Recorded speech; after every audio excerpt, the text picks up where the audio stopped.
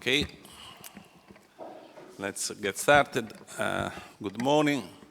Welcome to Florence, to the ones that arrived this morning. And as you know, we had yesterday a discussion with the network that prepared the 2015-16 monitor, and today we have our final conference.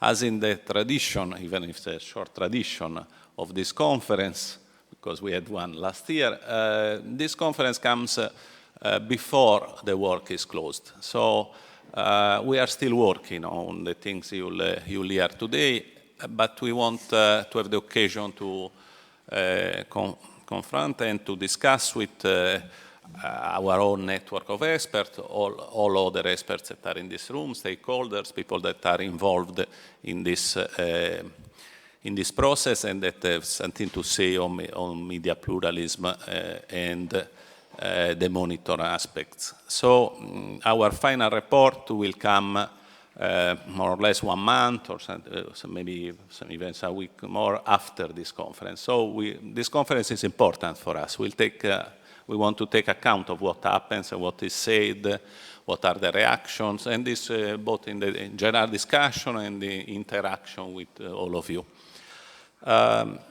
I will be very brief because you have many interventions, and as in the tradition of this work, this is a very collective work with people that have different formation and different knowledges, and so there will be many people speaking at this conference. So I will try to keep this introduction quite short, and we hope to have truly a discussion today.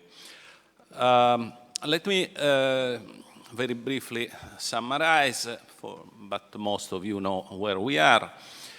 The Media Pluralism Monitor is an instrument designed to identify potential risks to media pluralism in member states. The starting point is the 2009 independent study on indicators for media pluralism in member states, what we call the MPM 2009.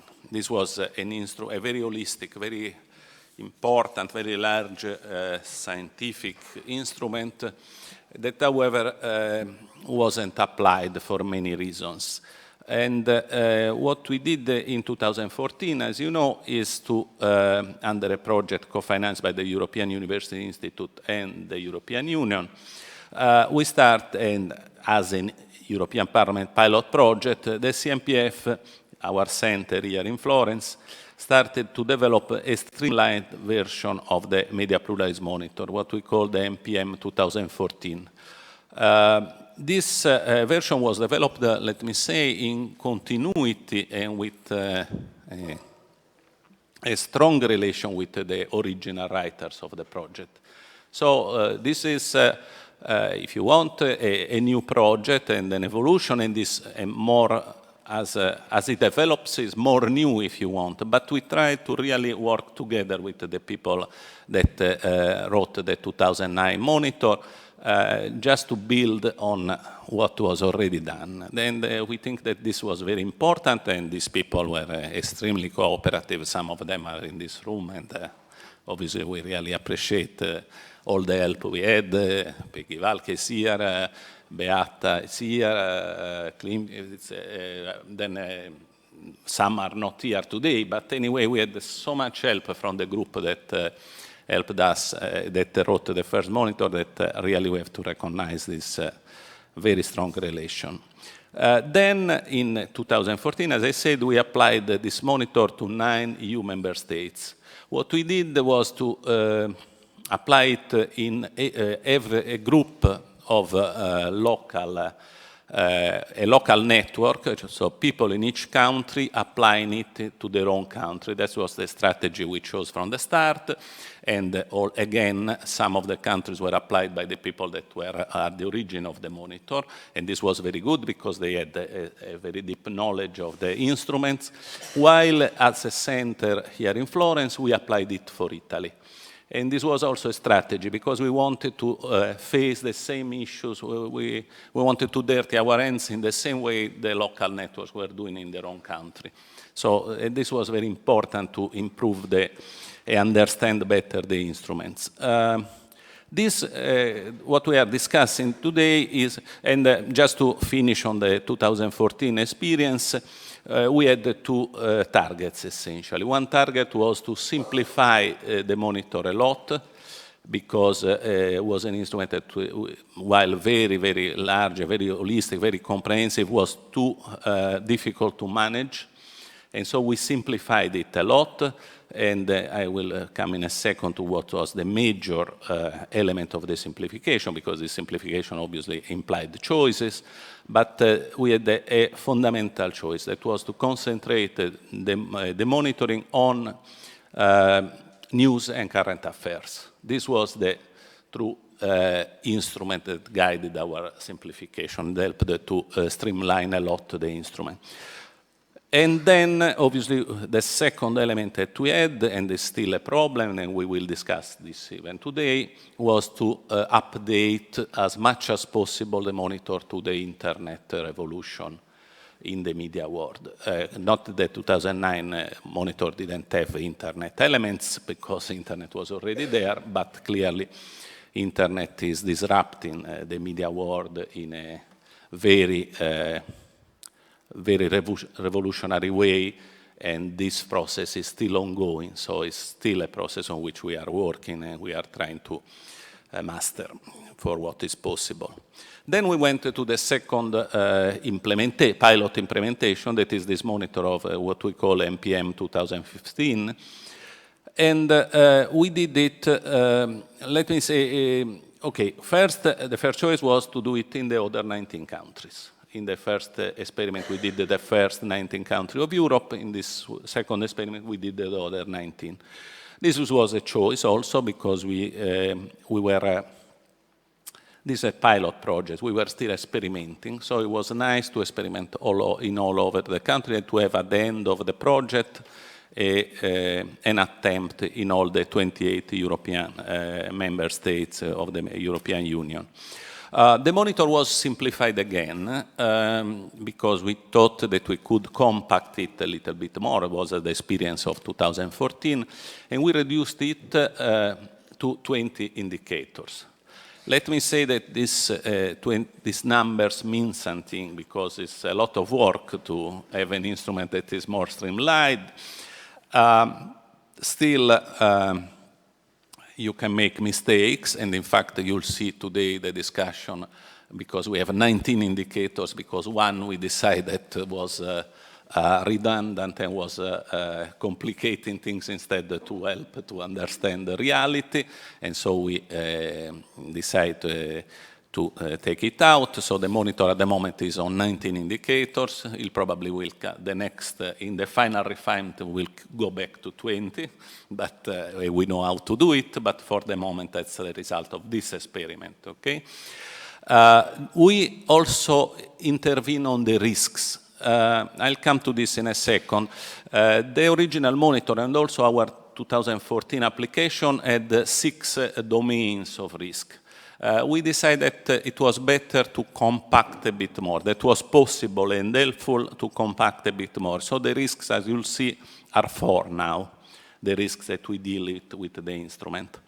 Then, in the discussion of this 2015 experiment, certain things went more clear. One was that definitely we made a final choice that this is a questionnaire-based method. This means that we ask our local network to answer questions. How do we ask them, do they have to answer this question? Well, they have to answer this question looking at local data, existing local data. Still in the 2014 monitor, we had some uncertainty on this because we still tried, it was the last attempt to create some data, to have some content analysis in some elements. This time we made a clear decision.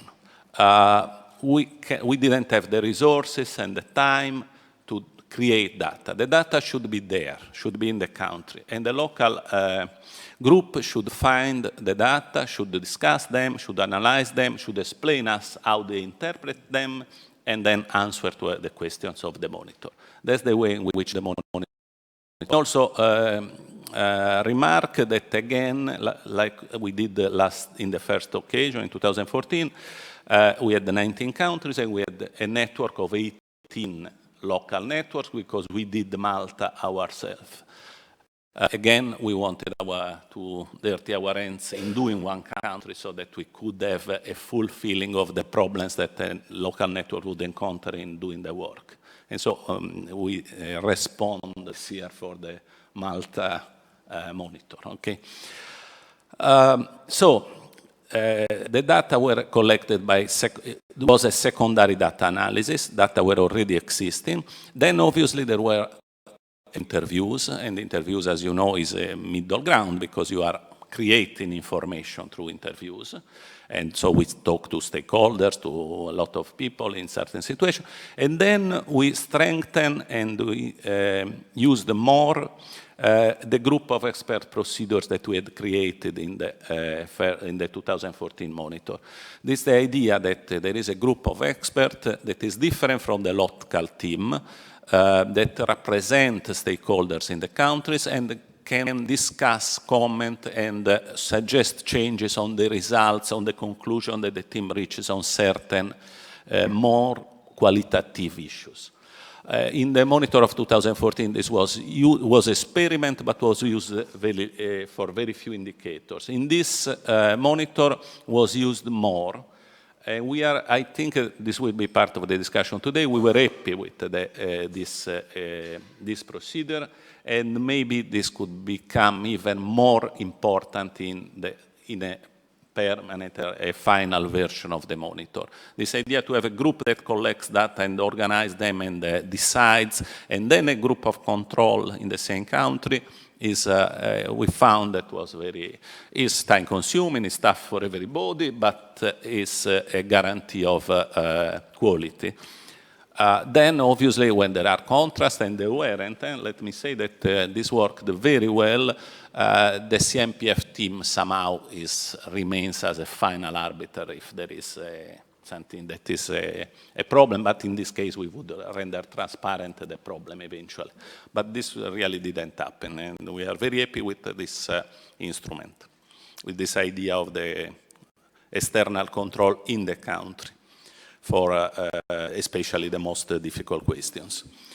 How is the features of the MPM 2015? Well, again, is an instrument that looks at legal, economic, and social-political questions. So this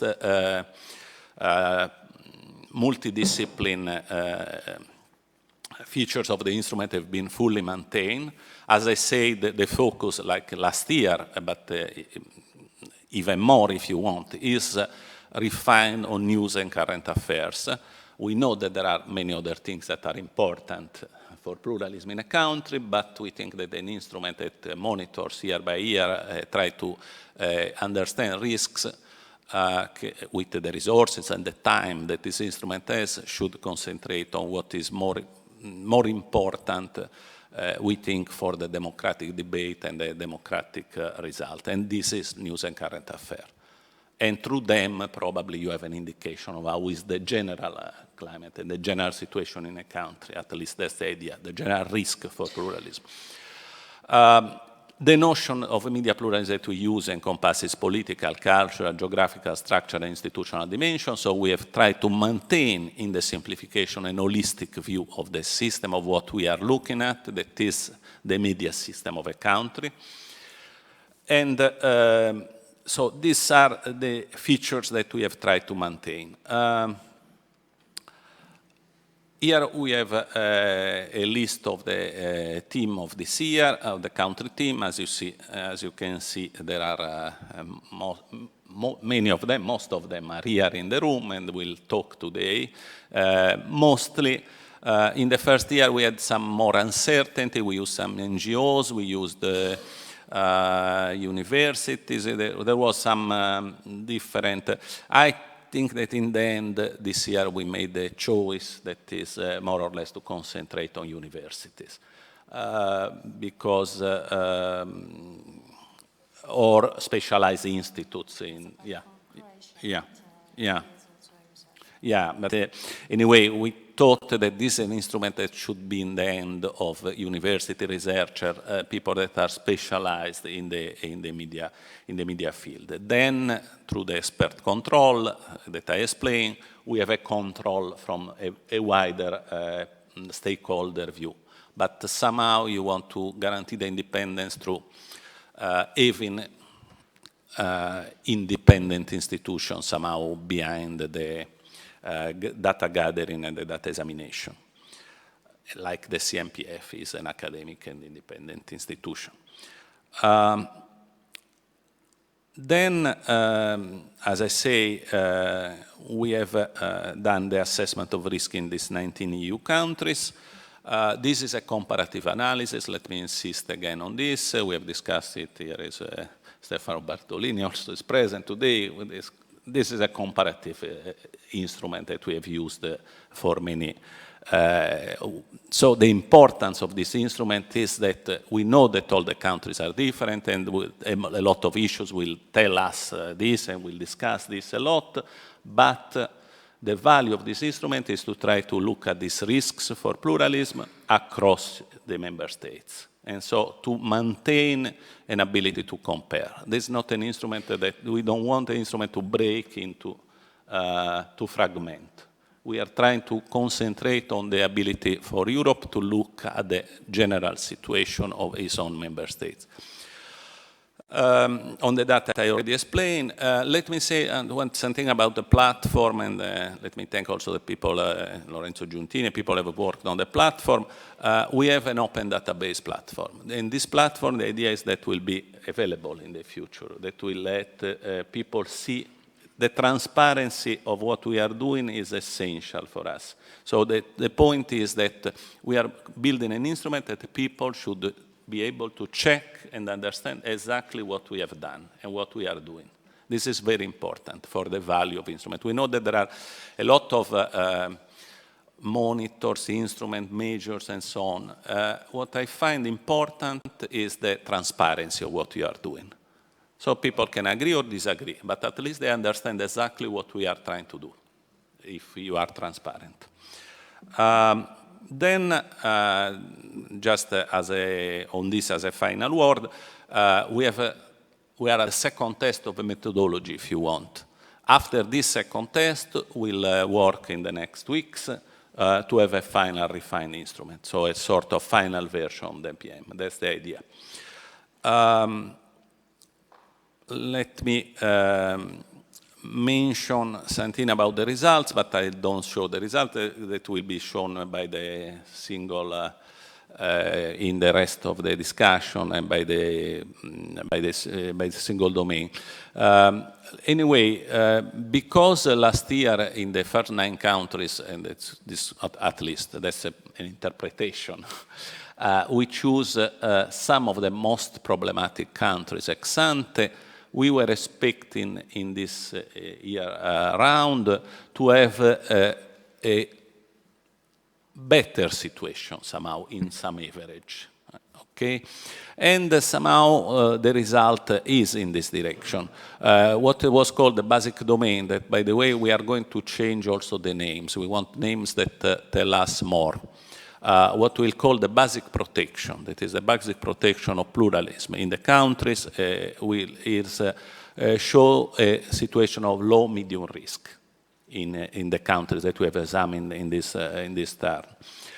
What was the ownership domain that we will call in the future? Probably this is the only name that is still a bit under uncertainty. Market plurality show instead a more diversified situation and also some high risk. As you probably recall, last year market plurality was at high risk almost in all the countries we examined in the first round. This year the situation is more variegated, but there are still countries that show high risk, and will be shown in a while. The inclusiveness domain that, as I mentioned, is the combination of several of the previous category of risk and that we'll call social inclusiveness for the future, show low, medium risk in the different countries, and the political domain that we will call in the future political independence show the same situation of low, medium risk. The results will be shown domain by domain, or if you want, risk by risk in a few minutes, in the afternoon. Then I conclude on what we think should be done. We'll discuss this during the day. We think that this tool should be implemented on a regular basis. When the work is finished, this should be used, and should be used year after year to see progress and to still signal, to be an early warning system for our societies, to be an instrument that tells if the where the problems are, for what is possible, and to tells us before these problems, when they are still risks. So they still don't imply anything yet, but it's important to know where you have risks. We think that also this kind of instrument, this kind of research, more in general, creates best practice examples for regulatory and policy adjustment to see that in other situations the risk is lower, maybe could be an inducement to look at why, and so to learn something from other situations. Then we also think that the instrument and in general to provide standards for media freedom and pluralism can be useful in different situations and for different reasons. One is in the enlargement process, in the negotiation to expand Europe. This should be a very important element. Second, should be an instrument that could be used, could be looked at for non-EU countries.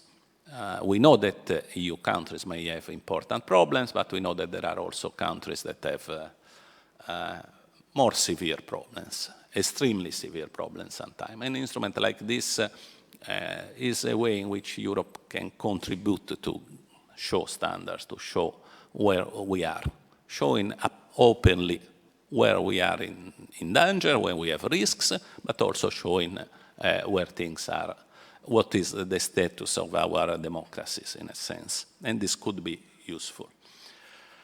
Then we think that there is a technical value, if you want, an academic value, because through this work we are helping to establish common practices in data collection and analysis. So the effort we are making on examining very large, huge amounts of data, as our networks have done in this work, and we did ourselves, we think that is a contribution to the academic development of these issues and to their understanding for everybody.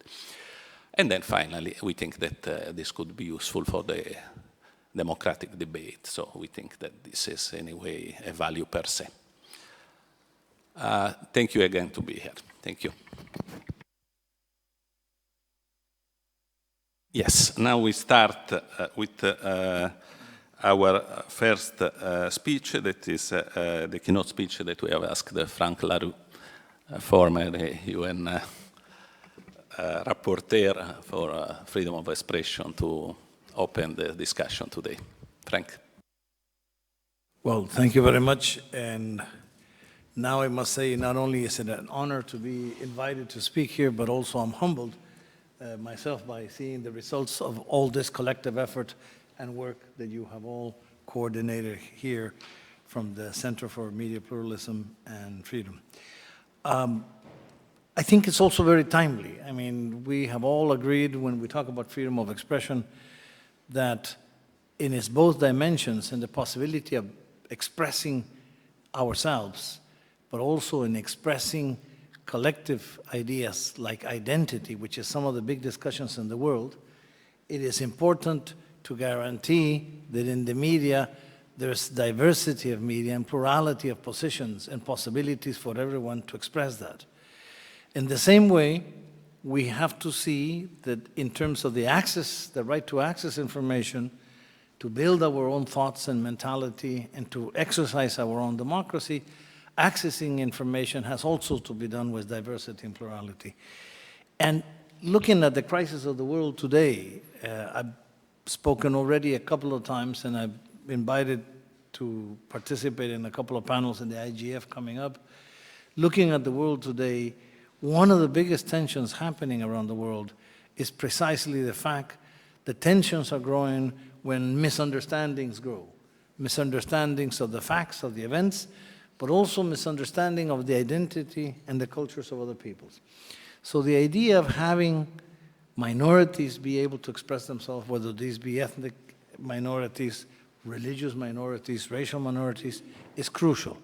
And especially crucial in this moment in Europe, which is at the crossroads of a huge crisis of the countries in conflict around it, but also crisis of the enormous flow of refugees, where there is a need for some elements that allow the expression of all these people and the possibility of these people to express themselves. So I think that although these principles had already been established by the EU, and I congratulate the EU for establishing the principles as a positive initiative for freedom of expression, today they become much more urgent and important.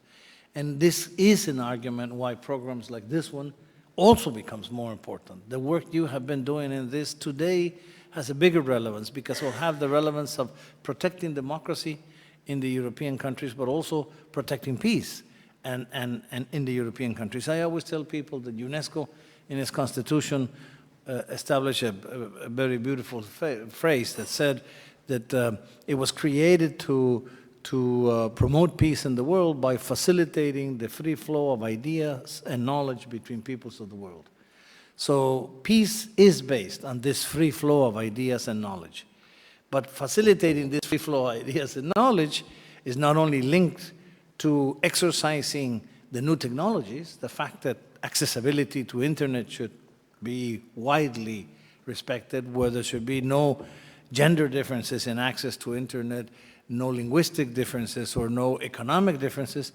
It also is linked very closely to the diversity and the plurality, to the fact that everyone will have a possibility of express their own ideas or will be able to find the different positions to compare and to contrast and to build an analytical mind, which is essentially the basis of a democracy. So number one is I would congratulate you.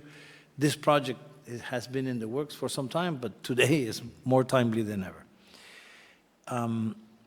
Secondly, I think that the exercise we've been talking here with the team of the center on how difficult it was to establish the indicators of how to measure this. It's not an easy thing. I mean, we can all agree on the principle, but how to measure them and whether there's 20 or now 19 and back to 20.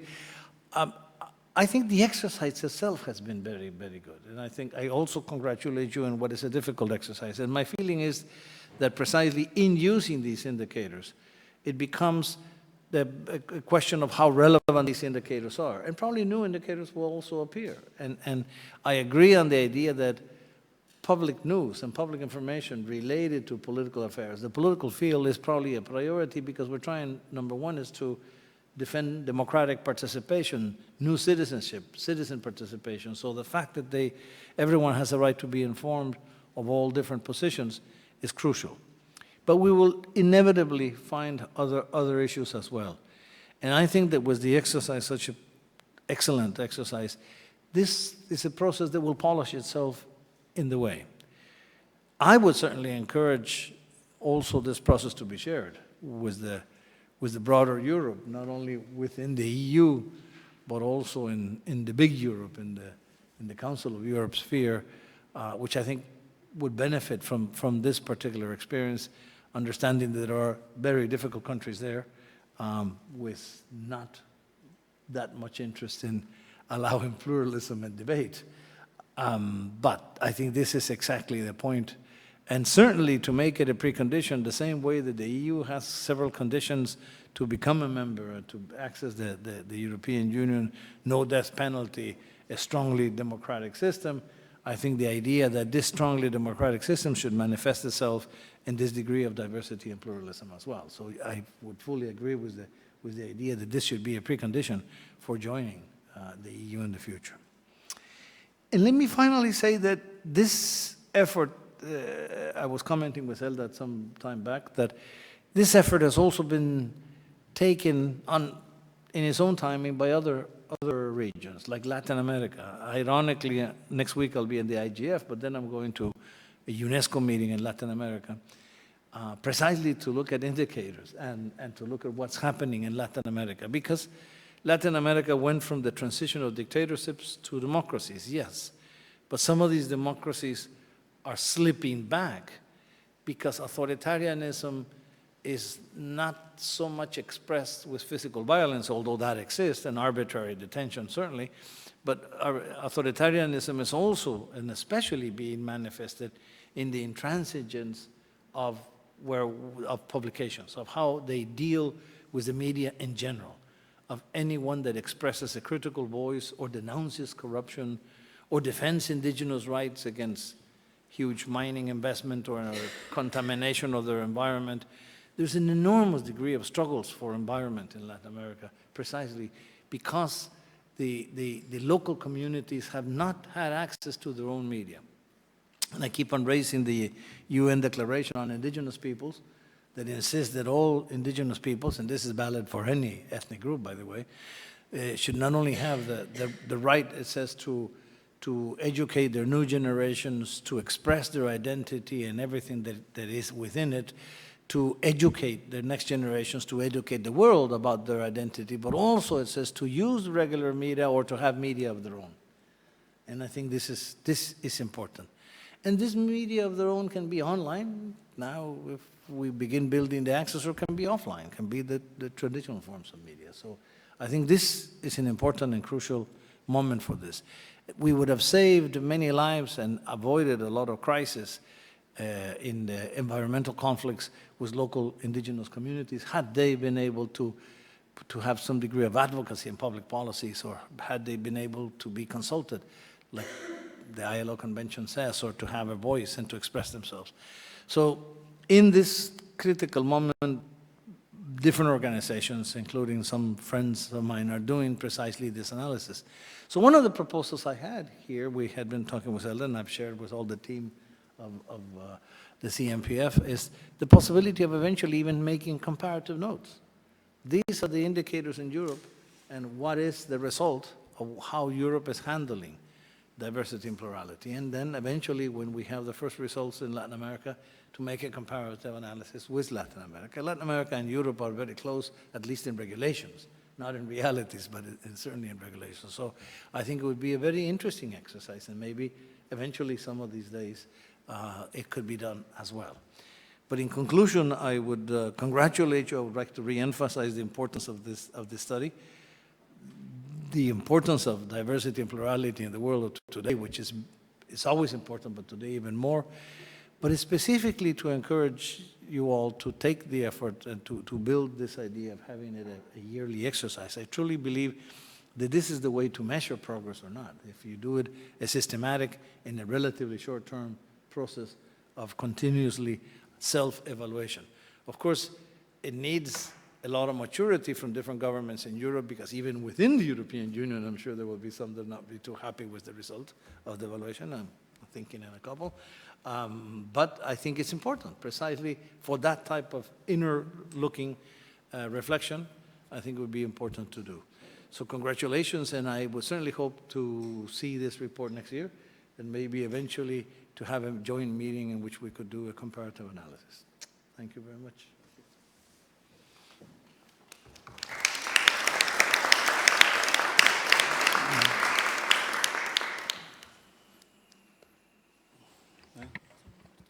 Non importa. Okay, I think now Elda, because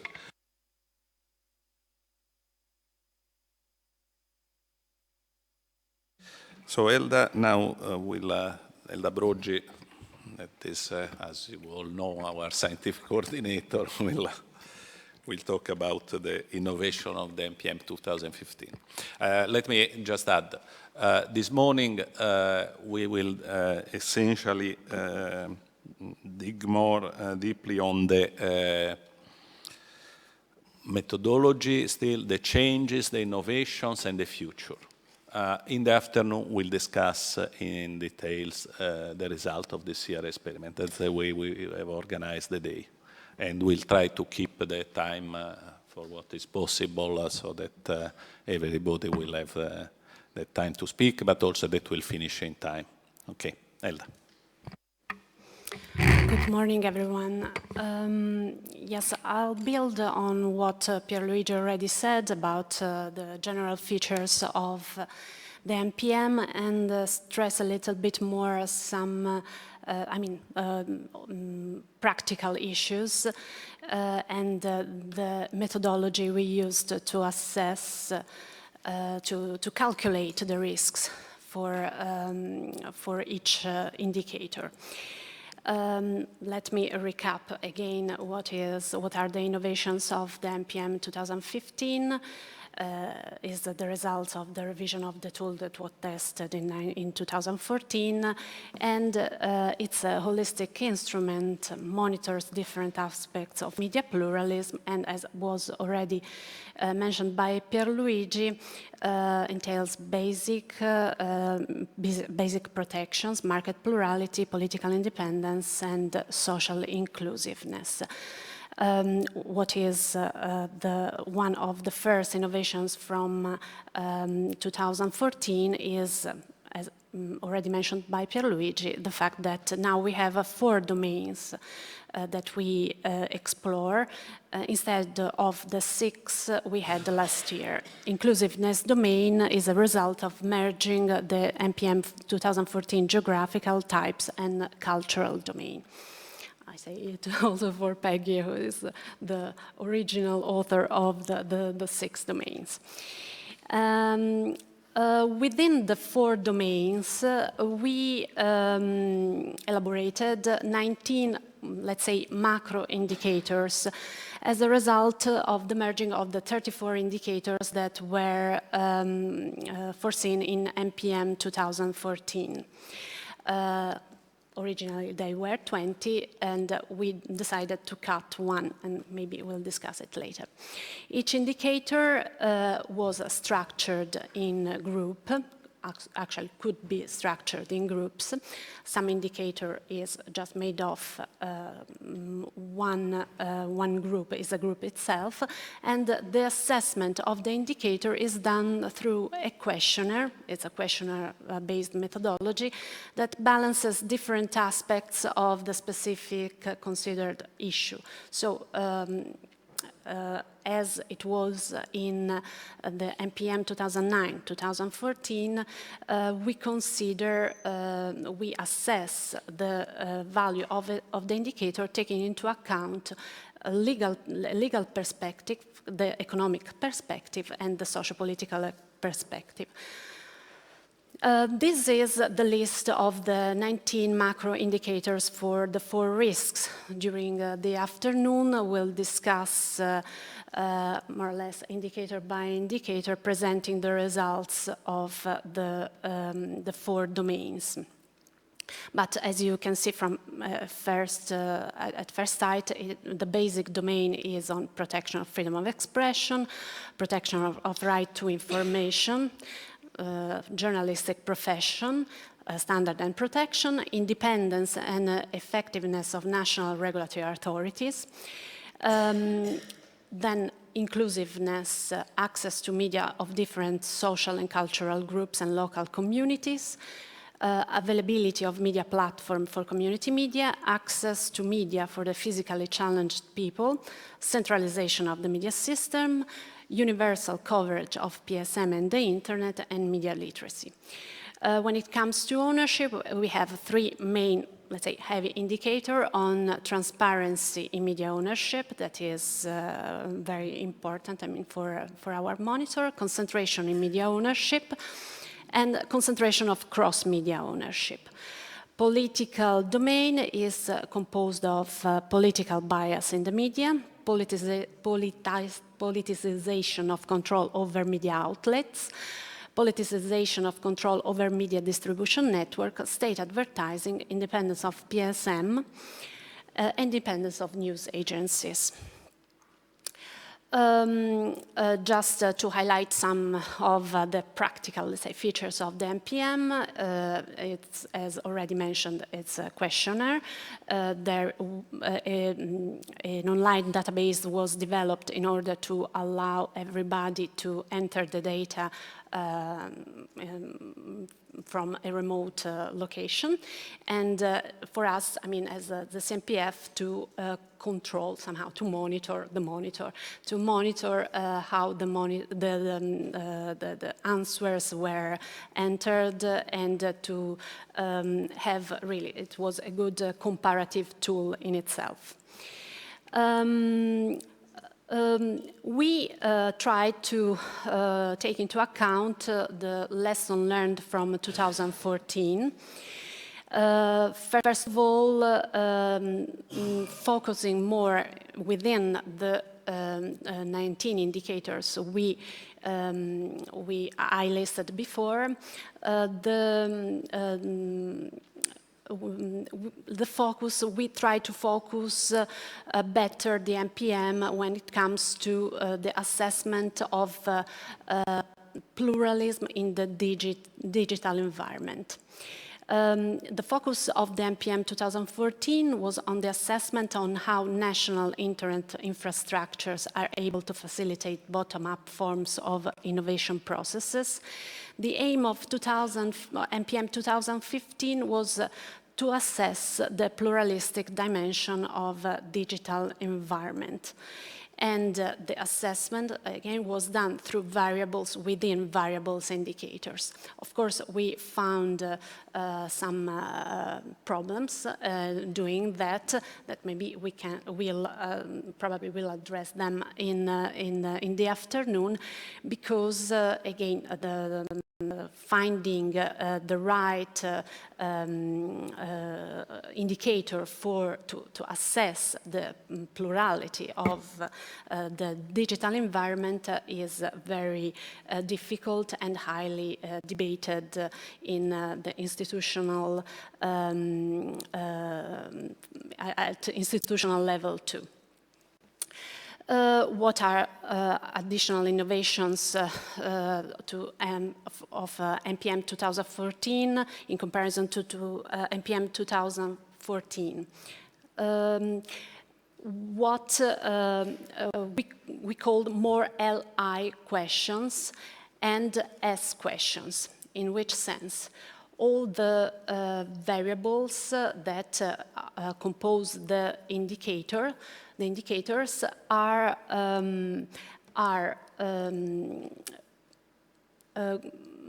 categorized as legal, but when it comes to legal, we stress if it is legal existence, so if it is a variable that measures the existence of a legal safeguard in a specific field, or if it is a legal implementation. This is that entails the fact that the legal safeguard is implemented in practice. So we stress more this legal implementation part. This was a feature that comes directly from the 2009 monitor, specifically from the guidelines of the 2009 monitor. And then we stressed the S questions, the socio-political questions, that for us mean that we have what we called a reality check on the effective implementation of the laws, or how the situation is in practice. Learning from the lesson of NPM 2014, then we studied the possibility of, we gave to the teams two other options when filling the questionnaire. Not applicable option and no data option. That was done in order to better tailor the questionnaire to the different country situations. and in order to cope with the lack of data that was coded through certain criteria that we developed within the CMPF.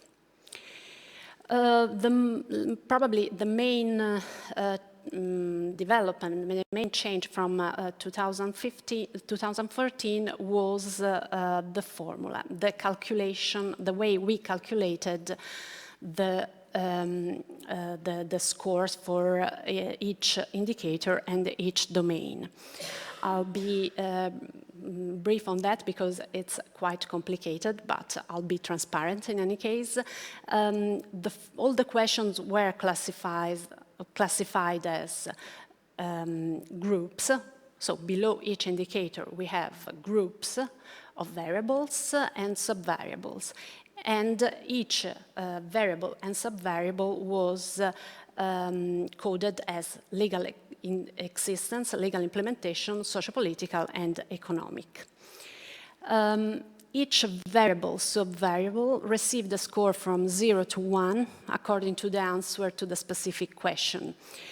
The LE questions are yes and no replies, have been rated 0 or 1. The other variables that have a 3-option reply have been rated 0, 0.5, and 1 according to the band in which the reply falls in. So 0 for low risk, 0.5 medium, 1 high.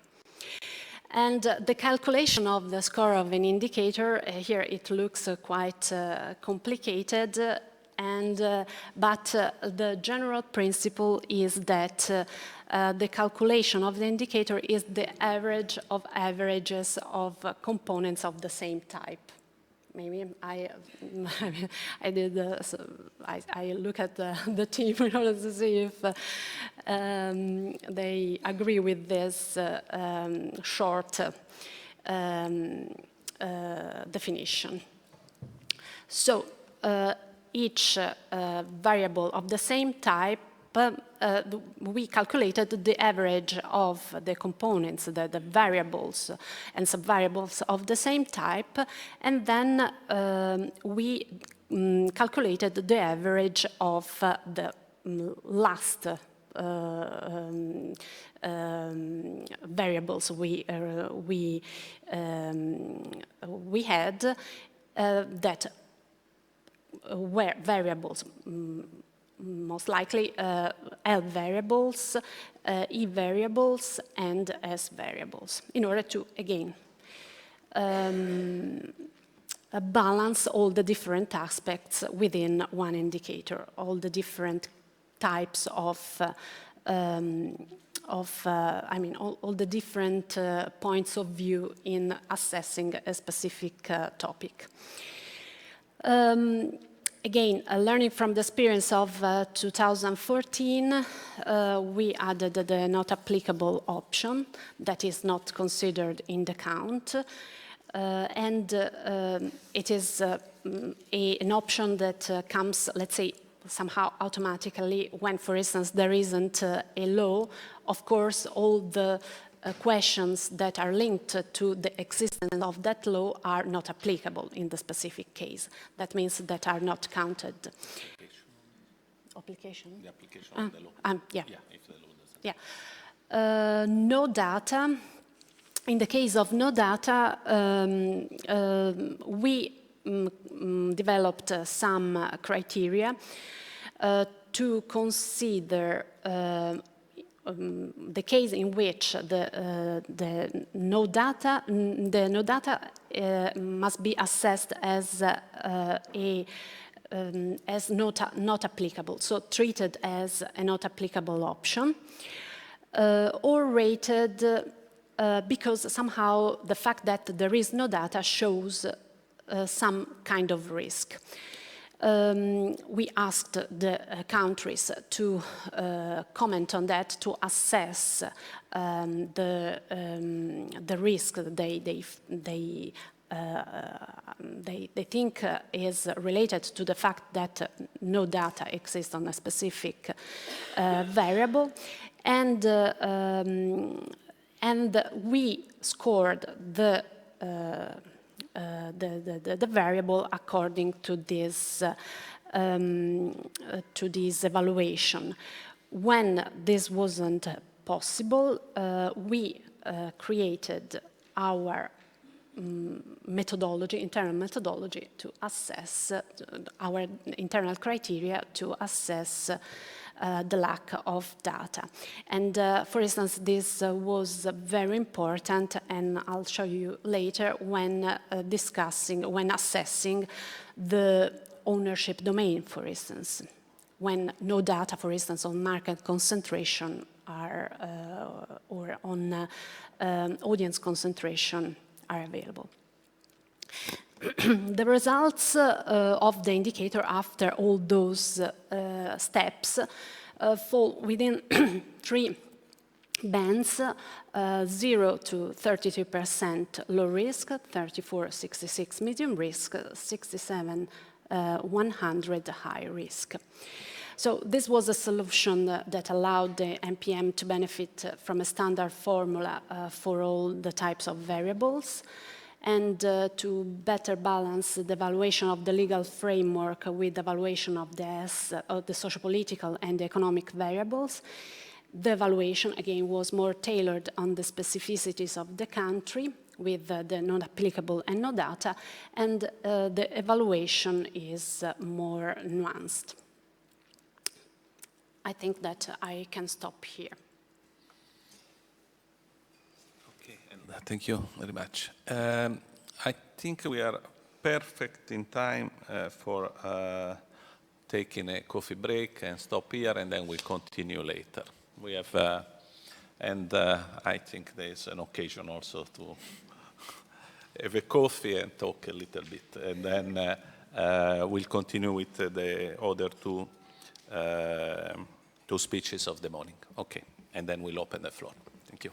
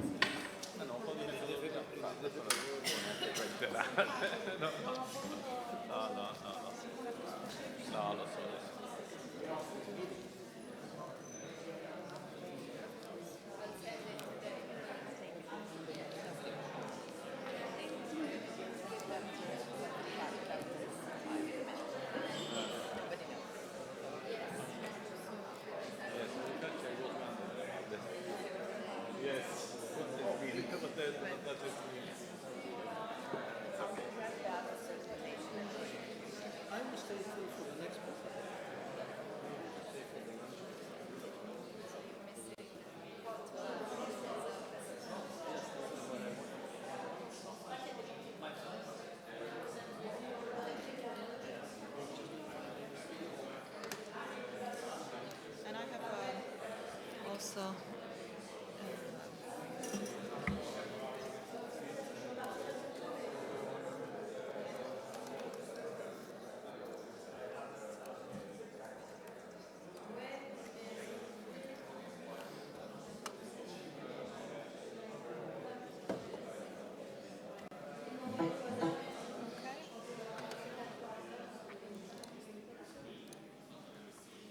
it's this one? This one? Yep.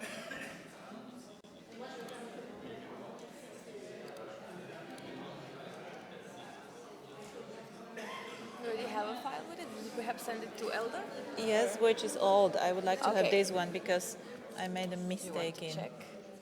Do you know where the mistake was? Yes, I know.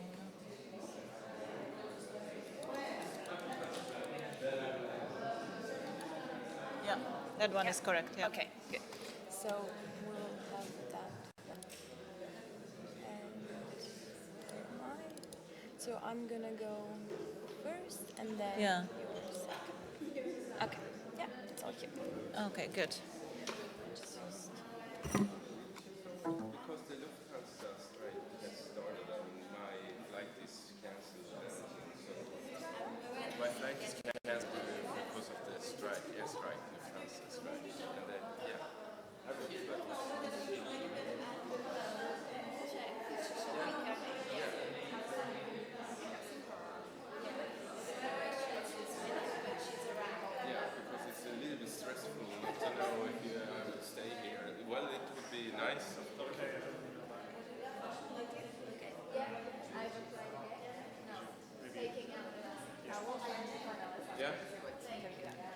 put it on there. Thank you.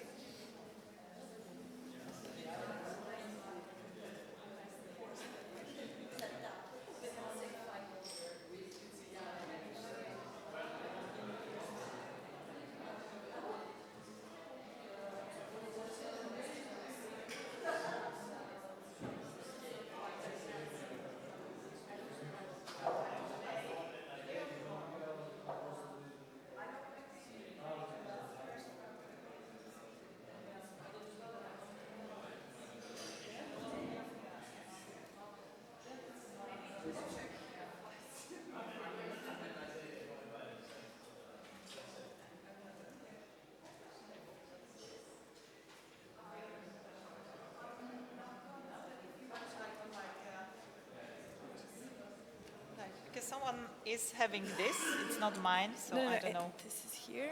Okay, do Yeah. you want to try? I'll just put this one here.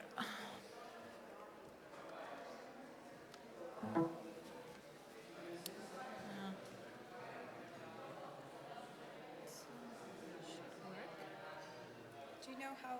I know, yeah, but it doesn't.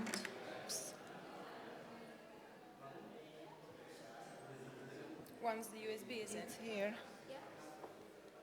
No, it doesn't react. Oh, there yes. you go. Yeah. Now it works. Okay, Yeah. good. You don't have to. It I can can stay leave it in. here. Yeah, good. Don't worry. We can just. Yeah. Or like this. Thank you. All right.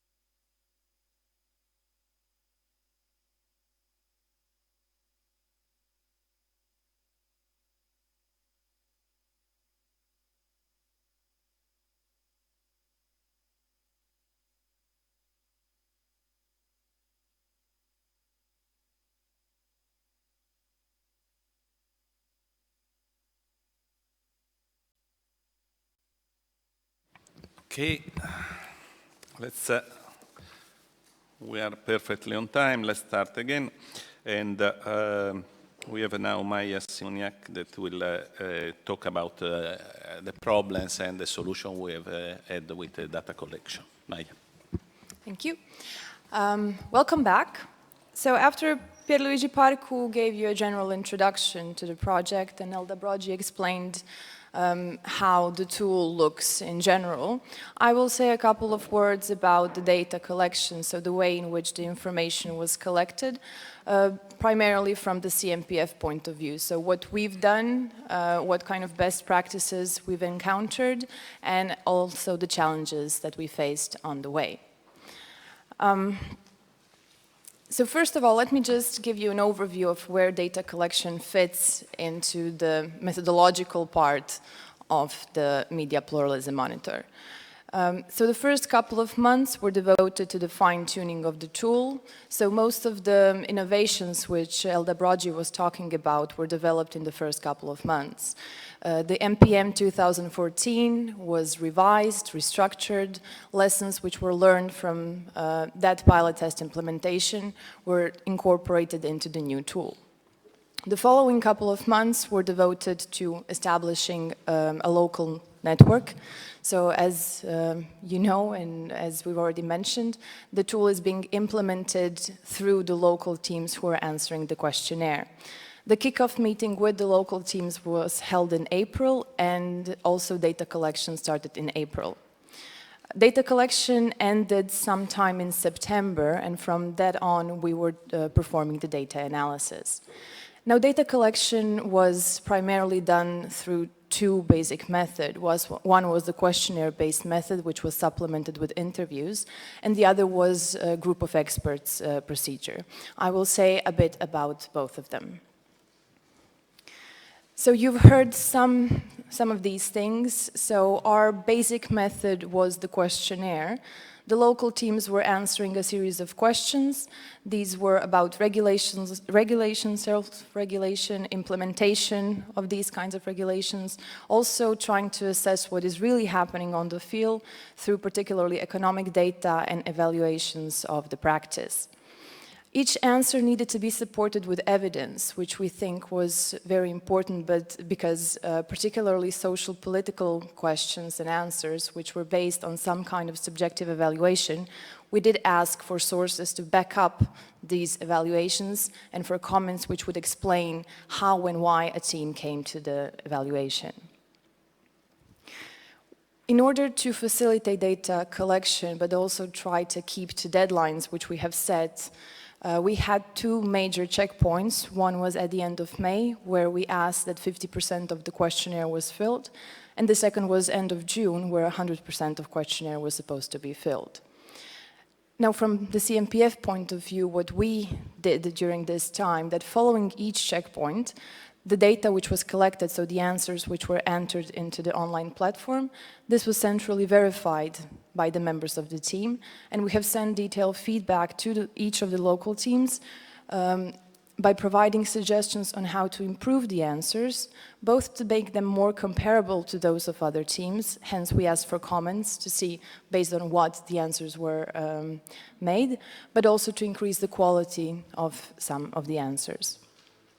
During this period, we were also trying to identify the good practice in answering the questions and the data collection, and these practices were noted and they were also shared with other teams where we saw it fit. The challenges that we faced during data collection, as you've seen, there are a couple of them, but having in mind this is a pilot test implementation and it was a learning experience for all of us, I think the list isn't that long. So one of the first challenges was to meet deadlines. And I think primarily we had a bit of a challenge with this because of when the data collection fell.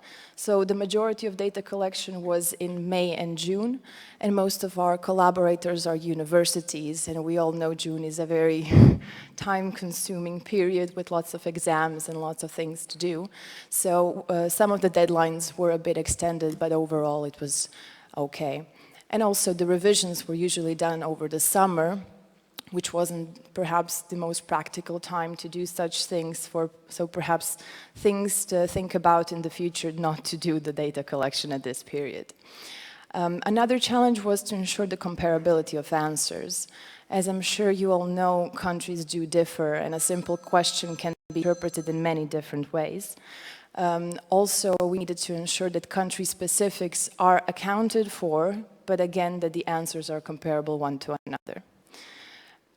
A further challenge was to evaluate the answers for which there was no available data.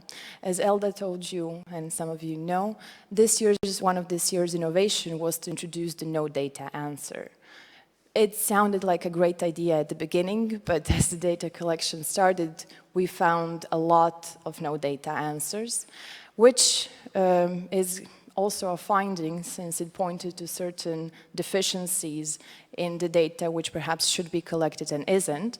But from our point of view and from a methodological point of view, it was a challenge how to deal with this in the best way. A further challenge was to ensure validity and reliability of data which were based on evaluations. Now, as you know, we have three types of questions: the legal questions, social political questions, and economic questions. Economic questions, not really a brainstormer, but particularly social political questions where we ask for evaluations. For example, whether a law is implemented and to what extent. These kinds of evaluations are running the risk of being very subjective. So in order to circumvent this, we were trying to ask for evidence, we were trying to ask for comments, and as I will speak about in a couple of minutes, the most crucial questions were also submitted to the group of experts. So some of the evaluations for which it was very difficult to find objective evidence were cross-checked and evaluated by a group of experts. And finally, a challenge which comes from the fact that this is a pilot test implementation is that we had to adapt the tool during the implementation once the problems were identified by the local teams. We're very grateful for their feedback during the implementation because it meant that we were able to correct the mistakes in the monitor, adapt it to better reflect the situation. However, it also meant that we had to interfere into the design of the questionnaire during the implementation. It doesn't mean that all is black, of course. Checkpoints proved to be very useful in keeping to deadlines, although some deadlines were broken, nothing significant. The centralized verification of data did ensure the comparability of results and a common standard of quality. Also, the no data, although it presented a bit of a challenge at the beginning, it made us produce a strict procedure for evaluating this kind of answers. So what we have done is we have developed a strict procedure so we can ensure that how we evaluate the no data answers is comparable across countries. And we have also had 2 coders individually code each of the no data questions, so we can ensure that the procedure is objectively applied. As I've said previously, we have increased the validity of results by experts' evaluations, and I think also one of the good practices from this implementation is the regular communication we had with local teams. I'm sure they will tell you they got a lot of, we hope this email finds you well.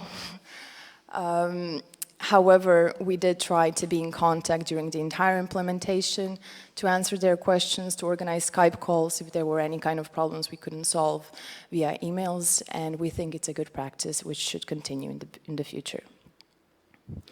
Now, with regards to the second part of the method, this was the group of experts procedure. I'm just going to quickly run through how it actually looked like. So the teams were asked to nominate 7 national experts in media pluralism. We asked for 3 of those to be academics, 1 representative of a publisher, 1 regulator, 1 representative of the Journalists Association, and 1 representative of a broadcasters organization. So we wanted to ensure that the diverse stakeholders are engaged in the project and that they are able to speak their mind about the most sensitive topics. Upon the nomination, the CMPF looked into experts' profiles to ensure that there was no conflict of interest, because as you can imagine, particularly in smaller countries, a regulator can be a journalist or an academic, and we wanted to ensure that the opinion we're getting from a particular representative represents actually that stakeholder. The questions which experts were answering were polished in collaboration with local teams. We wanted them to be answer to a high standard, and that the comment which was provided to answering the question gave enough information of why the answer was answered in a particular way. Once this was achieved, the experts were given access to these questions. Each expert had the option to agree, disagree, or to avoid answering the question, because we thought that it wasn't reasonable to expect that each expert will actually be an expert for all of the questions which we're asking, because you know the monitor is very broad, and it's not only looking in one type of pluralism, it looks at a variety of pluralisms. And at the end, based on experts' evaluations, the local teams needed to provide final answers to these questions which were measured by the team of experts, so the group of experts, by taking into account any additional information which was provided, but also disagreements with their evaluations. There were a couple of challenges also in trying to secure this group of experts procedure, because last year it was done much more loose, if I'm not mistaken. So this year we tried to make it methodologically more sound. This also meant a lot of more work on our part. However, it also meant a lot of work on the part of local teams. One of the first challenges we've encountered are actually the nominations, particularly in small countries. There isn't always a big pool from which to choose, particularly because we were looking for 7 experts. The second challenge was to ensure experts' participation. And the biggest challenges we've encountered here was the language problem, because the monitor is in English, as you know, and not all experts are comfortable answering in English or understanding either the question or the evaluation from the local team. But it was also time-consuming, and the people who we have been asking to participate in the project, to donate their free time in order to participate in the project, they didn't always have the time. We also had some minor technical issues in communication with experts, because if my math works well, it was around 130 experts that we had to communicate with, most of them a couple of times. And yes, there were some technical issues, but Lorenzo managed to fix that all. A further challenge was the experts' understanding of questions and answers, because they didn't have the access to the entire monitor. They had the access to those questions which they were tasked to evaluate. And for this reason, we tried to make the question and the description of the question as clear as possible, and we asked local teams to elaborate in detail in their comment box of why they've made the evaluation they did. However, still in a couple of situations, we encountered a problem that the experts didn't really understand the question. And finally, this perhaps isn't a challenge, but the coordination with local teams and experts was very time-consuming. It asked for a lot of effort on our side and on the local team side. And let me just say, we're really grateful for your support during this time. Related to the good practice from the group of experts, although in spite of the challenges and how time-consuming it was one of the best parts of the monitor, I think, which really improved the quality of the answers and the reliability and the validity of data. We have managed to actively engage a range of diverse stakeholders over the entire Europe. We have managed to acknowledge a range of opinions. So although we had one country team answering the questions, all other stakeholders were given a voice in the monitor. We also received alternative data and information, which was perhaps difficult to get through other means. And as I've said, the whole group of expert procedure ensured a high reliability and validity of these particularly sensitive or difficult to measure questions.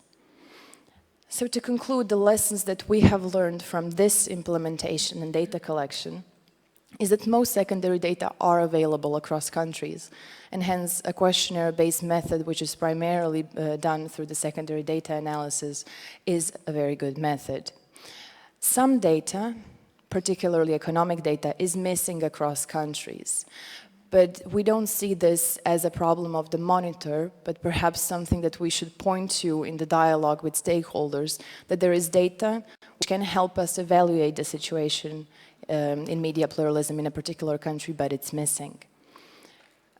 We have also seen, as the director has already mentioned, that the questionnaire-based method is suitable for comparative analysis. Most of us are scholars here. We do acknowledge the fact that we have boxes in which we are putting answers in, but we're trying to be as precise as possible as what goes into a particular box, and by that to ensure the comparability of results. In addition, several checkpoints, perhaps not only 2 but more, during data collection are indeed needed in order to ensure that projects' deadlines are met. And hopefully, if there will be a next implementation, we will, or the next implementer should ensure that the data collection isn't done June, July, and August. Furthermore, several rounds of revision are needed to ensure comparability of data. We thought 2 revisions will be sufficient. However, working with such a large pool of countries and large number of questions, in the end, we needed 3 rounds of revisions and certain interventions from the CMPF team, which is time-consuming on both the part of the team which is organizing the implementation and the local teams who are actually implementing it, but it is essential to get high quality and reliable data. Furthermore, multi-method approach, which we have practiced here, so focus on the secondary analysis, which was supplemented with interviews. And let me say that this is one of the things that the good practices we saw in data collection from some teams and then communicated to others. So in some cases, the information wasn't available or there was no evidence based on which evaluations were able to be made. And in those cases, certain teams at the start have contacted certain stakeholders or opinion makers or somebody who they thought could give them this evaluation rather than them making it on their own. And we thought this being a very good practice, although this wasn't interview in a strictly methodological point of view, it was an additional method which was very helpful in supplementing secondary analysis. And finally, focus groups, or any kind, it's a way how to engage stakeholders, and we're thinking perhaps in the next implementation, focus groups might be more helpful than organizing the group of experts as it was now. However, this kind of discussion, even if it's online, as we've had in our questionnaire, it ensures the triangulation of information and it increases the validity of findings. And finally, the experts' involvement, we consider it essential for answering subjective questions in a way that no objective evaluation can be made. And again, this is something which we thought really increased the quality of the project. That's it for me. This was, as I've said, from the CMPF point of view, how the data collection looked like. I'm giving the word now to one of our local collaborators to explain how the data collection looked from their point of view. Thank you.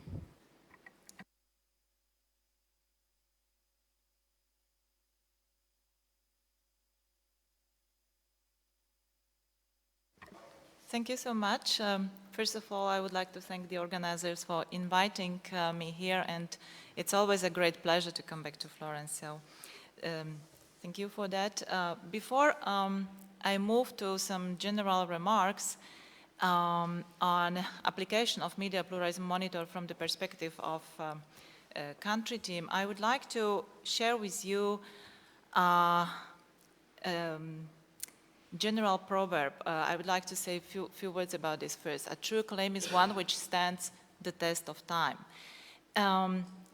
Media Pluralism Monitor is a tool which I think brings most credible results when it's actually applied repeatedly over a longer period of time.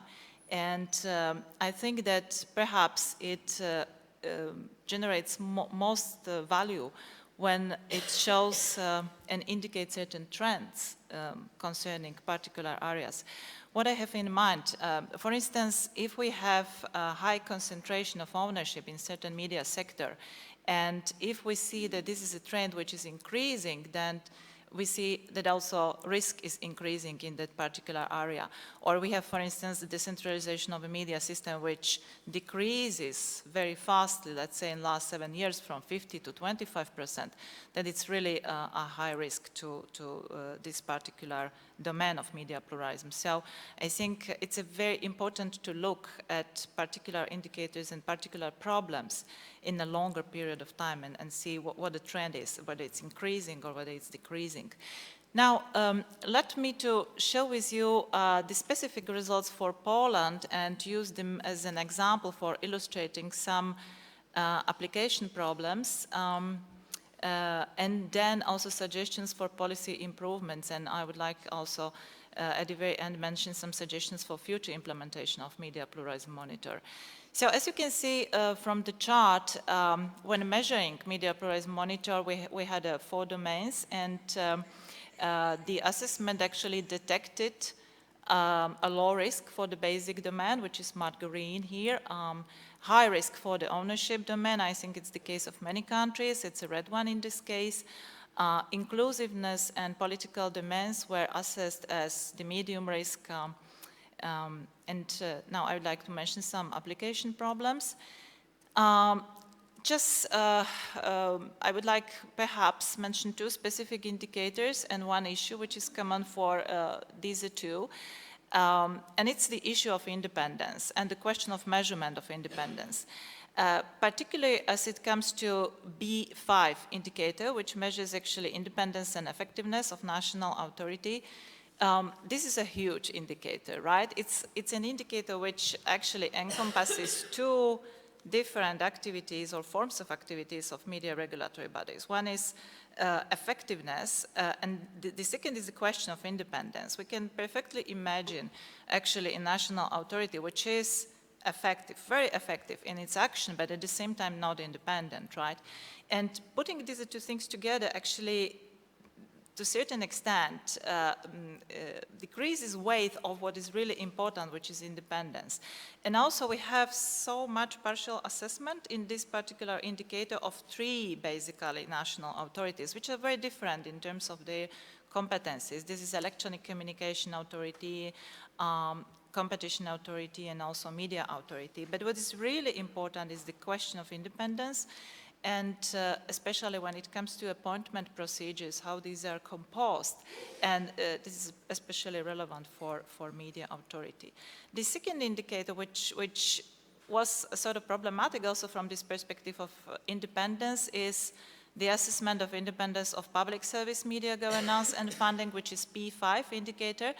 And here, I mean, one of the questions aimed to assess actually whether the procedures of appointment to PSM boards and management bodies are transparent and clearly described in law.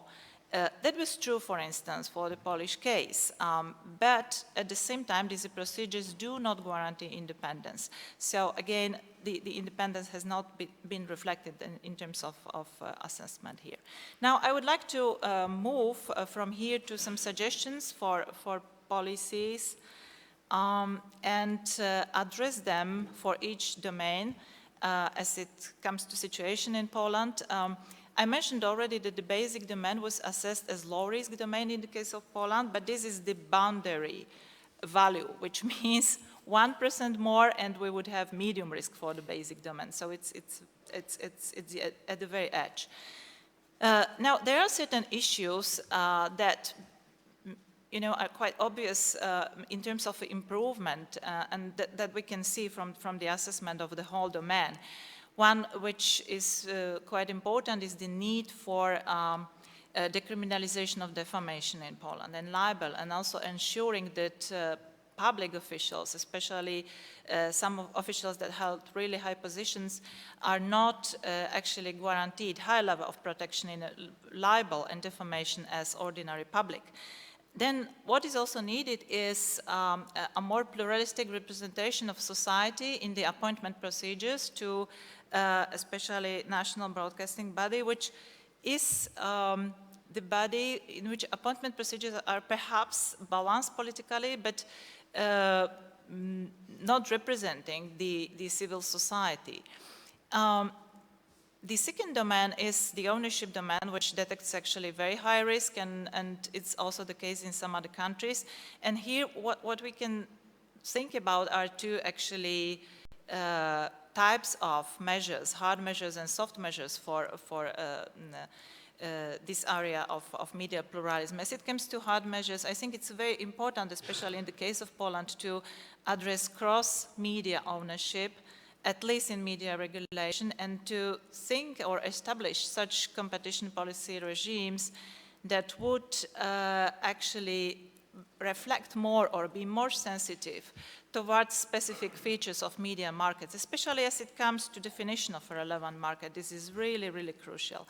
Now, the soft measures, in this area, I think what is really important is media transparency. And we could think about really public access to important data about media companies.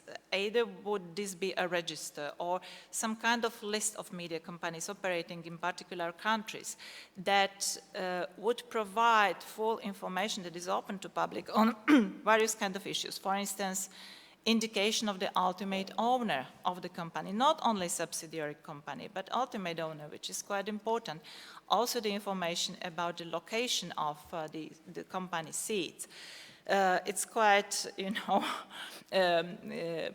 widespread practice that many companies actually register in tax haven, so it's quite important to know where the company operates or from which place it operates. Also indication whether the company pays taxes in a particular country. Also what's needed is a full catalog of media owned by the company with online media, online portals, for instance, and also social media, outdoor advertising, and so on. And also total revenues, which is important information we often strive with, I mean, if we are looking for data. And a part of that revenue, which is covered from advertising, in particular, the proportion of advertising collected from state advertising and advertising of public institutions. Because in some cases, in the case of some organizations, it may be a really high proportion in the overall budget of advertising. Now, as it comes to political domain, this detected medium risk in the case of Poland. And here I think what's really important is, again, to address state advertising and disclosure of data on state advertising, but also the other domain, which is quite important, is to refine public service media remit, and also the way how public service boards and management is actually appointed. The procedures should reflect to greater extent also participation of greater society, civil society I have in mind. And finally, inclusiveness domain, which detected 52% medium risk. In this case, it's quite important to think about media environment as a whole, to implement some kind of coherent, holistic approach and not simply rely, for instance, on public service media that they would bring, cultural and social diversity, which is out there, but also think about other media institutions that could contribute to greater diversity in terms of either structure or content they provide. So in the case of Poland, it would bring really legal recognition of community media, because the community media are so far not recognized legally, and also some policy recognition of these institutions, which are well developed in some other countries, right? Now, let me to share with you also suggestions for future implementations of Media Pluralism Monitor, and I would like to make three general remarks and one specific remark in this case.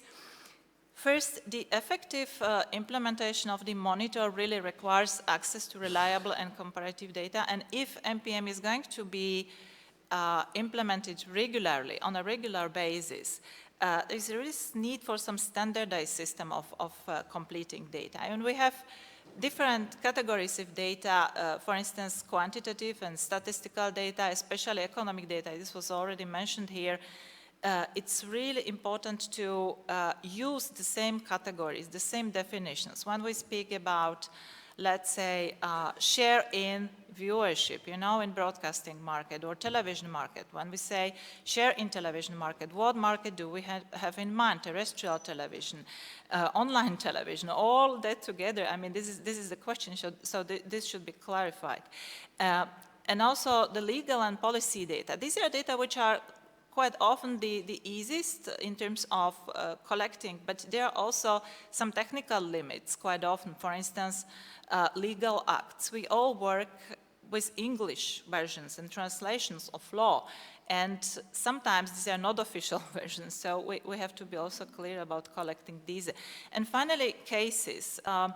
The cases could be collected through some sort of Dropbox signal system. I think it's also important to reflect these concrete examples of, for instance, threats to media freedom or media pluralism in various countries. And if this would be somehow systematized or centralized, this could help to a great extent to Media Pluralism Monitor. Now, secondly, what is quite important is also selection and integration of data. Again, there are discrepancies, yeah? Between various categories and terms, like we, for instance, provide data on internet coverage, right? And we can, again, have different definitions of what internet coverage is. Are we speaking about, you know, fixed line internet coverage or internet which is distributed by satellite? There would be different results for this. And finally, I think that implementation of Media Pluralism Monitor would also benefit from a more focused exchange of really expert knowledge, and this can happen through organized workshops that would focus on certain topics, like, for instance, the use of a major regulation in particular countries, how it really works, you know, what kind of arguments are used by competition authorities, and how relevant markets are, for instance, defined in these cases. And now, one specific remark at the very end I would like to mention about exposure diversity, and to start with, I would like to share with you a wonderful quote from Hannah Arendt's book on human condition. And she writes, "Only where things can be seen by many in a variety of aspects without changing their identity, so that those that are gathered around them know they see sameness in utter diversity, can worldly reality truly and reliably appear." It's a wonderful quote because it points to one important aspect of media pluralism and diversity, that diversity is to be seen by many, is to be used by many. On the one hand, we have basically diversity which is provided by supply side. Yeah? It's out there in a diversity of media structures and content which are available for media users. But on the other hand, is the question, is this potential really used? How fully is it used by users? And we know that to fully understand this, we need also some perspective on the use of media diversity. And I would like to share here with you the results of a study which was conducted by Indicator Research Center in this year. It's called News Diversity in Poland from the User's Perspective, and it was commissioned by National Broadcasting Council. What can we learn from studies like this, and how can we contextualize this information for the interpretation of Media Pluralism Monitor? For instance, how many and what news sources are used by users? And according to analysis of the representative sample, we can, for instance, see in Poland that more than 70% of media users use actually at least 7 news sources, and about 40% actually uses 11 sources and more, and the main platform for collecting news is television. But when we try to understand what are the sources most frequently used by users, we see that there's very strong dominance of television, yeah? And 3 actually most frequently news sources of the first choice is the first channel of public service television, and then there are 2 channels of commercial televisions following that. And among 10 actually most frequently used sources, 6 are television channels. So again, it's very heavy dominance of television as a medium. And also this is connected with the way how the news is consumed, because it's not consumed in an interactive, active way by users, but rather by passive, yeah? When we have this as a main source for the news. And there were 2 news portals, 1 social network and 1 radio channel. But I would like to also show you the data which came from the pilot study preceding this representative survey, and the study was conducted among young users up to 25 years old. And here the results are quite different, because for young users up to 25, the most important platform for collecting news is internet, and most frequently used news sources are more diverse. It's not television with such a heavy dominance. It's radio, commercial radio station, it's a news portal, it's the first channel of public service television, and it's also Facebook. And if we go further, we would also see that there are online newspapers there, while in the representative group, the newspapers were not included.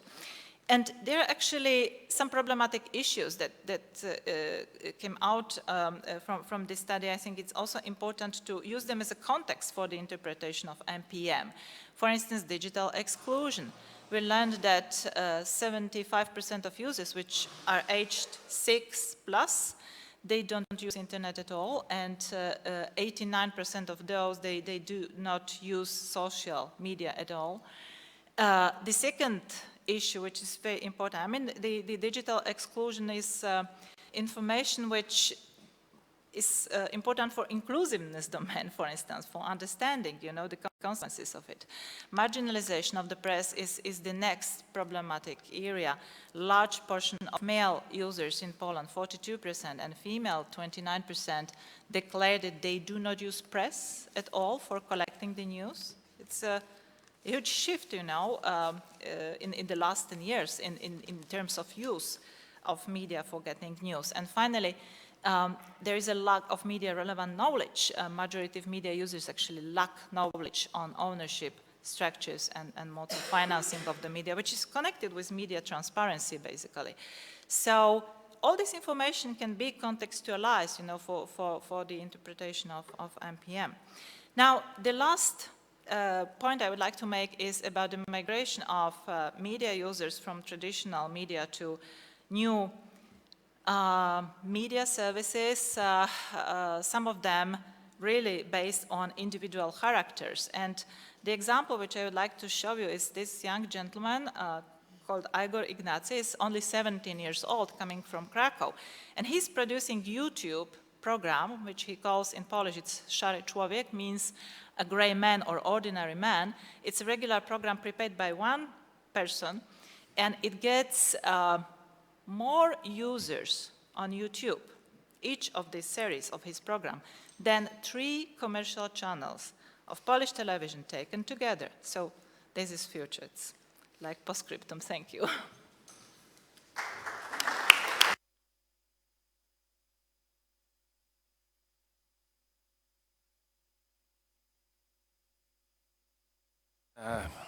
Can open the floor at this point. I mean, we have discussed methodology, we have discussed what we have done, we have seen it from the point of view, some of the problems that we have seen from the point of view of the CMPF and from the point of view of one of the countries that have local teams that have worked on the monitor. So I think that this we should open the floor. If I can give some push to this opening of the floor, then I would say this. One of the issues that are still open, probably the most important, and what Beata just showed is really on the point, is how we deal with internet in the monitor. It's 2 years that we are working on this, and we are still unhappy about the result. Let me say that we are not totally unhappy, but just because in some way, even if what Beata just showed is telling us something different, in some ways, traditional media are also within internet.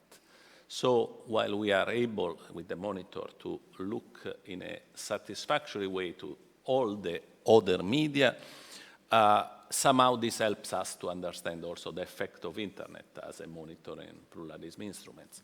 But the specific effect is very difficult to put into the monitor. We are relatively happy with these 2 steps we have done in 2014 and this year in getting the infrastructure of internet, networks, upload, also somehow the net neutrality issue in terms of freedom of access to the net. Dimension of the net, speed of the net, freedom of access of the net, that somehow now is in the monitor. And also one thing that is important is the monitor now has internet all over. In a sense, the internet is not anymore an extraneous element. It's all over the monitor somehow. We have made this effort. But still, we are unhappy with the core of the issue. And the core of the issue is how to measure and how to take into account the effect of the content research, search on internet and content use. Obviously, we are not talking about internet in general. As usual, we are thinking to news and current affairs. So that's focus of the monitor.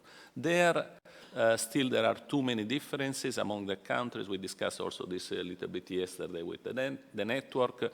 There are some countries in which there are interesting experience of surveys that are really studying the way in which people use internet and get news from internet.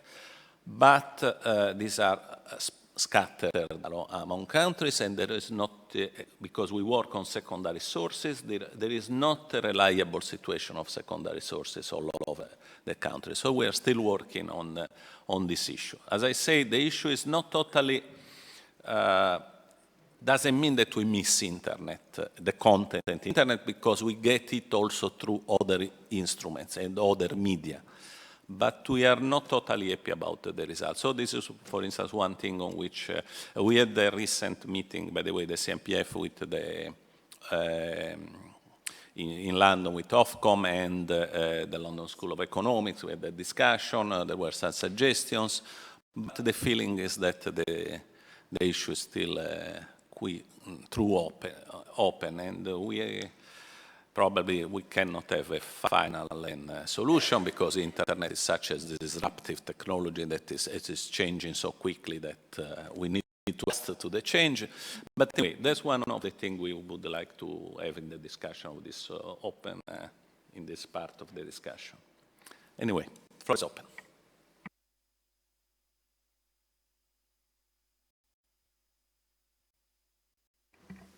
So I'm Sarah McCabe, I'm from UNESCO. Thank you. I have 3 questions, actually. They're not related to the internet specifically, but one is about the objective of these reports. Another one is a methodological question. And a third one is about some of the issues that are covered in these indicators. So, and just to give you the context, I these media development indicators studies at UNESCO, so we have our own set of indicators on media development, and it's very interesting to hear what your experiences and challenges have been in applying your own indicators. Many of them overlap with ours, and the methodology has similarities. But so regarding the first question about the objective of study, I found it very interesting to hear in Beata Klimkiewicz's presentation the suggestions for policy improvements based on the findings of the analysis that had been done. But I had read in a previous version of the MPM that that is not actually an objective of these studies, that the aim is not to propose policy responses So I just wanted to clarify if something has changed, if now it is a name of these studies, and if not, why not? So that's my first question. The second question is a methodological question, so it's linked to the scoring system that you described earlier on. You were speaking about these legal existence questions, LE, and that the answer for them is yes or no, 1, 0, yes? My question is, what do you do in the case where you have, for example, a right to information law, but it's not a good one? Or you have a constitutional guarantee of freedom of expression, but it's not a strong one. It comes with many restrictions to freedom of expression that will be defined by law. Is there any possibility of it giving a 0.5 for those cases?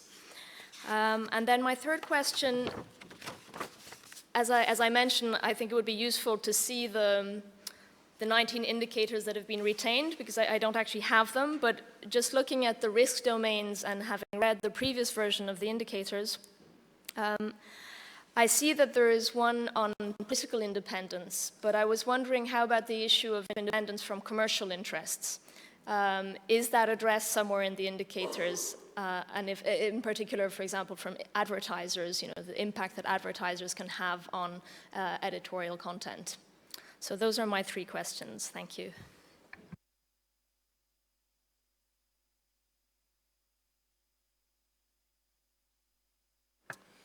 Yes, good morning. Giovanni Melogli, European Media Initiative. First of all, thank you very much for the impressive work you made.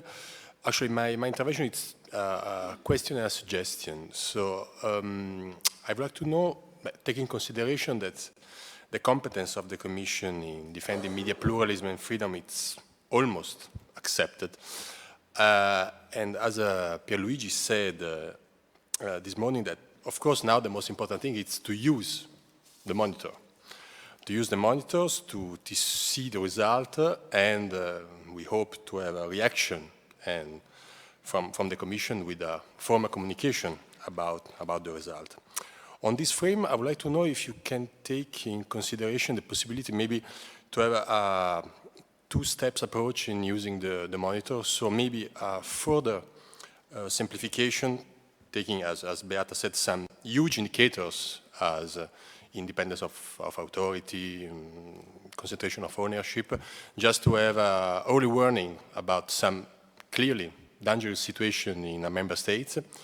And then, in consideration that it's still a sophisticated and heavy instruments, and then use the monitor when, of course, you have a early warning risk in a member state, then using the monitor to go deep in the analysis of the problem, and then, of course, to have a final analysis of the situation in the member states.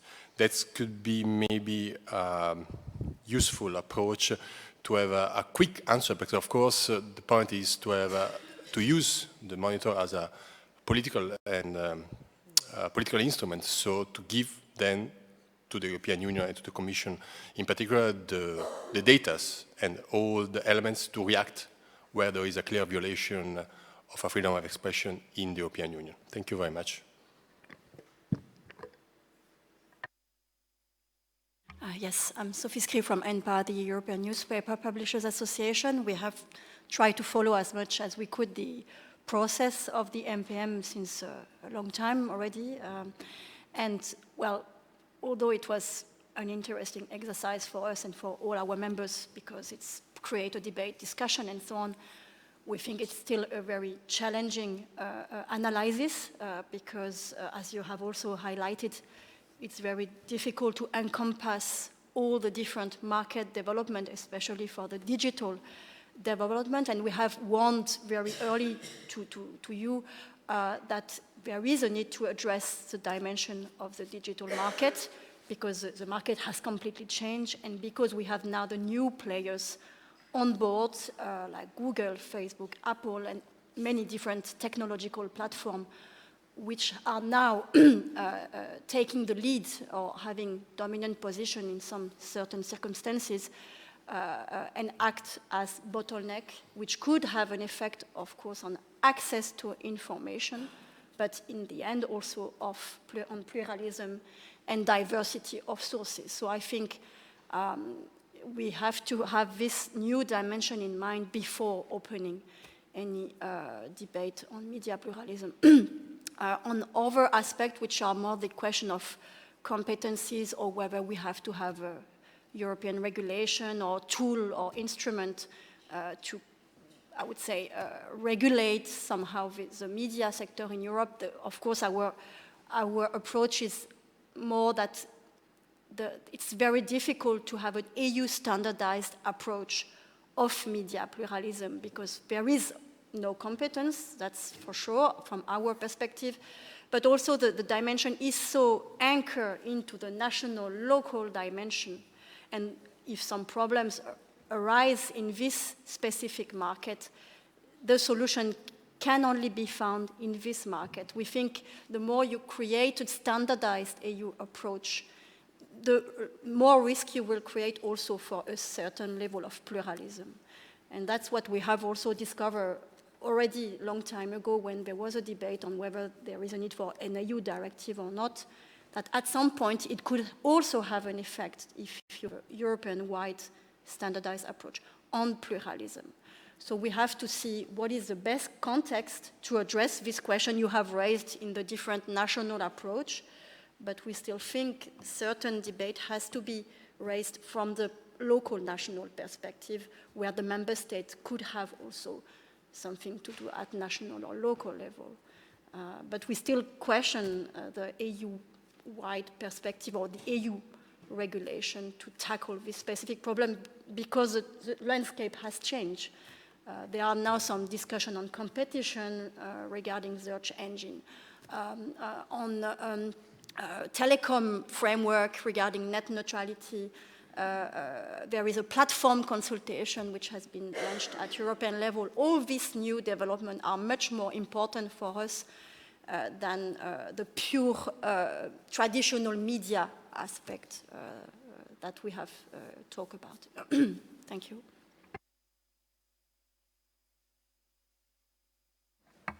Thank you very much. Rachel Crawford-Smith from the University of Edinburgh. Just 2 points, really, just to pick up on the point that I think Sarah made about best practice, because Professor Pierluigi Palcu said at the beginning that one of the objectives is to put forward best practice, and it seems to me that the national teams are working very hard at understanding the problems with their own countries, and they might be deciding that something is quite good, but it might not be best. And so there's a question about how you can integrate and speak to each other and actually find out what is the best practice.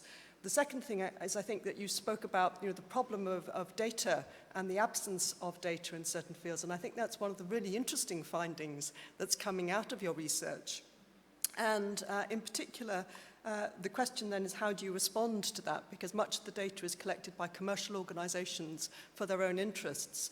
And if the Commission is looking to this study in order to be able to decide whether there are real problems in particular countries, then perhaps in fields like media transparency, there needs to be something to encourage the member states or to support the member states to actually provide that data so that the kind of surveys that you're doing can be meaningful at the end of the day. So I think that's a really interesting finding from your work.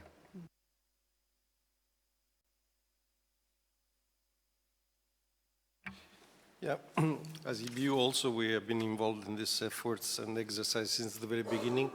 So I welcome the point where you are now, but I think that still there is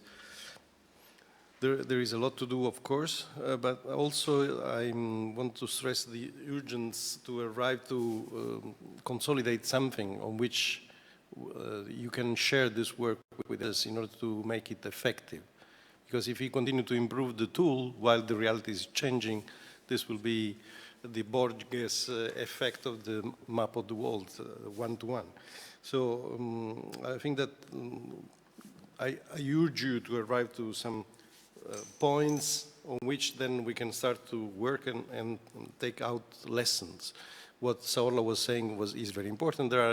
Listening to you, there are a lot of policy indications that are very relevant and that they need have to be addressed as soon as possible to the authorities, especially to the European authorities, because, as you know, we are at the beginning of a legislation, and this is the period where implementation and councils can be received, while if you address this at the end of the legislation, then they will hand over to the next one. So you have a window of opportunity that we have not to miss. Having said that, that is a general principle, I have some specific questions. One is, for instance, as I addressed last time, I'm happy to see that MDI are here finally. That was one of the suggestions I already raised some years ago. But for instance, have you used the Mavise data bank of the European Audiovisual Observatory? Is this a tool that is working? Because this is part of the effort that the European Commission is making. There is a lot of money invested there. Is really a useful tool or not? And I think that it's useful to have to give a feedback to them if it's not useful, because Mavise was financed expressly to identify who controls the media. So, and which kind of impact this media they have on the country, etc., etc. The second point is about the, I haven't understood from what you say how you weighed the importance and the relevance of the media in each country and the access to the media. Because, for instance, when Beata says 45% through Facebook, but as we have listened to by others, Facebook means 90% are already digested contents coming from other media. So Facebook in itself doesn't mean nothing unless we are not able to see which kind of contents there are in it. Because if there are traditional media simply vehiculated through Facebook is a thing, or if it's a blog that doesn't exist in the nature is another one. So this is a point that I think we need to get more information from you. Then also, I think that what you said about the availability of data. I understand that it's impossible to create data where they don't exist. But also, if they don't exist, it's very important that this will be addressed to the authorities. Again, I come to the Audiovisual Observatory, to which we participate because we are in the advisory group. The European Audiovisual Observatory is doing a lot of efforts in conjunction with Eurostat. And so for the audiovisual industry, so their focus is not the pluralism and the independence of the media. But if you come with concrete indication, as Eurostat included in their indicators, mandatory indicators, some of the suggestions from the Regional Audiovisual Observatory, why we cannot do the same based on pluralism that is even more important than audiovisual industry. And in this sense, I think that not only for the economic indicators, but also you said legislative indicators. And there is another possible source that is Council of Europe. Council of Europe, as you know, they have a repository of legislation on culture. It doesn't exist the same equivalent for the media legislation, not so complete as the culture legislation, but it's something that is feasible. So if there is a lack, you can indicate, you can point, and I think that is the duty to try to cope with that. Thank you.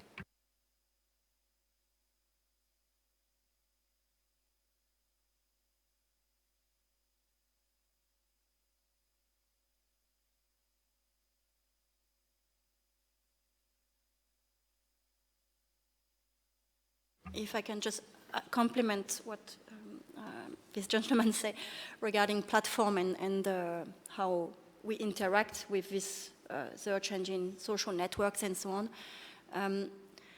It's not, of course, these platforms are not content producer per se, but they also represent a single entry point to the internet. So you are obliged as a user to go through this platform to get access to content at some point. And that's why the question of how you access content, who get first also on this platform, at what speed, at what quality, under which order, etc., are very important questions. Because if you are not visible as a media on this platform, then of course you have less diversity and plurality. That's as simple as this. It's a question of visibility and accessibility. And just to correct also, I also represent the European Magazine Media Association and the European Newspaper Publishers Association.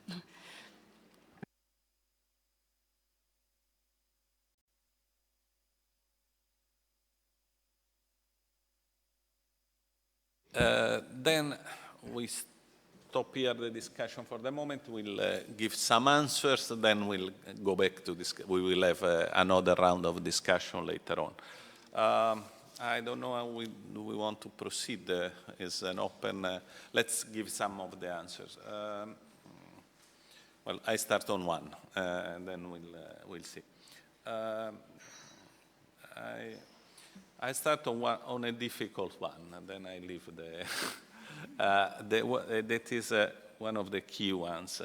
That is, do we, you see, what Beata did here is use the monitor experiment also to begin to give suggestions on policy. Clearly, this is one of the possible use of the monitor. So we don't, so I'm asking for the question. We don't, somehow the monitor is, as we said, is an early warning instrument and show risks. Then we can have, we can derive different ways from the monitor. And this will depend a little bit from us. It will depend a little bit from who will do the monitor in the future. It will depend also from the European Commission input, if they have an input on this. It will depend on the single national countries, on the single national teams. This monitor is the way in which we are conceiving is really a collective effort. Clearly, one of the ways to go is use it to give suggestions.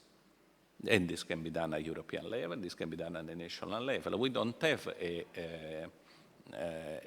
the monitor doesn't say what we have to do on this. Countries will say, the European Union will say, we'll see.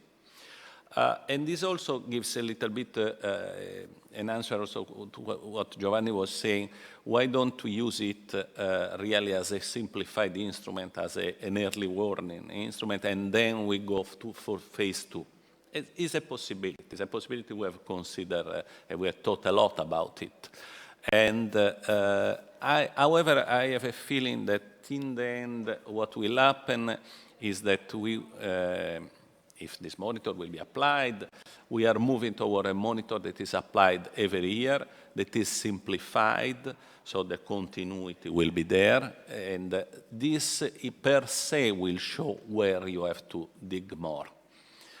So we don't exclude that we may think to a deeper instrument, but not as a general holistic deeper instrument. That's not probably the right way.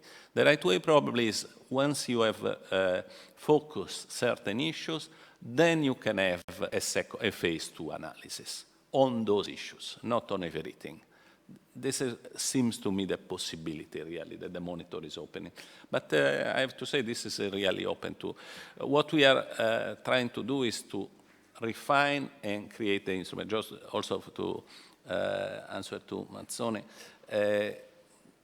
yes, we know that there was time, and we understand the political cycle of the union, and so that makes sense, obviously. But I think we are close to, let's say, deliver the instrument. In a few months, in a few weeks, we will finish the work, and we think we'll have an instrument that hasn't solved all the problems, so obviously cannot do it. Maybe internet is not totally solved the way we would have liked, but it's a streamlined instrument that can be used year after year. So we are ready to use it. Then it's a political choice. Also a choice of the academia, also of the civil society. We'll see, because there could be many possibilities about it. In the end, we are working to build the instrument. Then can be used, and the consequence can be different, and also there has to be a choice. So I think we cannot give a simple answer. These are difficult questions. And maybe there could be also some differentiation between countries, because for instance, the example that Beata was using could be that some countries use it immediately in that direction to have policy suggestions. And that probably will become a best practice. We cannot say now. So we are not prejudging this.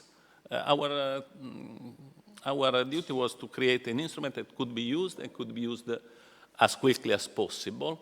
We needed a couple of rounds. We have done them. Now we think that the instrument is essentially ready for a reasonable, after a final refinement, essentially ready for an application. Then obviously I don't answer to this, but clearly there is a lot of problems with connection with many other instruments, databases, efforts, investments that needs to be connected at some point. But clearly we finish this one and then we'll see how they connect. That's my, okay.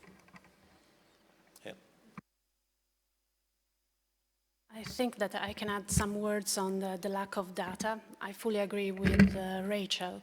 And I think that after we had this workshop with LSE and Ofcom, knowing what Beata was presenting today, the fact that the Polish regulator is doing something on online consumption, and knowing that there are other authorities that are working on that, I think that maybe we can call the authorities themselves, for instance, in this regard to develop similar strategies for this specific issue. I mean, the measurement of online pluralism, for instance, because we cannot address it. We cannot fully address it in the NPM. The tool is a really holistic instrument. We take care of a lot of issues, and we are not asked, and in this context we cannot do it. We are not asked to do a research from scratch I mean, on pluralism on the internet. And we can, what we have done so far is to try to grasp, I mean, to catch some, through some variables, through some indicators, what are the possible trends, for instance, on content online pluralism. And yes, I think that the clearest example of that is the indicator, the variable within the ownership indicator that we suggested this year to cover online pluralism. And it was based on Alexa database. Actually, we were asking to assess the consumption of online content. And we were relying on a database that advertised itself as containing this kind of data. And we realized that even paid database wasn't complete enough for us, for covering European 28, in this case 19 countries. That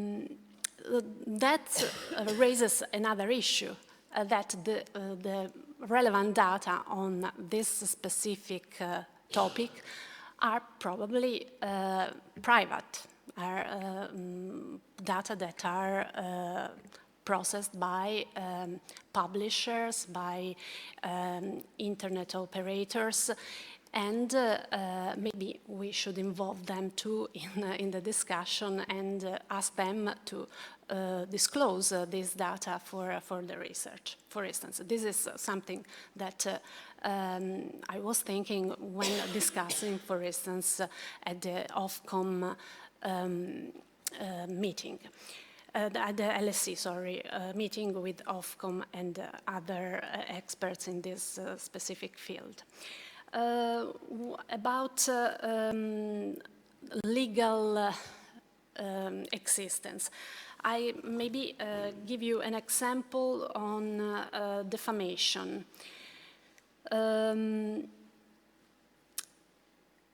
Has the state decriminalized defamation? This is one of our first questions within the subcluster of defamation. Is the scope of defamation laws defined as narrowly as possible, including as to whom may sue? Do defamation laws provide for sufficient legal defenses? We try to articulate the meaning of the without just pointing out if a law exists or doesn't exist. Do citizens, actually this is what we changed a little bit, but in any case, this is an idea of what kind of questions we pose. Do citizens have legal remedies in case of infringement of their freedom of expression?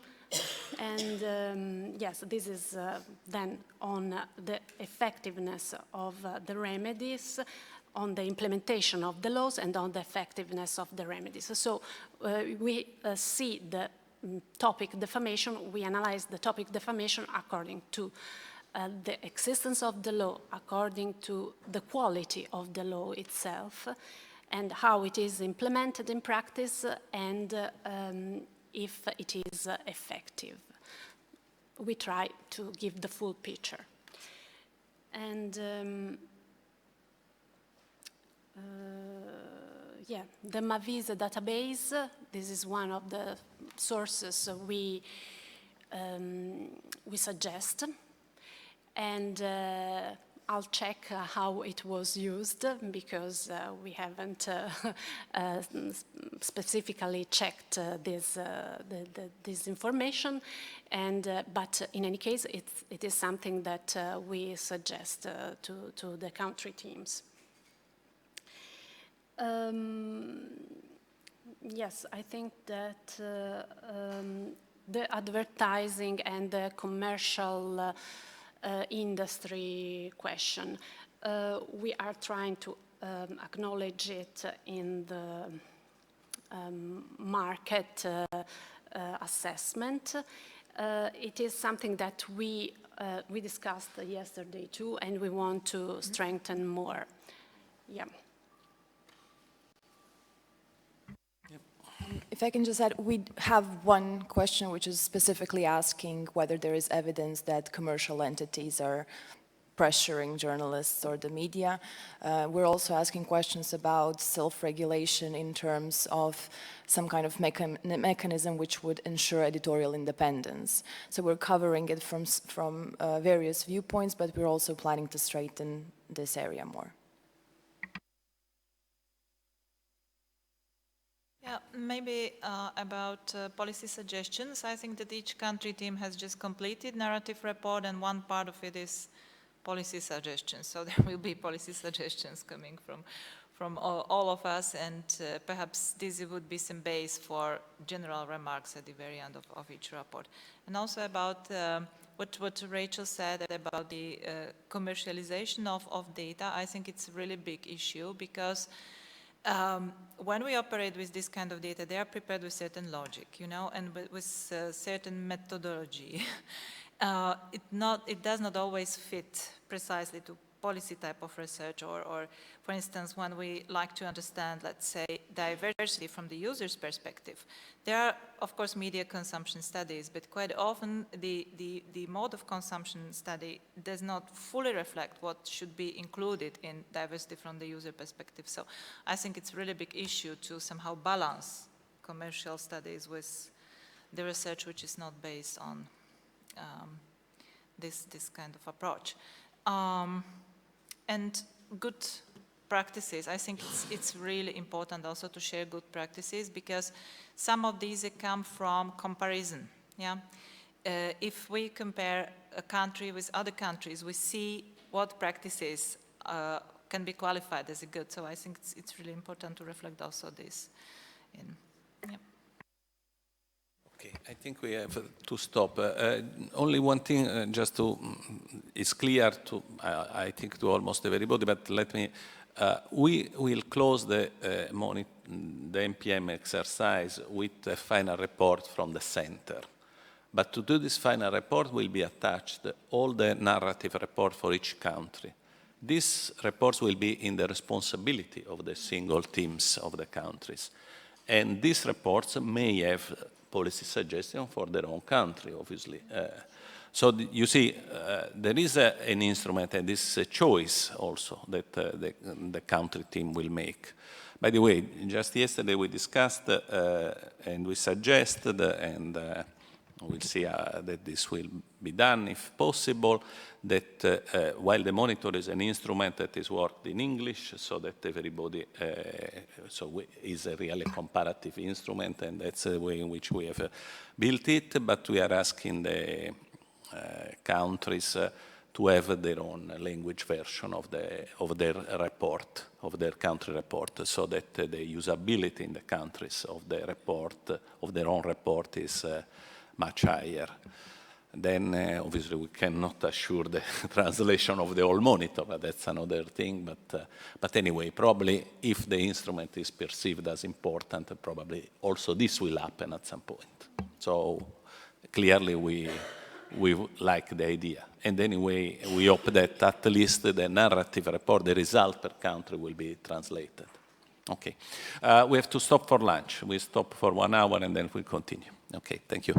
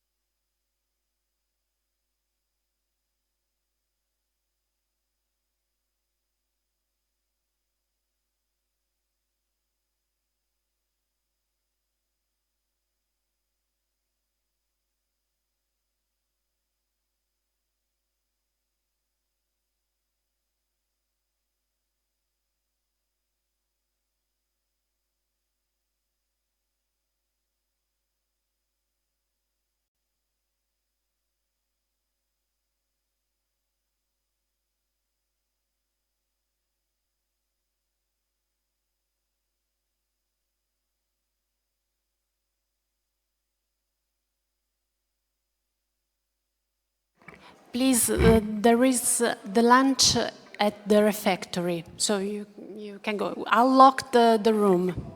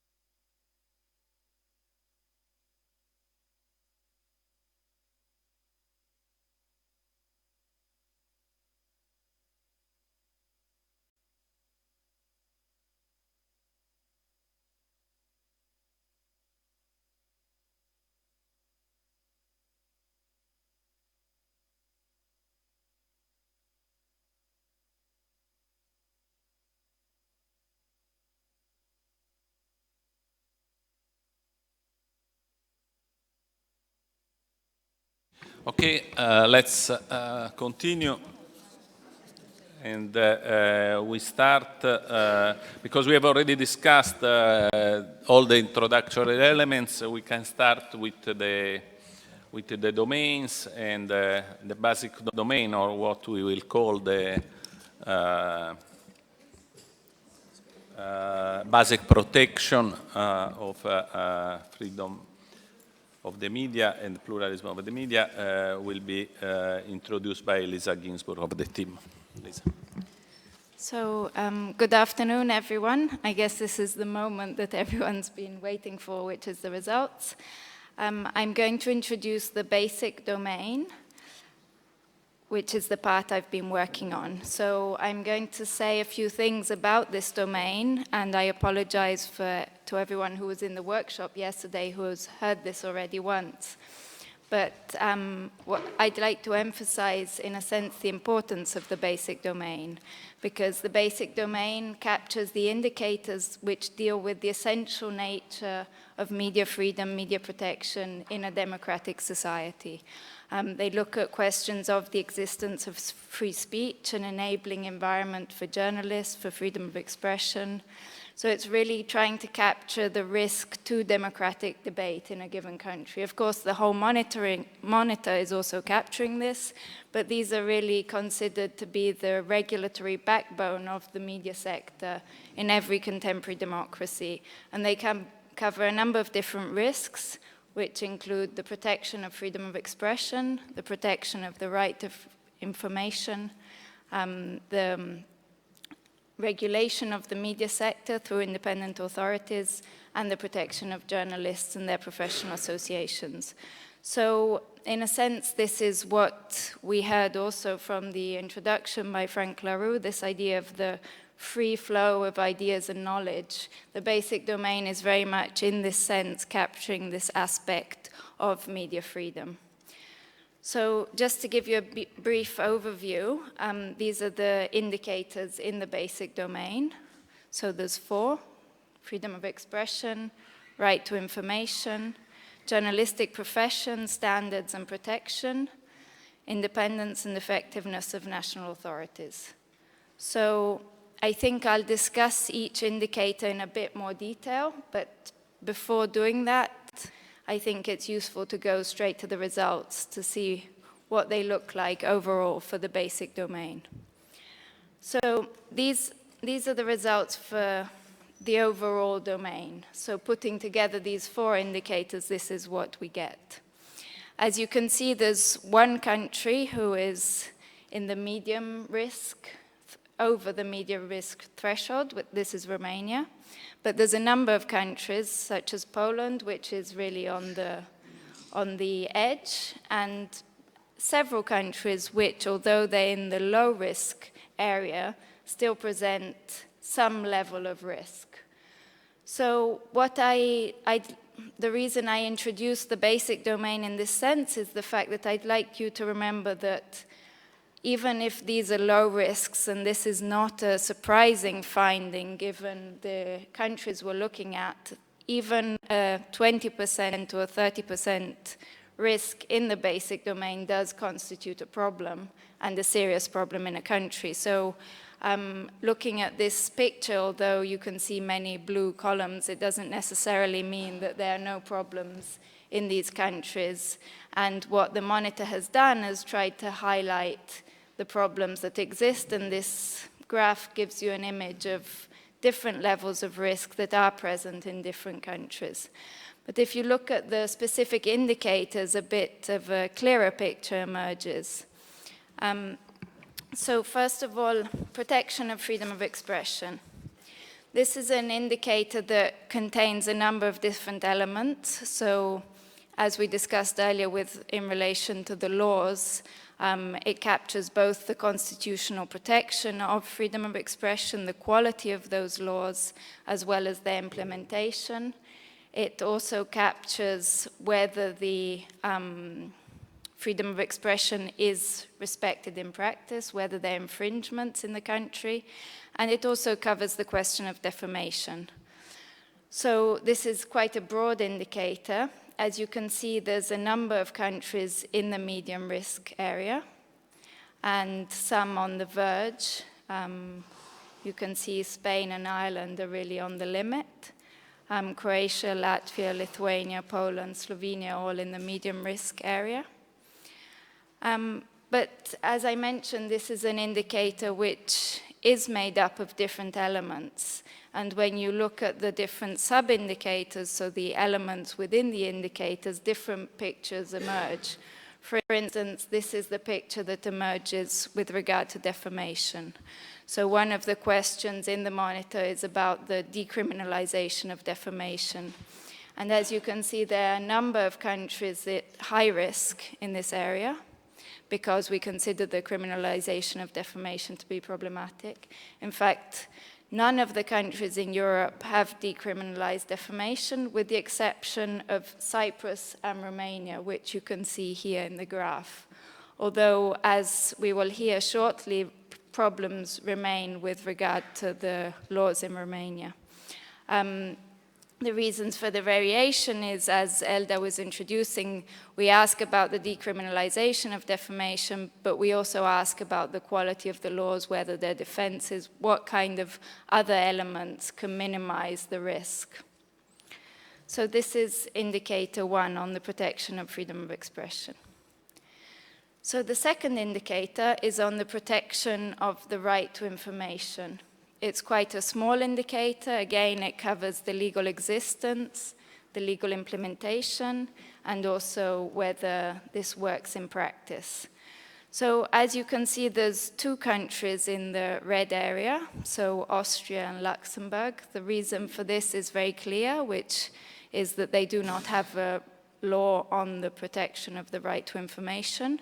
So the monitor is clearly picking up on this and showing how this is obviously an element of risk in this area. Although, as you can see, a number of problems remain in other countries too, and these are probably not so much related to the laws as to their implementation or effectiveness.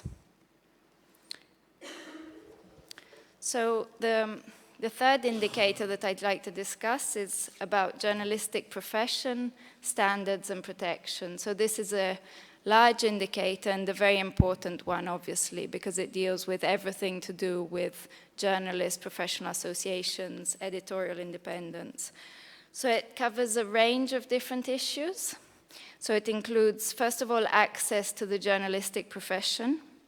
It covers professional associations, so both where the journalists are represented and how effective the professional associations are in guaranteeing editorial independence. It also covers the protection of journalists in the sense of threats to journalists, whether they are physical attacks or threats. And also it covers the working conditions of journalists, so the level of working conditions. So these are 2 innovations with respect to the previous monitor, which didn't capture these 2 aspects, which we thought it was very important to include in this time. Also, it captures editorial content, so as we were mentioning earlier, the influence by commercial entities or the media owner on the content. And also, finally, it covers the protection of sources, so whether there is a law on the protection of sources and what effect it has. So these are obviously all very crucial elements, and if you look at the different elements within this indicator, different patterns emerge, which are very interesting. Overall, looking at the results, as you can see, there's a high-risk area from Romania, which we'll discuss shortly.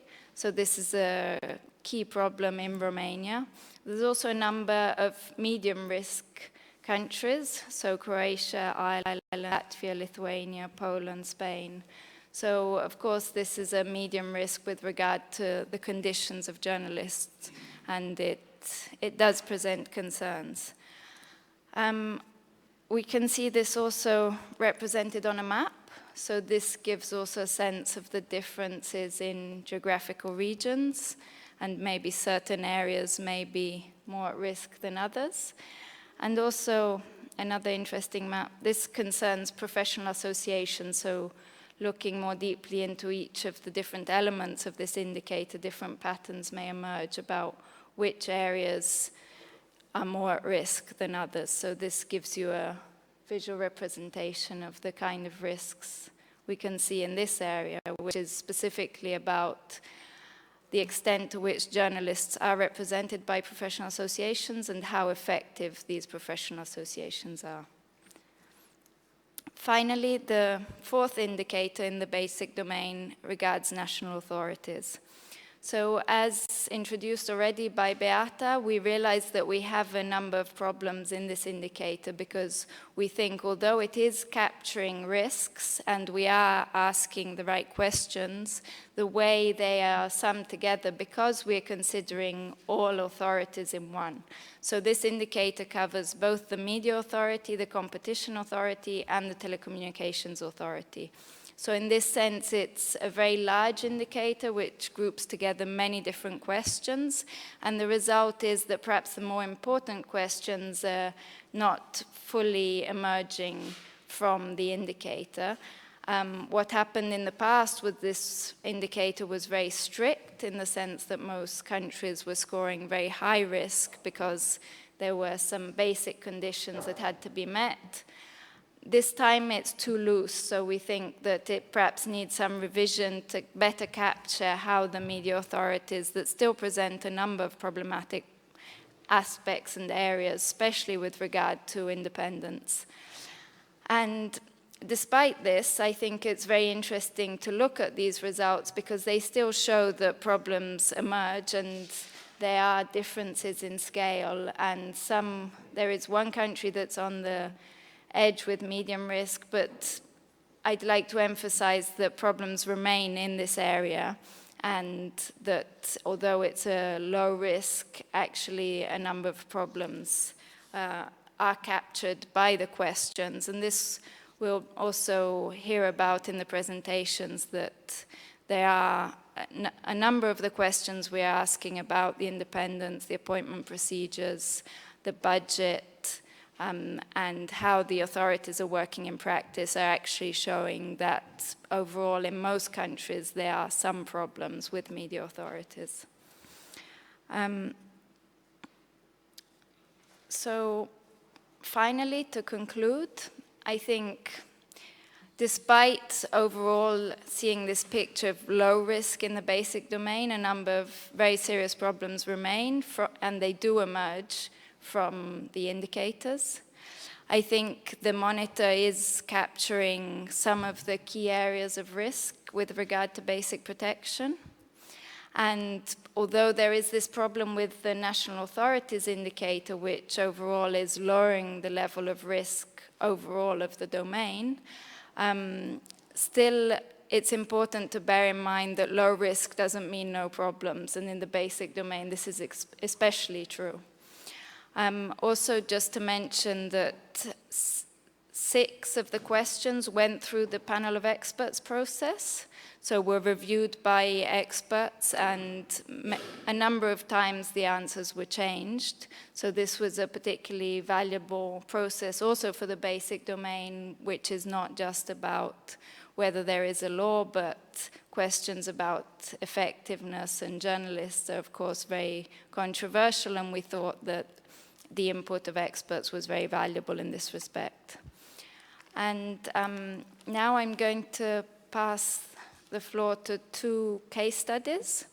They're quite different case studies. One is Ireland, which although overall scores low risk for the basic domain, has some areas of risk, and these areas of risk emerge throughout the different indicators. And the second case is Romania, because we found it to be particularly high scoring in this domain, and as we've seen, this is mostly related to this high level of risk in the field of journalist protection and professional associations.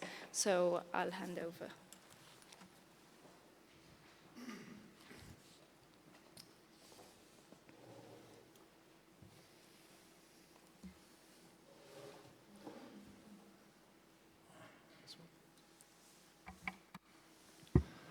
Okay, hi, thank you.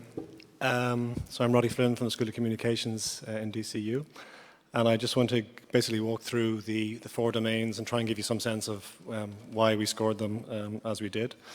So I'll start with protection of freedom of expression. 33, so we're right on the cusp of medium risk. The Irish Constitution more or less straightforwardly guarantees freedom of expression, the right of citizens to express freely their convictions and opinions, but this is conditioned by a caveat that mass media should not be allowed to undermine, and I quote, public order, morality, or the authority of the state. Ireland has signed up to the ICCPR and the Human Convention on Human Rights with basically no significant reservations. Defamation is still very much on the Irish statute books, and slightly unusually it permits not only private individuals but also corporate bodies to take liable actions. And Irish journalists routinely identify defamation law as, you know, having a chilling effect, I suppose, on their work. This has been slightly remedied since 2009 by the passage of a new Defamation Act, which has, if you like, in your average defamation case, has improved the position of the defendant, of the media operator somewhat. Most, I suppose, particularly because the 2009 Act introduced a new defence that the publication of a defamatory statement, even if it was subsequently proved to be false, could nonetheless be legitimated if it was felt to have been honestly in the public interest at the time that it originally was published. Perhaps the most unusual aspect of the 2009 Defamation Act is that it introduced a crime of blasphemy to the statute books, which is the only member of the UN to do this in the 21st century. I should say that at one level this is a purely technical move, because the Irish Constitution prohibits blasphemy, it has done since 1937, and there was no specific statute specifying what the punishment should be for blasphemy. It's now €25,000 per incident. So, I mean, in truth, this has become something of a political embarrassment for the Irish government, as you can potentially imagine. It has been routinely cited by theocratic regimes as a legitimation for introducing blasphemy to UN law. So the state has now semi-committed to having a referendum to remove blasphemy entirely from the Constitution, which would in turn remove it from the statute books. Instead, it would be replaced with a bar to the incitement of hatred. Moving to the second part of this, B2, protection of the right to information. I mean, the score is relatively healthy here, 25%. Freedom of information is not constitutionally protected in Ireland, but citizens do have a right to access information held by government departments and a range of public bodies as a result of a series of Freedom of Information Acts passed between 1997 and 2014. The operation of this was chilled, it might be the term, up till 2014 by the introduction of, in some cases, quite significant fees for basically making information requests. And that, initially there were no fees in 1997, then they were gradually introduced over the course of the early 21st century. They were removed as of the last 2014 Act, or at least almost entirely removed. And that has apparently seen a significant increase in freedom of information requests since then. There are still some issues though. Section 15 of the 2014 Freedom of Information Act allows Irish public bodies to refuse a request for information on the grounds that addressing it would cause a substantial disruption of work.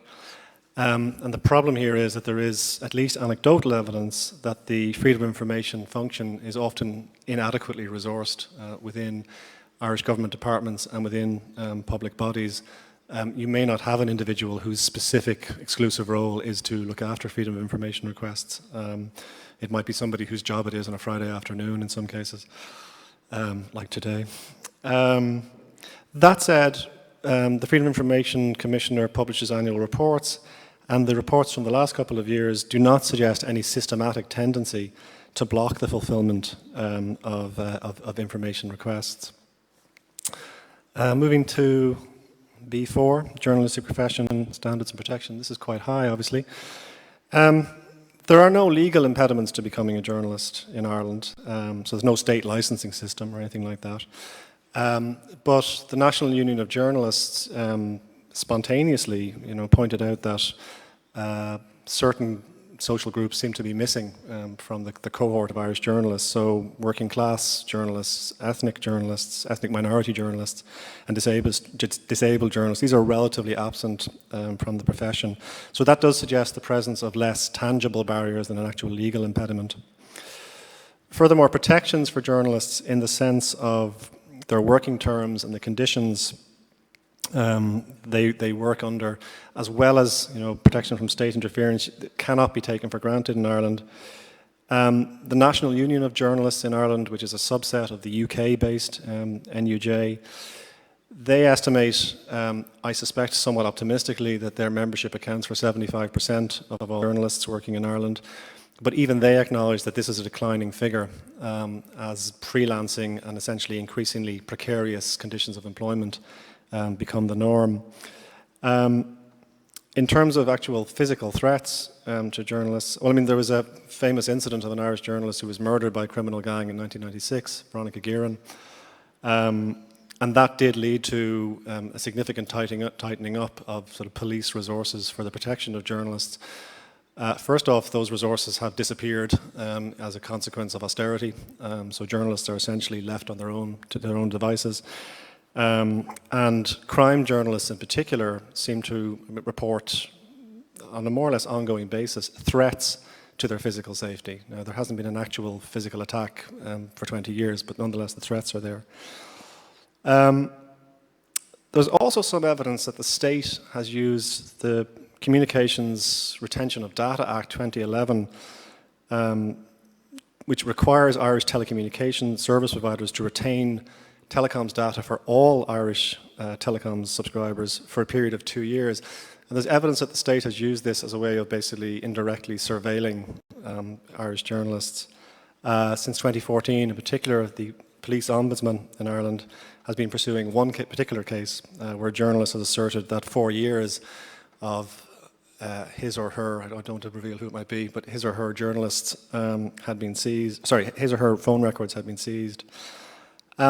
There is also, I've written anecdotal evidence, it's actually it's significantly stronger than that, to suggest that some media owners have used their position to at least seek to influence editorial content.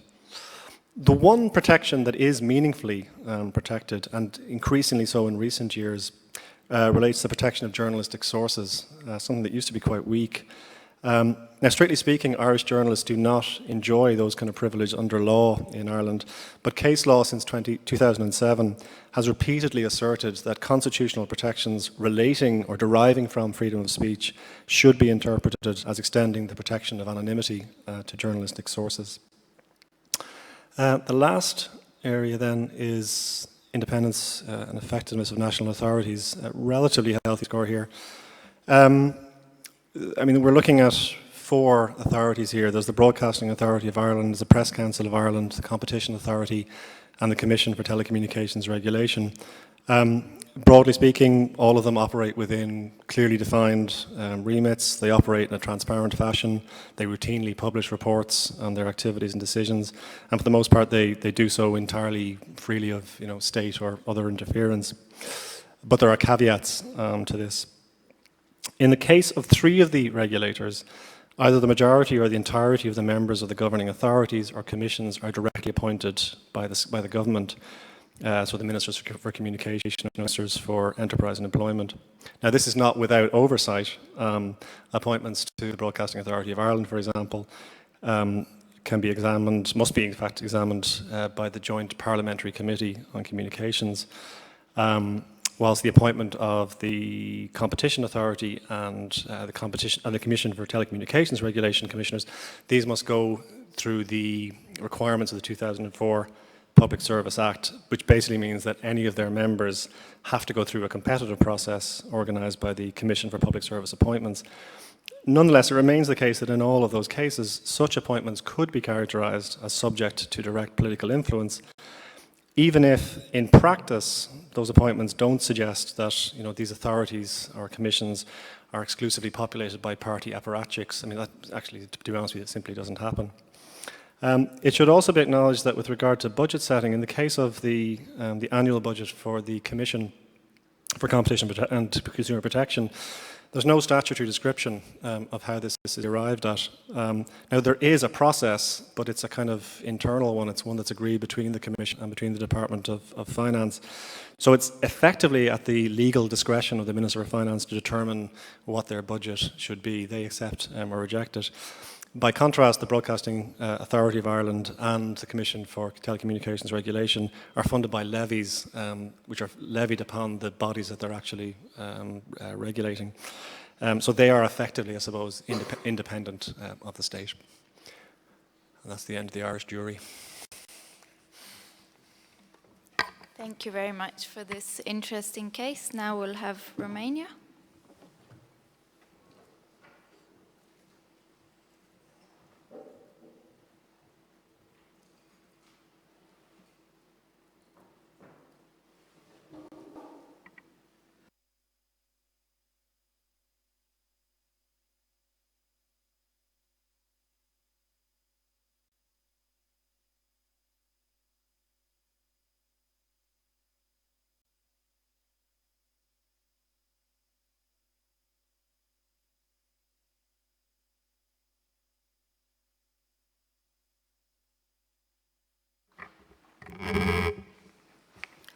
Good afternoon. My name is Adina Marincea. I will present the case of Romania. I'm affiliated to Media and Research Center, an independent think tank that focuses on areas like political representation and institutions, public opinion, media studies, and social policy. Now, going to the results of the basic protection domain for Romania, as you have already heard, Romania seems to be quite an outlier, being the only one who registered a medium risk. This is because, or mostly because, of the journalistic profession standards and protection problems, which register a high risk, while the other three remaining indicators seem to be seem to show a lower risk. So jumping to the bigger problems in the journalistic profession, which I will focus more in the presentation, we have found that there is a set of mutually reinforcing negative factors that basically put journalism in a very precarious situation and facilitate the instrumentalization and the external influences upon the media in Romania. Also, these are very problematic because they affect other indicators, as is shown in the political bias section and in the ownership concentration section. And the set of factors that we found to be problematic are basically the precarious economic situation that journalists find themselves in, the fact that there is little to no professional representation for journalists, poor self-regulation, which leads to interferences in editorial content, which are basically accepted as something normal and inevitable. We also have problems with infringements of the protection of sources and nonetheless threats and attacks to both the physical safety and to the digital safety of journalists.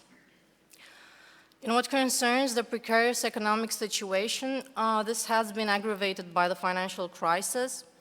There have been significant irregularities in payments, delays of even several months, and two notorious cases are the case of the daily newspaper Jurnalul Național and of the TV channel Realitatea TV. After the crisis, there have also been cuts in jobs and as well as in journalists' wages. And another big problem is that journalists are often employed with short-term or copyright contracts, which means that they do not have unemployment benefits and they do not have contributions to the pension system.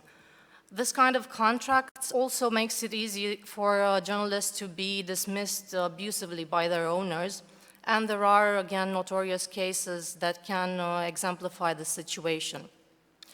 These conditions basically lead to high job insecurity, And even though in practice the access to profession is mostly open, due to the precarious economic conditions that journalists face, the journalistic profession isn't so attractive for potentially qualitative journalists, and there are problems in maintaining or motivating the existing journalists to remain in their profession.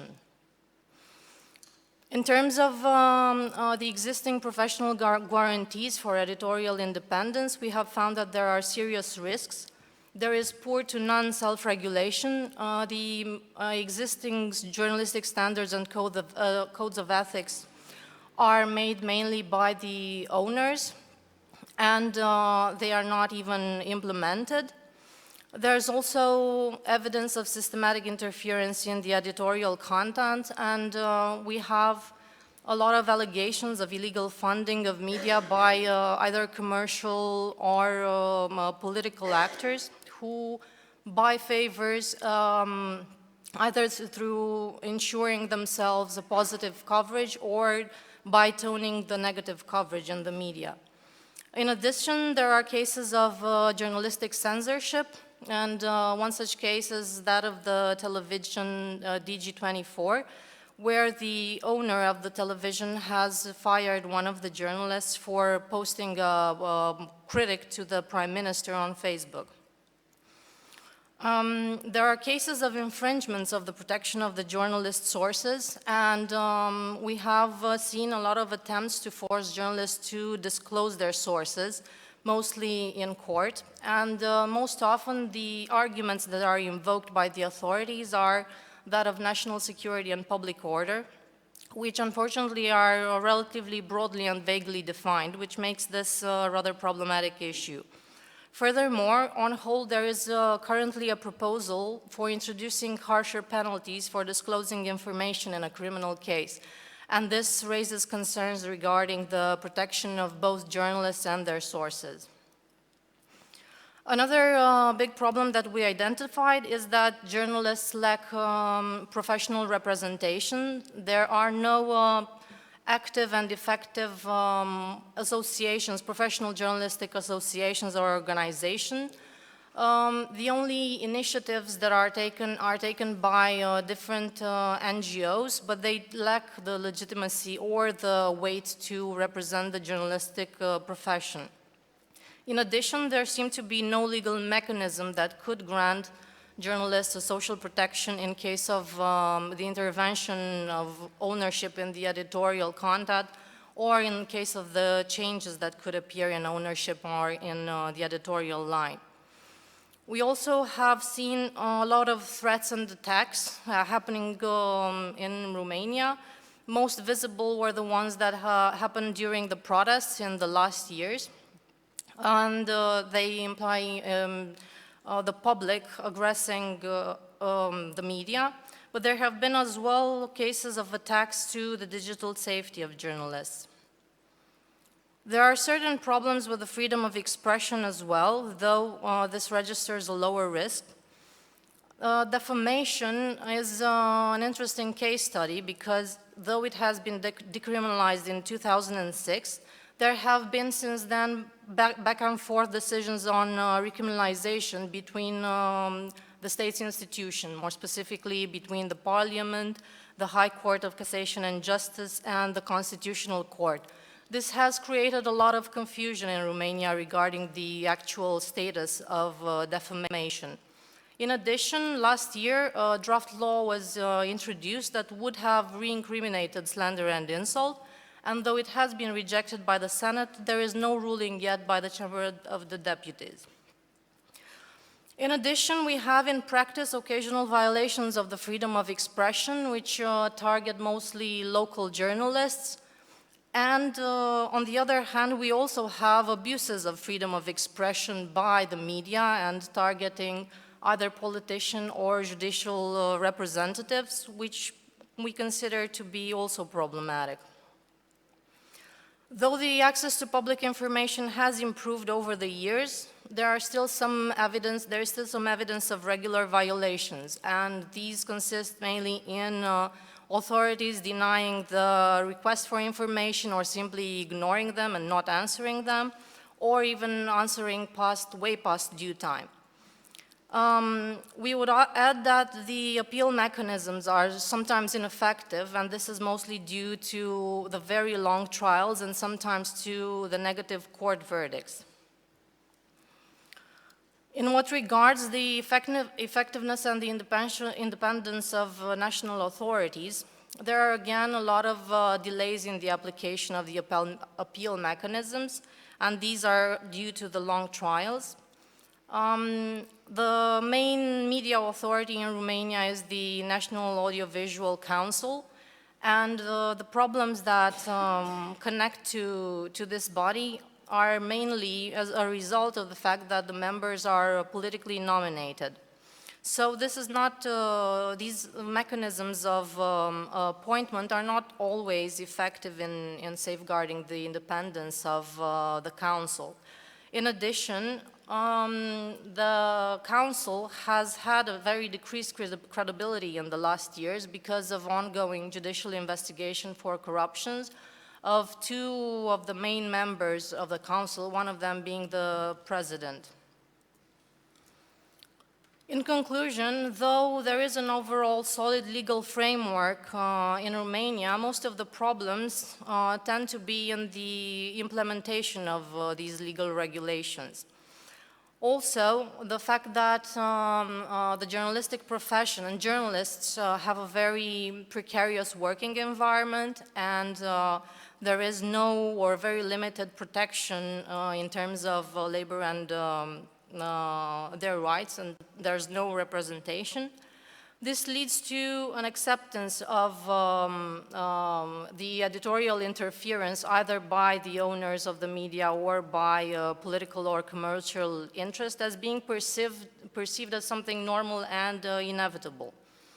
If we add to this the frequent or the occasional violations of the freedom of expression and the access to writing information and the limited efficiency of the National Media Authority, we can say that the medium risk registered by Romania in the basic protection domain actually threatens the basic fundamentals of democratic media, and furthermore, it also increases the chances of politicization and instrumentalization of the media, as it is shown in the results for the other indicators.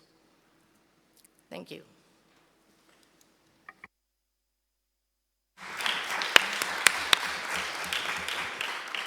So thank you very much for this very interesting case study. Should we move on to the... Let's do two, and then we open discussion. So we're going to present Two domains, and then two domains, and then we'll open up the floor for discussions. Okay.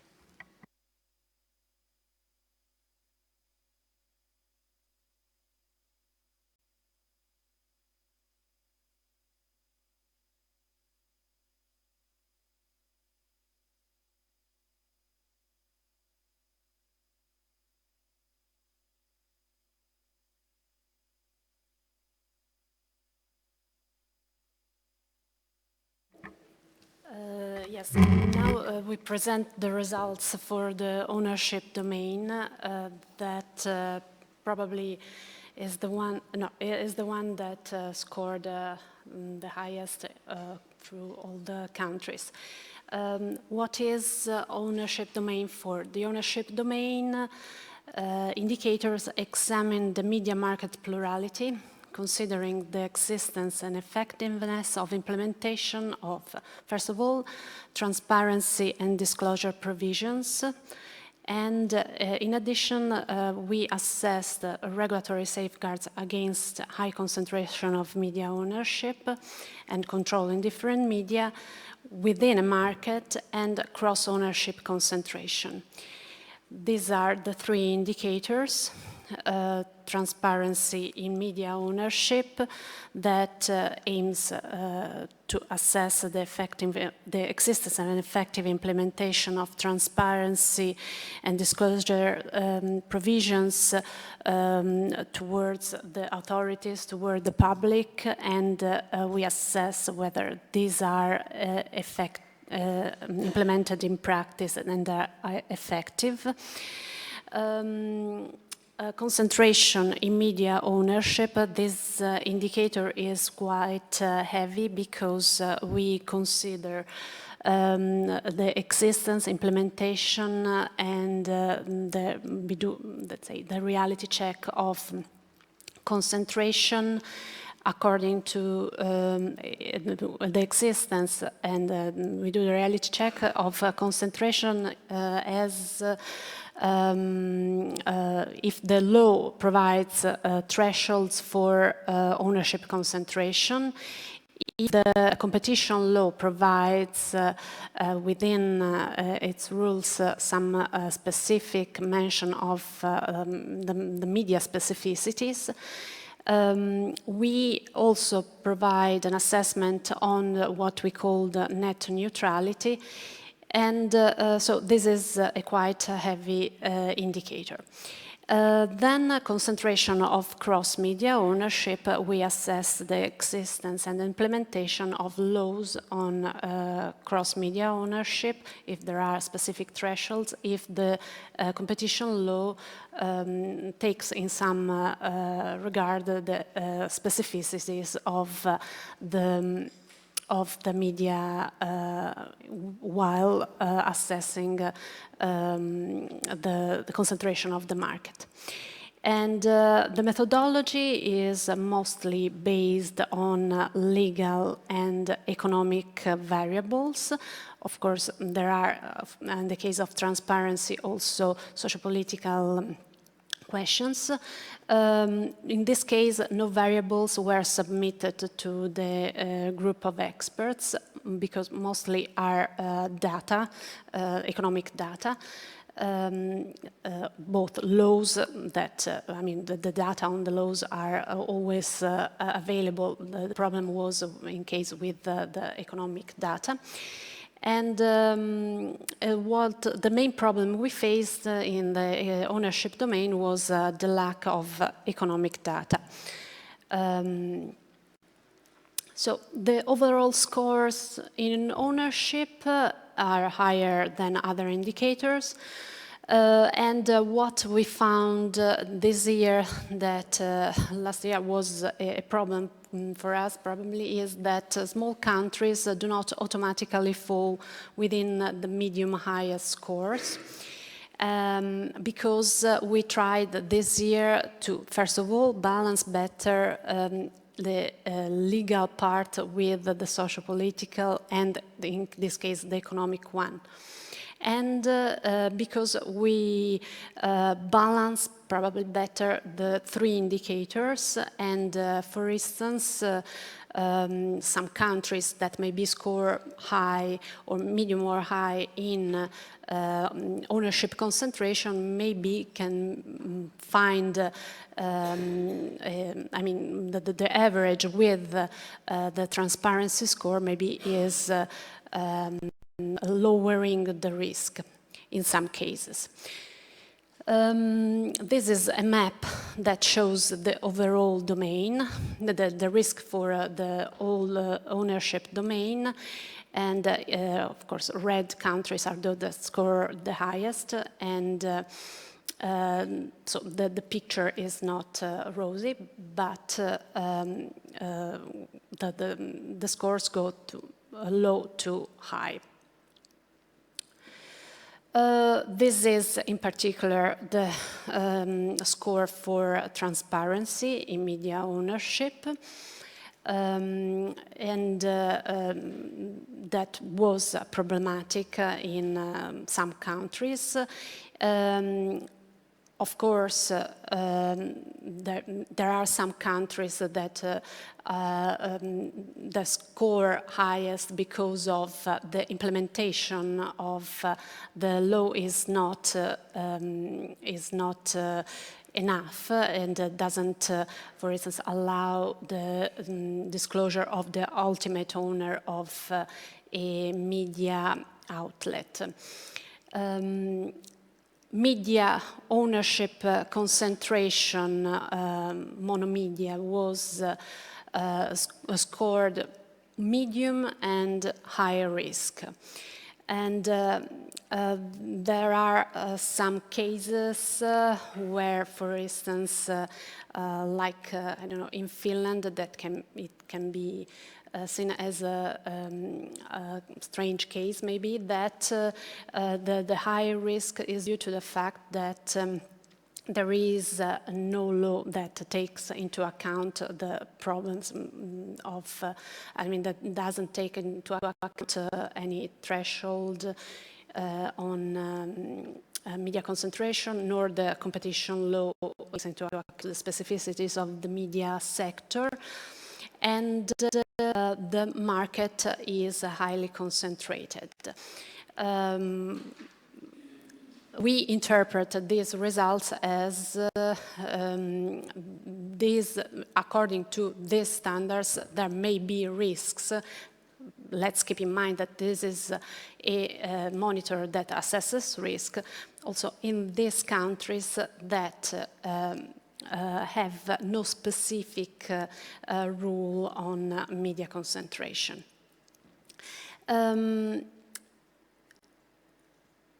Cross-ownership concentration scores high in many countries.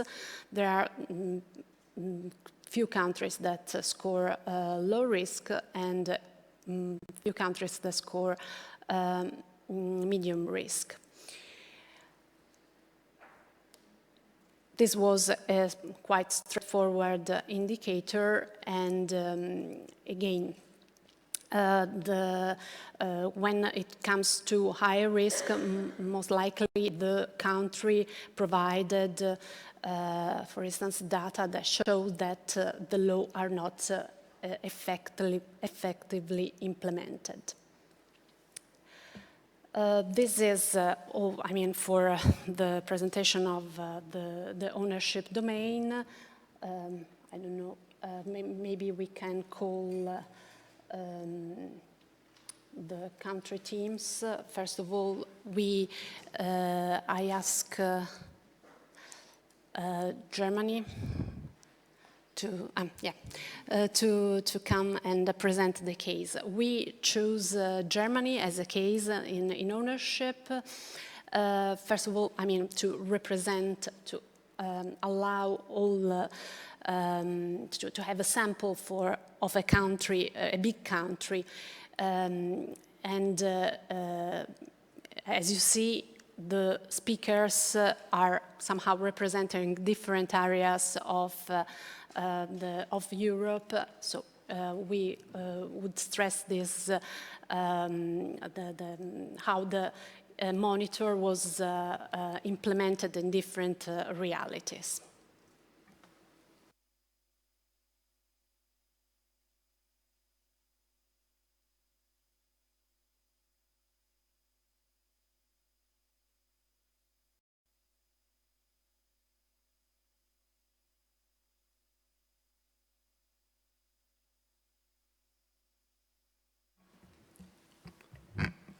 Okay, first to the numbers from the MPM. I didn't implement them in the presentation. In 02, or first of all, overall, Germany scored quite well. We had very low risks overall areas, but in the ownership area, we had medium to high risk. In 01, transparency in media ownership, we had 38%. That's a medium risk. In 02, concentration in media ownership, we had even 69%, a high risk. And in 03, concentration of cross-media ownership, we had 25%. That's a low risk. And now in my presentation, I picked up some aspects, building up the results to show you why these risks are such high and low, and so on. So my preview. I picked up some numbers from the Bavarian Media Authority. They have a concept that builds up on not only on audience shares, but also on the impact on the relevance of media. That means the numbers are not the same like audience shares, but they are quite In some areas they are quite the same, but in others not. I will show you that. So first some numbers and market shares that shows the ownership in Germany, and then a second brief overview over regulation, and there I will include some aspects of the MPM and what we learned about that. So these are the numbers, how the weighting of the media for the formation of opinion, how the BLM makes it, the Bavarian Media Authority. So the weight is not only empirically determined by the reach of the media, that's only one aspect, but also they asked the people how the media is, how relevant a medium is for the consumers. So these numbers are from 2013. They're newer numbers, but these slides were online in English, so I took these because there are no real changes until today.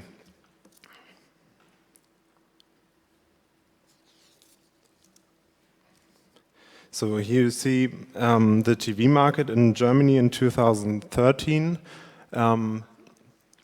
The all-in-all result is 114% because the Bavarian Media Authority takes also into account the relevance of the media, so the overall number can be higher than 100%, but you see on the right in the box, there are the market shares, and for all the big broadcasters, the numbers are the same like in the graph.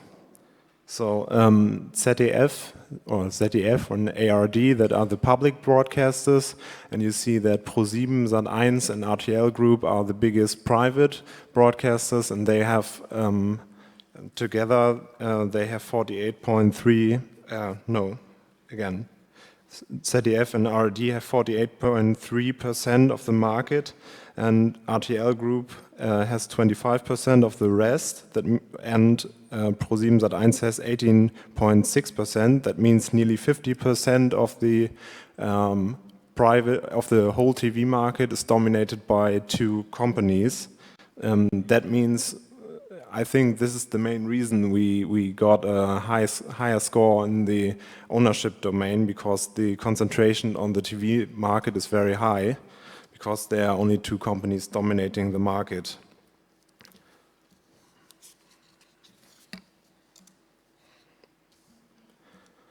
And to the newspaper market, there's also a concentration, but what I want to show you is not the concentration on the newspaper market, but if you look at these numbers, it will show something about the internet market.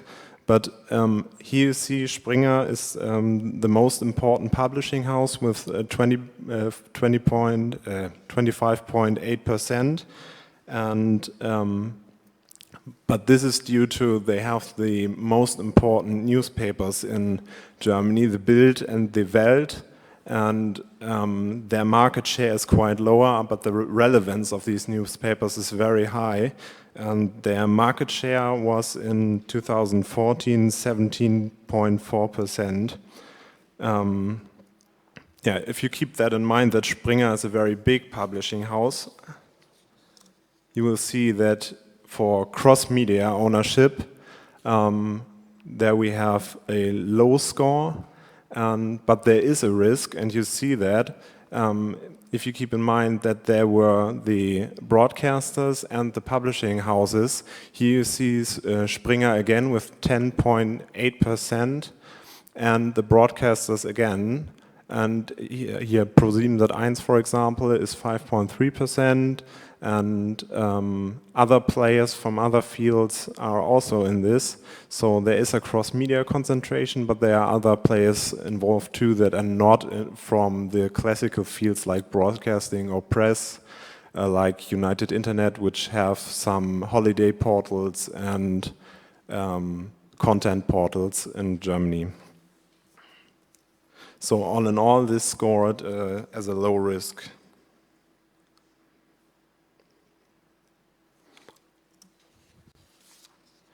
Now a brief overview over the regulation. We have a specific media regulation, and the institution that does that is the Commission on Concentration in the Media. And they mostly have a control over broadcasting. That means they look at the control of power over public formation of opinions. They don't look at market shares only, but they are very focused on private TV and other relevant media markets close to TV. That means they have specific thresholds on audience shares. Like if you go over 30% of the audience shares in the television market, there are measures to lower these audience shares. Like the harshest one would be you can't have a license for channels and so on. Then the license would be revoked. And they do a continuous monitoring of audience shares. So that's different to the general cartel law, which does not implicate the specificities of the media. They only do a supervision over M&A cases, which is relevant for the media market, but they do not do a continuous growth monitoring, which means from the perspective of cartel law, a television company could grow 100% and it would not be an M&A case because of that, or they don't have such growth monitoring, so that won't help. That would be a case for the specific media regulation. And yeah, they are only focused on market power and monopolies and have no specific rules for the media, but include all companies, and so media companies are included too. For the transparency rules, they are they are deriving from the specific media regulation, and you see the TV set over the button. That means the transparency rules are mostly focused on television, and that's because our score in that area is not that good, because transparency is missing for other media. That means there are not only specific thresholds missing for newspapers, radio and internet media, but also there are not really good transparency rules due to ownership. That means there are unspecific rules, like from incorporated companies, that they have to share information to their shareholders, but no precise media law regulation in that area for transparency. So what we learned from the MPM is, first, the high concentration in the TV market is a problem, but we knew that before. And the transparency rules could be enhanced to lower the risks for paper, radio and internet media. Thank you.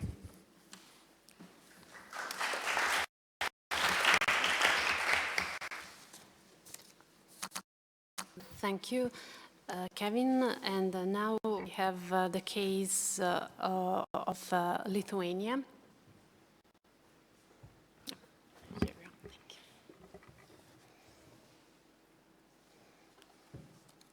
With a special focus on transparency.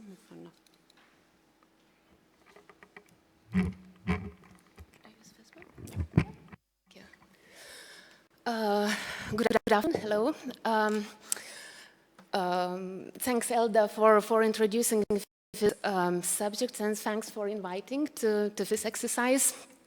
And I think what we have seen from today's discussions and your presentation, and also from yesterday, I think this is one of the domains that has the biggest diversity, or at least it was my impression that I really felt like, okay, now we see so many colors, and there is indeed very huge diversity. And what we already have seen, that among all the countries that participated in this pilot study, 5 countries, it was Lithuania, Finland, Luxembourg, Poland, and Spain, I think. These are countries that have scored the highest in the ownership domain. And again, here we can see countries that are small or micro countries, as Luxembourg, Lithuania or Finland, that's small countries.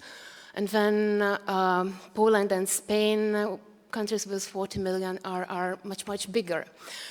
So I've tried, all my presentation will be not so much going into specificities of numbers that Lithuania has scored, but I'll try to use it as I said, intellectual exercise or anthropological exercise. And I will try to find the reasons and try to use the background knowledge and interpret and sort of think again, why is the result as it is?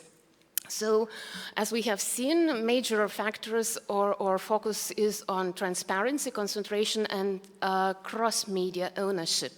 So these are indicators that are indeed very clearly defined, and I think each of those, when we read them, like transparency in media ownership, it already rings something in each of our heads, or concentration of media ownership, concentration of cross-media ownership. And certainly all these factors have a strong influence on media pluralism.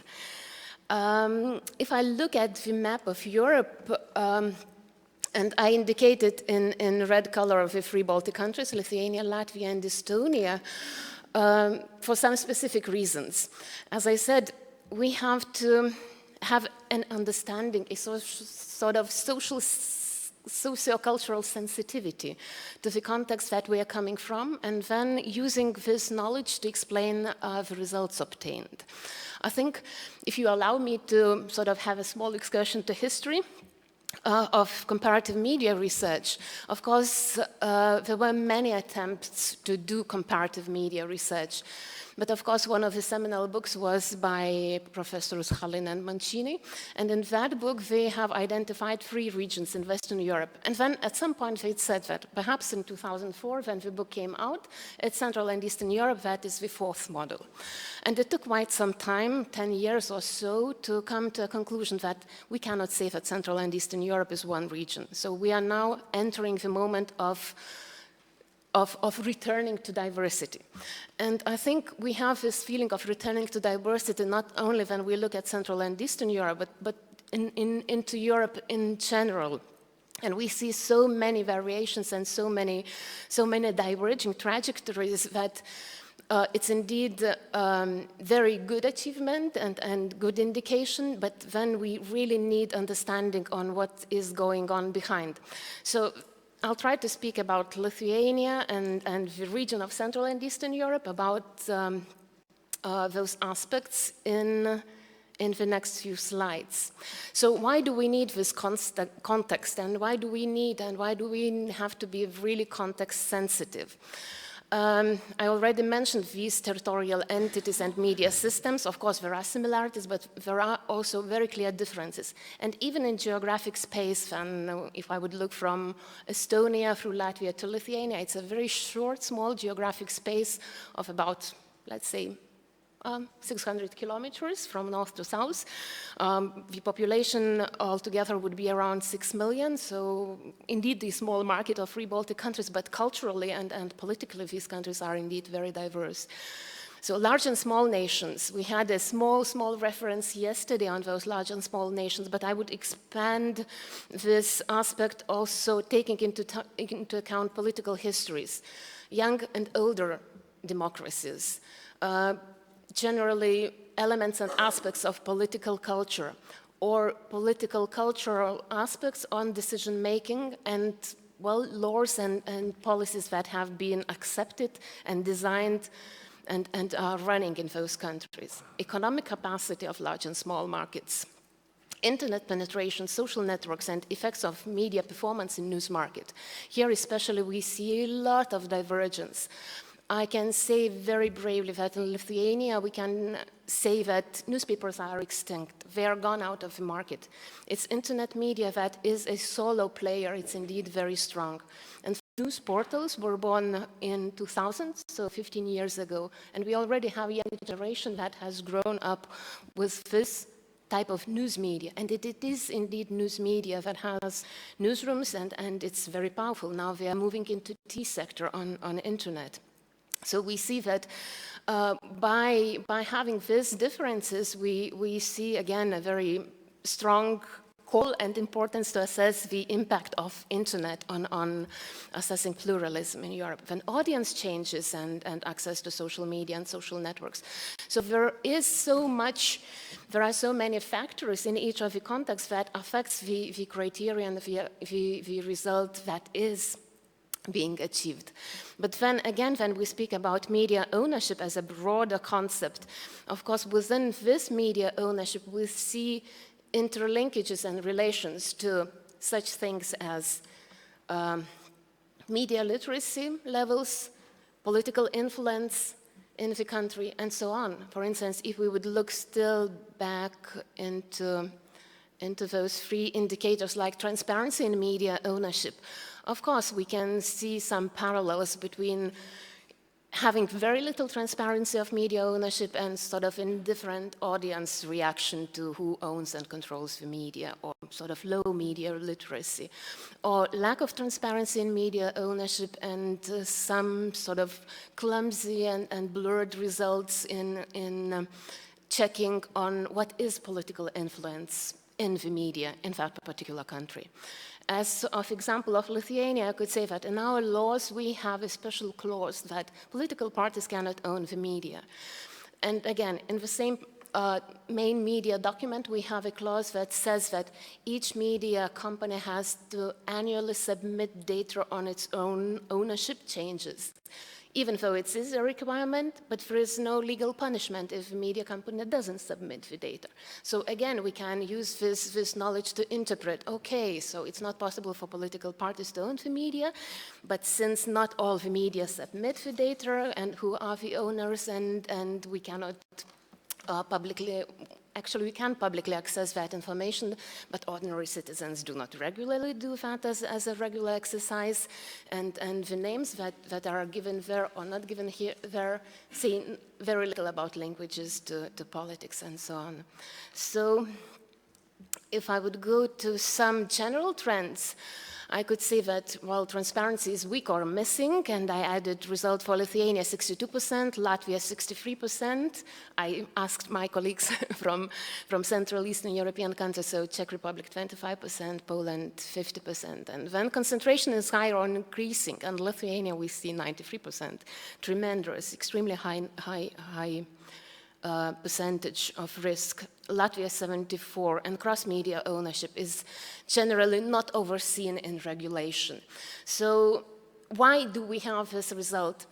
And knowing political culture in Lithuania, having been studying media transformations for the past 25 years in Lithuania, I can see a very strong parallel between the particular moment when Lithuania jumped into the life of democratic daily performance. It jumped unprepared. It jumped into the moment when neoliberal ideologies were going very strong, and hence, of communist times, we had a sort of allergic reaction to the role of the state. So hence, a very strongly, powerfully influenced market-dominated ideology was really implemented in all legal thinking. So as a result of this neoliberalist ideology and that excessive emphasis on market orientation, we have a very intense, very aggressive competition in the country going on. And this is not only in the media sector. If you take education, healthcare, and other social sectors, you can see parallels. Of course, the characteristics in some or another way may be different, but general tendency, general trends is the same. So a feeling of weakness of the state is in the air. So to conclude, and some observations, cross-media ownership and concentration is actively going on, and I still have a feeling that in a small market it is inevitable because of the audience size, because of the market size, but not only because of those. It's going on also because of different character in policies. So generally I could put it that the ideology of public service thinking is sort of vanishing. Maybe it's a general trend which goes on with neoliberalist thinking, but this is vanishing. Social media is becoming extremely important, and it is indeed changing news consumption and production strategies. And traditional sort of legacy media, let's say, they are really thinking over how to incorporate social media into their daily practices to generate bigger audience flow.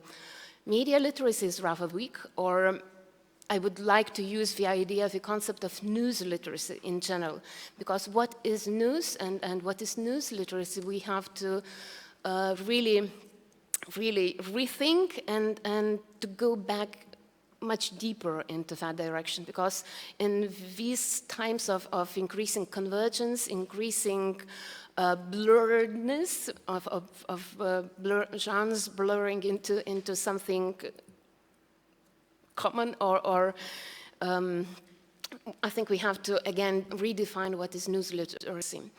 And then research-informed policy analysis and policy making is missing in Lithuania. That's the same pattern in Estonia and Latvia, that strategies and policies and reforms are linked with political cycles. So it's like sort of very short-term thinking, and long-term thinking is missing. So there is a question what type of data is needed to collect on the media field, and who will collect that data. I think somebody today already has mentioned this importance of having access or maybe participation with business companies who collect data on media platform. But on the other hand, we also see that a lot of data is collected by academia, by universities, and in many ways I think these are the new actors who should become stronger in policy shaping. So thank you. This was the last slide.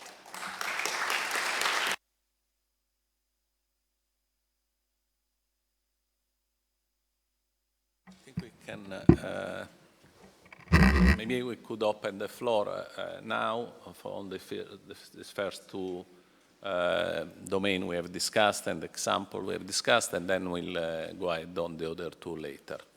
Sure.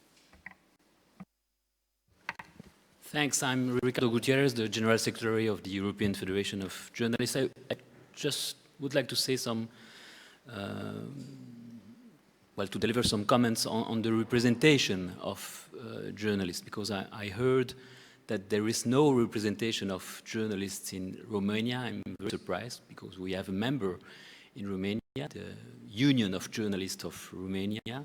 They are members of the European Federation of Journalists, of the International Federation of Journalists. They are also members of the global worldwide confederation of unions in the media and cultural sector, UNIMEI. So I'm a bit surprised by the fact that there is no representation of journalists in Romania. Mediasint, our affiliate in Romania, is part of a big confederation, FAIR. FAIR got something like 10,000 workers, affiliates. The other thing regarding the representation of freelancers, you should know that the European Federation of Journalists represent something like 300,000 journalists in 40 countries in Europe, and you should know that a third of our members are freelancers. So freelancers are today more and more unionized, member of associations or unions of journalists. And unions and associations of journalists are taking more and more into consideration the problems of freelancers. So there is no, discrepancy on the fact that it's right that we got more and more journalists working as freelancers, but that doesn't mean that they are not represented. Some of them are not, but more and more are unionized. Thanks. I wish to answer. I did not say that there is no representation, but there is no active and effective representation, because yes, indeed, Mediasint exists, but it has not, at least in the past years, done too many visible actions to actually represent and protect the interests of the journalists. So we consider this, and the experts have also agreed that though there are some journalistic associations, they basically do not really do anything enough to counteract to the problems that we have identified. Be a short answer, they do things. The thing is, it's more and more difficult for unions and associations of journalists to discuss with the authorities or media ownership. And for example, in Romania, there is no more collective agreements in the media sector.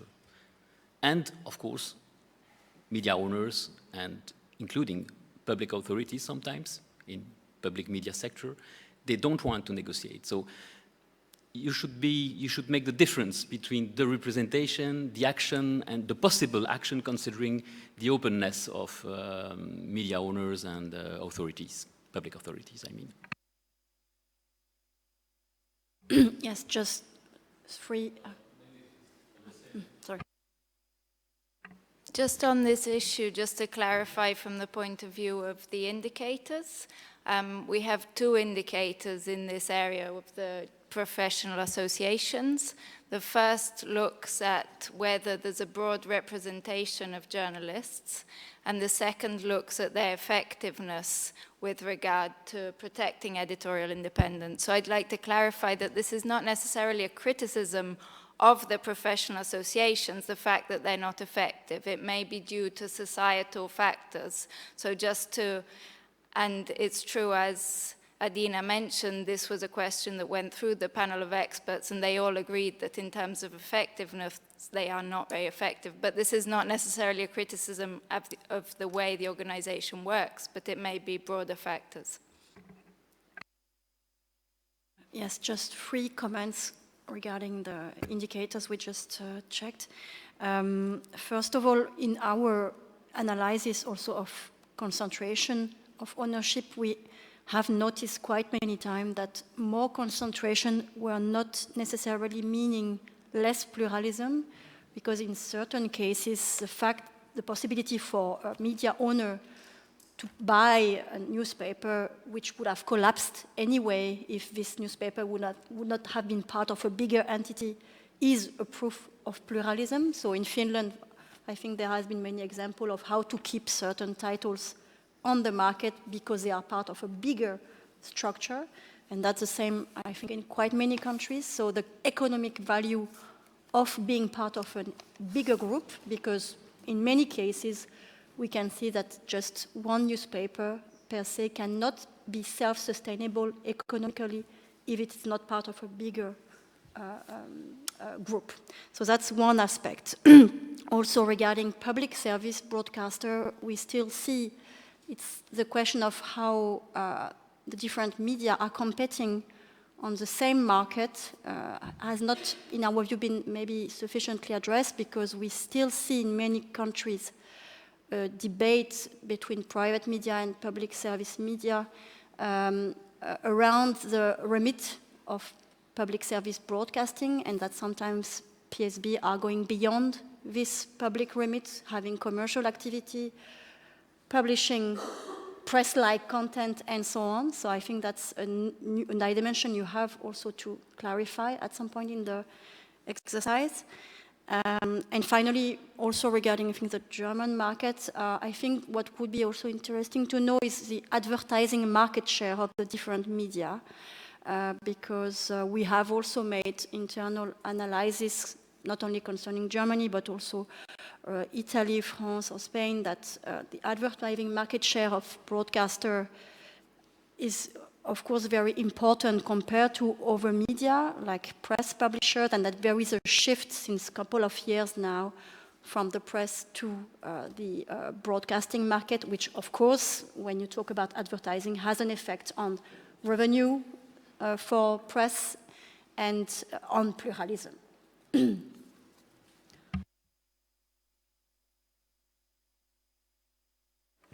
Thank you.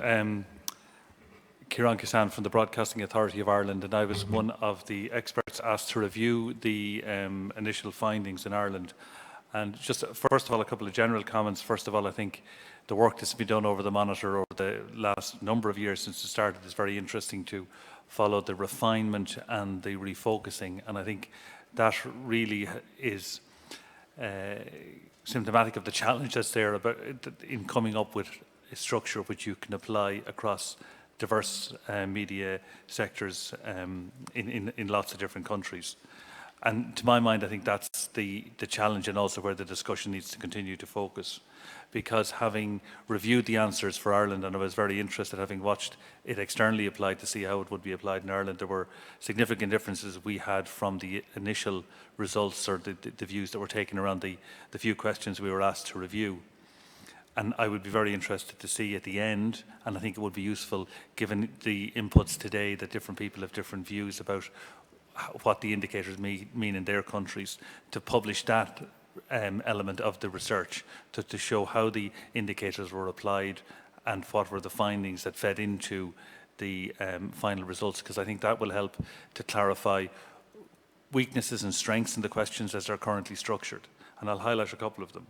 First of all, the one that's there around regional and local media. That differs depending on the kind of sector you talk about. In terms of press in Ireland, there is a structure for local, and also in terms of radio, but not in terms of television, because television is an international market. So we effectively operate in television as a region of the UK. And that has an impact on the whole television sector, but also in terms of news and current affairs coverage on television. And we have done research which shows that within the television, and television is, as was shown earlier in relation to Poland, and it would be quite similar in lots of markets, a very strong agenda setter in terms of news and current affairs. But we're quite well served by the BBC, Sky and other operators which operate in the UK, but they do not add to plurality of news in Ireland. So you've got to break out international news, even within TV, and national news. And I think they're the kinds of debates that are critical to really understanding the nuances of where countries lie in terms of this debate around pluralism. And the final point I'd make is that the Reuters Institute, which were your partner in the UK research, have recently announced an extension to the consumption research that they've been doing for the last number of years, which they included in Ireland in this year for the first time, and we sponsored that, and it was very useful. That's now being expanded in 2016 and 2017 to cover up to 20 countries across Europe. And that data, as a raw source of data, they are open to sharing it with partners for people to do additional analysis. And just going back to the comments that came up earlier today about the need for really current consumption data, especially looking at new media platforms and new media sectors. I think that's something which can add another leg to this research in terms of building in that consumption side, and hopefully to try and move the debate on. So thank you. Just a quick question. I suppose it's a bit the sort of elephant in the room. If we are finding out that there is this level of concentration across all the states that we're looking at, either medium or high risk, it's very difficult for the states themselves in an international market possibly to take action against their own media that might put them at a disadvantage. And I suppose the question is, where does one go from this? It's giving us more information about the concentration. And then to respond, I suppose, to the point Sophie's made, the economic pressures are enormous, and often that is leading to concentration, and the companies, in a sense, can't survive without that consolidation. But then what does that mean about how we regulate those companies, if we regulate them? And then if we look closely to ensure that perhaps if there are two titles that are carrying on, we have editorial independence, and that the concentration doesn't then mean that we actually lose the journalistic traditions that have been present in those organisations. So I think it's not, in a sense, good enough just to say that that's going into the market and leading to survival, but we actually have to look at the risks of still having one very large or two or four very large companies that are dominating the market, and the potential for those organisations actually to determine what citizens in Europe get to read. So I think that's, in a sense, not an absolutely ideal solution. And maybe since the monitor is, again, an holistic instrument, we have to interpret, in case these results, also in the light of other results in the monitor, for instance, the ones on inclusiveness, for instance, and those indicators that relate to public service media and pluralism, in case that can balance maybe the concentration of ownership and the risk of less pluralism according to the market concentration. I just want to point it out that the monitor must be seen as a whole, maybe.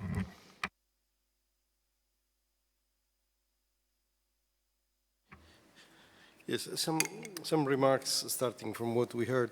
The first is that I was very impressed by the data presented about the German case, where finally there is something that corresponds to what I was mentioning before, the correct weighting of the media influence. That is not necessarily the audience, and not necessarily the number of copies distributed, etc. But unfortunately, I think that that kind of analysis doesn't exist all across Europe, even if it is the most appropriate and the most important.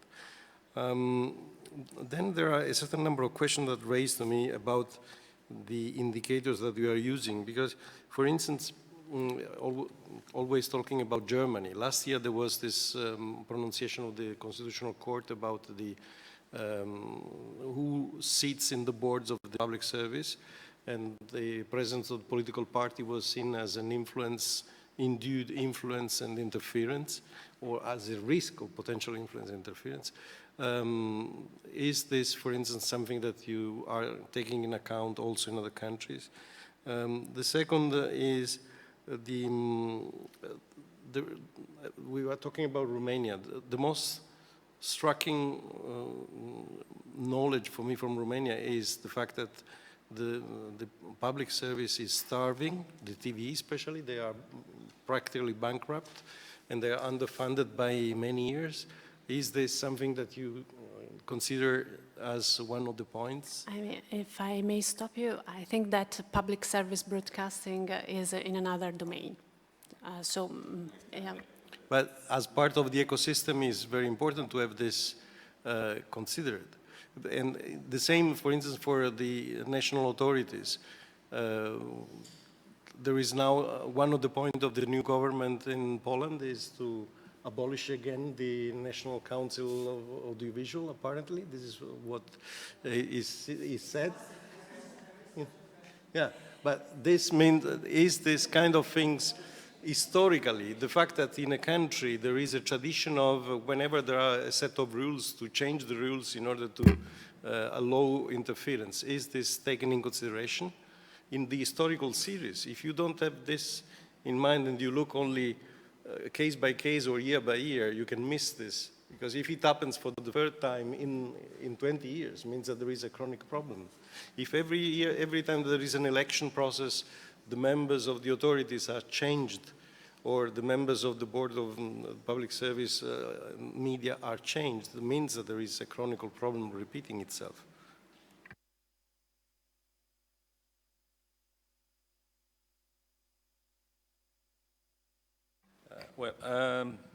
Obviously it's impossible to, many of the issues that were raised are valid, and I wanted just to make one consideration over on what, on this ownership results. If you, the one of you that know about the 2014 monitor, we were all a bit surprised to see that these levels of concentration were extremely high all over almost in the 2014 exercise. This year the exercise is showing concentration as a problem, a major a risk, but in a differentiated way. And also one thing we have learned is that while last year there was this idea, well, small markets are concentrated by definition, the monitor of this year is showing that it's not like this. So, and this is an interesting thing. We have to understand. It means that there is no automatic ultra concentration of market. It depends on several factors, and we have to study this factor. Then, obviously, this is a risk instrument. So let's not say that concentration is something you cannot deal with. It depends on a lot of other things. But certainly it's telling you, as Rachel was saying, that maybe if you have too much concentration, you have to have some balance in the rest of the system to make sure that there is an equilibrium in what is happening in the country. So again, it's a warning system. It's telling you something. And then you have to see if you can act some way out of this information. Then clearly there is the issue of the advertising. We'll come back also on this probably later on another domain, so I don't touch too much on this. Yes, there are some specificity also on what was said by Kisan about the particularity when you have a language border and you have, for instance, a television, like you are exposed to a situation in which the language allows you to have a strong influence of television, like in this case the UK television and the Ireland television together. These are clearly particularities that are very important, and the monitor should be able to somehow take this into account.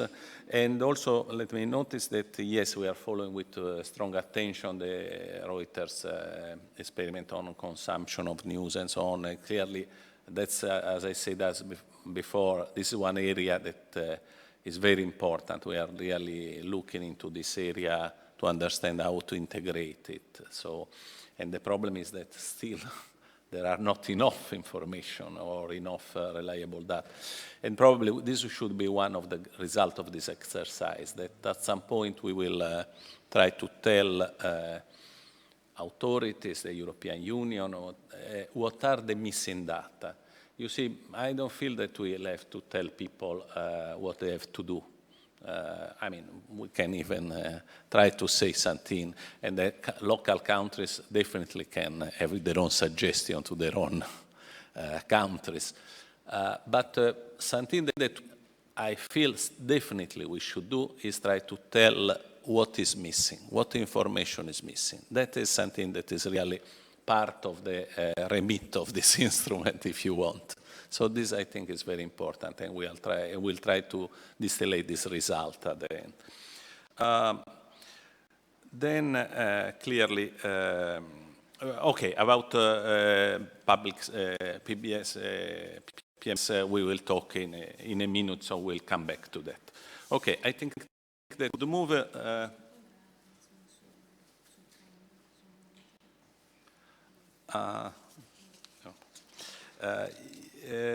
So we'll move for the political domain. We do this, Maya, now. Yeah.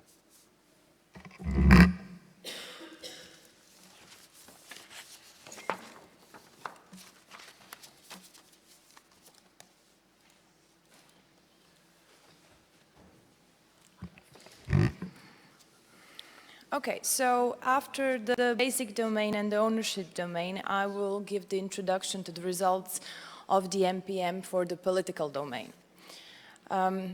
In short, how to describe what we are looking at here is to say that the political domain assesses the existence and the effectiveness of implementation of regulatory but also self-regulatory safeguards against biased representation of political viewpoints in the media, but also the extent of politicization over media outlets, media distribution networks, and news agencies.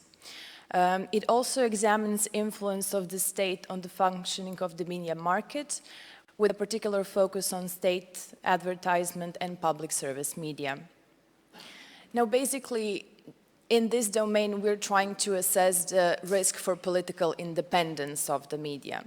And we acknowledge the fact that the discussion is particularly in Western democracy, shifting towards the influence from commercial entities, particularly owners and advertisers, we still think that this is one of the most important influences and that there are perhaps most ways in which political actors can at least try to influence the media. So in this domain, we have 6 indicators. The first indicator, political bias in the media, is looking at the politicization of the media content. Then we're looking at the politicization of control over media outlets. Here particularly we mean of commercial media. Furthermore, P3 is looking at the politicization of control over media distribution networks. We are also looking at state advertising, the independence of the PSM through both governance and funding, and at the end, the independence of news agencies and news aggregators. So to go directly to results, this is a map in which the results per country are mapped. As you can see, 7 countries are scoring low risk, 12 countries are scoring medium risk.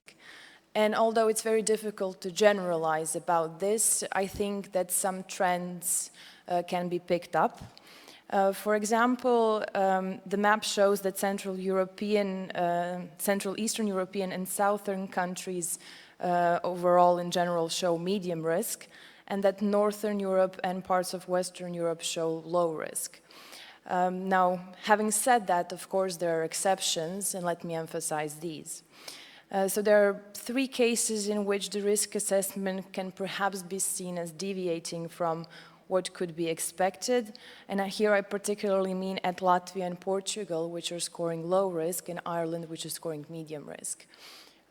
As Aukse has just described, it's very difficult to generalize, and we're moving towards seeing the differences between countries, so I think it's important to emphasize this. Let me say just a couple of things about Latvia, perhaps. Latvia is the only country of the ones that we have looked at during this pilot implementation, the only post-communist country which scores low risk. Let me just also say that according to the Freedom of the Press Index, Latvia is considered free, not completely free according to the Reporters Without Borders, but it shows very positive developments over the past few years. Specifically, it made a 9 positions jump from 2014 to 2015. The way how it differs from other post-communist countries which are captured in this sample is that it has detected low risk from the politicization of media outlets, meaning commercial media, and also news aggregators. Specifically, the analysis has shown that the biggest news agencies in Latvia are not related to the state. Also interesting example is Portugal, which is different from other southern countries, in which perhaps we could have expected some kind of political influence because southern countries have been known for having a lot of political influence over the media. I have to say this isn't completely surprising because if you look at other indices which are trying to tap into the freedom of expression in the media, Portugal usually rates much better than other southern countries. And in relation to them, how Portugal differs is that it has low risk for state advertising and the politicization of the public service media. And finally, Ireland is different from other Western countries, particularly according to indicators, those related to state advertising and the politicization of PSM, where it scores higher than other Western countries. Before going into the analysis indicator per indicator, I would just also like to stress that the countries where low risk has been indicated at the wall score no high risk for its indicators. So indicator P1, political bias in the media. It is looking at the politicization in the media content. It's looking for regulatory and self-regulatory safeguards and the practice in reporting. The indicator was consisting of 4 sub-indicators or 4 groups. So what we were looking for is the overall political bias in the public service media, then particularly bias in the public service media during electoral periods. We were also looking at external pluralism, so whether political viewpoints are represented in commercial media, but within the entire system. And we were also looking at political advertising. Now, the results of this show a very complex situation. We have 5 countries scoring medium risk and 14 countries scoring low risk. And overall, so the picture shows that most countries are, according to this analysis, at low risk, with perhaps a couple of surprises. Here I particularly mean at Finland and Austria. Of the countries who score medium risk, Austria, Slovenia, and Poland, they have also medium risk for the overall political representation of viewpoints in the public service media. For example, Austria has no body which would monitor whether content is biased or not, and also the analysis has shown that sometimes the Austrian PSM shows biased representation of political viewpoints. Romania is a country in which high risk, the only country in which high risk has been detected for external pluralism. So meaning that the commercial system, media system within a country does not seem to represent all political viewpoints. Austria and Finland have also detected medium risk for electoral campaign bias on PSM. So these are also the 2 countries in which during electoral periods the assessment was made and confirmed by the group of experts that not always the PSM shows proportional and unbiased representation during electoral campaigns. And finally, we also looked at political advertising, and the highest risk for this sub-indicator within this indicator was detected in Luxembourg and Netherlands because it was found that these countries do not have regulation which would ensure any kind of equality among parties in advertising. The next indicator, so P2, politicization of control over media outlets. Here we were looking at the extent of politicization of commercial media by examining the audience shares of the politically affiliated media. We were looking at the transparency of ownership, so whether the audience knows who owns and controls the media. But we were also trying to balance this with the existence of some kind of self-regulation and effectiveness of this self-regulation with regards to editorial independence. Now, first of all, I would like to point out that there was a problem with collecting data about the audience shares of politically affiliated media because this information is missing for a lot of countries. And during discussion with the local teams and some stakeholders, it was agreed that this kind of information should be available, and it is perhaps something to talk about. With regards to the results, it seems that, according to this analysis, that Northern and Western European countries do not seem to be at a higher risk, and also that all countries in which high risk has been detected are Central European countries, particularly post-communist countries. However, it is impossible to draw any conclusions or generalizations based on this, since, for example, as I've just said, Latvia scores low risk, Austria and Ireland, for example, score medium risk. One of the most interesting cases with regards to this indicator is the Maltese case, because Malta is famous or infamous, as you wish to see it, for the fact that the 2 major political parties own their own media. So they have television stations, radio stations, and papers. However, Malta scores medium risk because the political parties' media does not have a significant reach. The media transparency, the transparency of ownership is very high, and also the country has very good measures to ensure editorial independence. The indicator 3, the politicization of control over media distribution network, we have found it to be least problematic across Europe. The only medium risk case was found in Lithuania, in which all 3 distribution networks were declared as at medium risk by the local team, since there is apparently some evidence that some of these distribution networks were politically affiliated. And just to clarify, we were looking at the distribution networks for television, radio, and print media. P4, state advertising, one of the most complex indicators when it comes to results. We were looking at the regulation of state advertising, its distribution, and also we were trying to find information about the share of state advertising market per medium. The biggest problem, similar to the indicator P2, was the no data.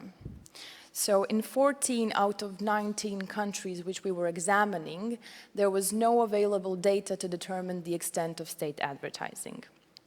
And in most countries, this was declared as problematic. Also, if you look at the histogram, 7 of the 9 countries scoring about 50% are new democracies. And perhaps the most illustrative case is the Croatian case. I don't know how familiar you are with it, but the former prime minister who was in power from 2003 to 2009 is currently jailed because of the misuse of the state funds, which were channeled through a marketing agency and further to the media. A lot has been said about the public service media. Indeed, we are looking at it. So alongside trying to determine the biased reporting in the PSM media, we're also trying to see the risk for the independence of PSM through 2 main elements. One is its governance, which is particularly reliant on the appointment of its boards, and the other element is funding. Risks were detected, as you can see from the histogram, in Central, Eastern Europe and Southern Europe. And I think it's fair to say that this is more or less expected, because in these areas there is a history and a tradition of the political influence over the media. There are a couple of exceptions which is worth mentioning. For example, Portugal, which scores low risk. It's one of the examples in which the monitor is seen as picking up on new developments, because in 2014, Portugal has straightened its appointment procedure and there is a new body, the General Council, which is making the appointment procedures for the board more democratic. Also, Croatia, we just mentioned it as a very bad example in state advertising. However, when it comes to PSM, the analysis has shown that there are very clear appointment procedures without any conflicts, and that the funding is transparent and not reliant on the state. However, again, and perhaps surprising for Ireland, the medium risk for Ireland is a reflection of the fact that the government has heavy influence on the appointment of the boards of the PSM. The final indicator in the political domain is P6, the independence of news agencies and news aggregators. Here we were looking at the market share of the news agencies and also their relationship with politically affiliated bodies. So I need to emphasize that this risk assessment isn't just showing the risks for political independence, it also shows market concentration. Now, the independence or political influence over news agencies is not something which is usually perhaps looked at in these kinds of analysis. And an argument can be made that news agencies are decreasingly important in the modern markets. However, if we think that in many settings, journalists are due to many restraints reliant on copy-pasting from news wires, so the famous journalism, and also that news agencies are still relevant providers of news information, combined with the information that Europe has a tradition of having monopolies in news agencies, which are very reliant on the state, we consider this indicator important to be monitored. I would, before saying something about the results, I would also like to say that in 3 cases, Ireland, Malta, and Luxembourg, this indicator was coded as not applicable, so it didn't go into the assessment for the risk domain.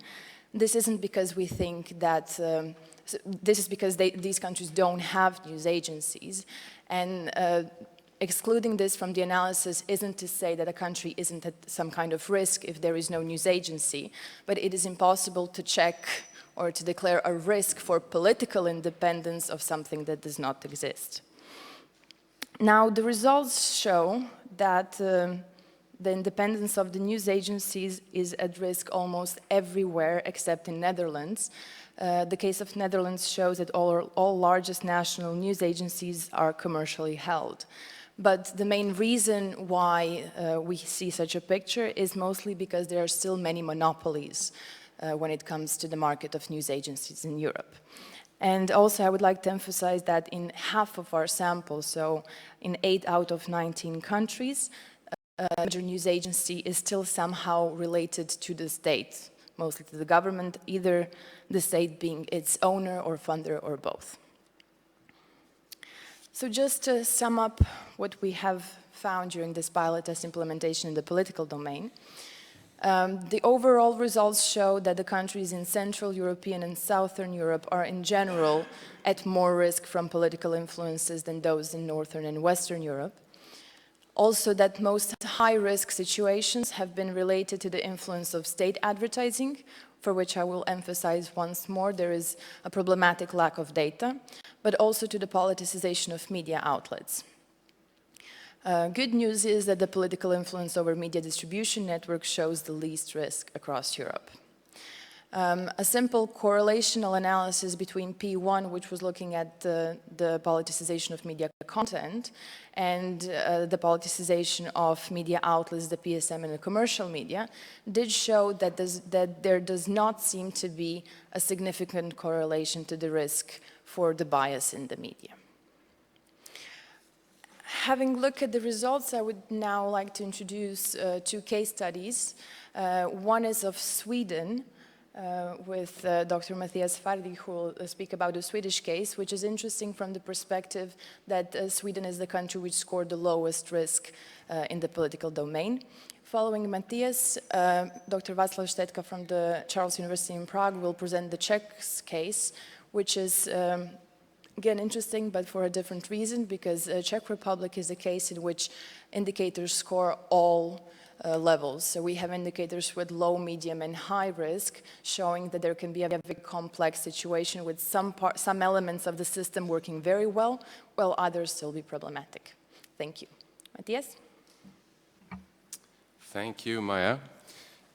As Maya said, Sweden is considered to be an interesting case since it scored the lowest risk within the political domain, more specifically 70%, which I'm, of course, is very proud of and so on and so forth. But at the same time, I think I can dig a little bit more deeper within the more specific indicators here.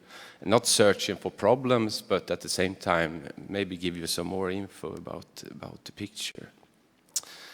And if I should say something more on a general level about the indicators and political bias in the Swedish media, it's regulated both when it comes to the Swedish Radio and Television Act, and also combined with specific bullets in the broadcasting licenses as well. And it's not just about the public service media, but also when it comes to trying to give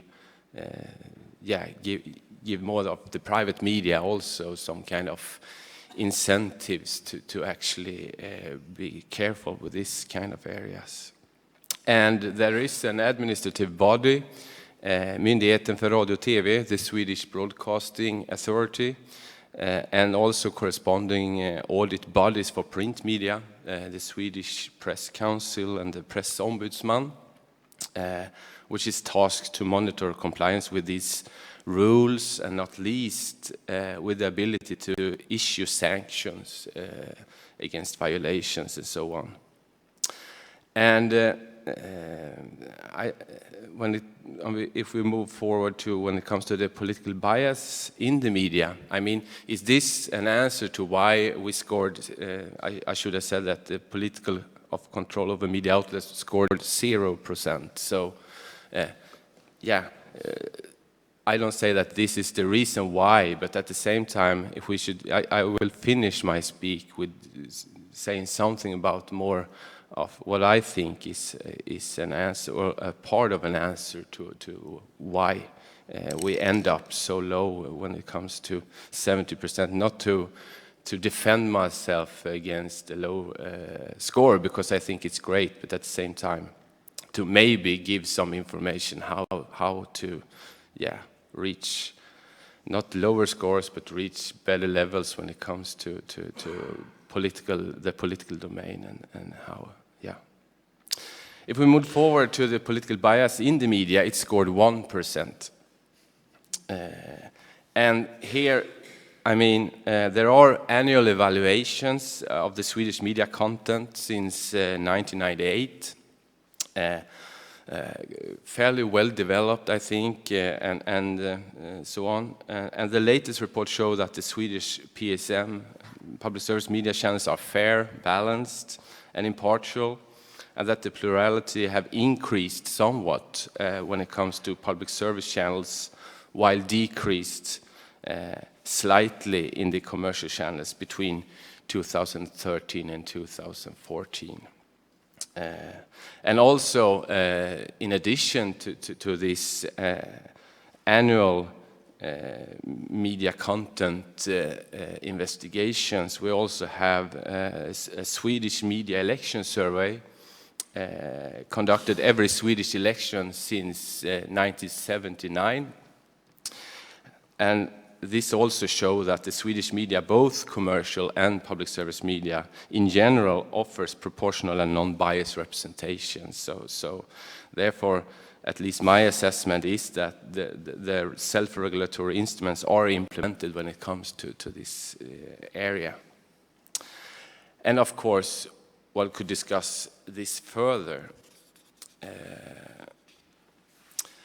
Another indicator I find, if we speak in terms of medium risk, actually, because Sweden turned out to be a medium risk country when it comes to state advertising, for example. And to give you a little bit more information, when it comes to the regulation on distribution of state advertising, we have the same problem as Maya said, to actually find data on this event. But at the same time, not finding compiled data on this is not the same as I don't think that there are data somewhere. We are crazy about collecting data in Sweden, to be honest. But I find this result very interesting. First of all, state advertising is covered and regulated within the Swedish Marketing Act. But as I said, I find it impossible to say anything substantial about this because of the lack of this compiled data. But however, my conclusion is that if there is no such data, this can of course be really problematic in terms of risks, of course. I think of, for example, when it comes to competition on equal terms, to determine whether the tax money spent on state advertising is on a reasonable level, for example, and not least to ensure compliance with the law. If we have a law about advertising, it could be good to actually have possibilities to evaluate how this is compliance. And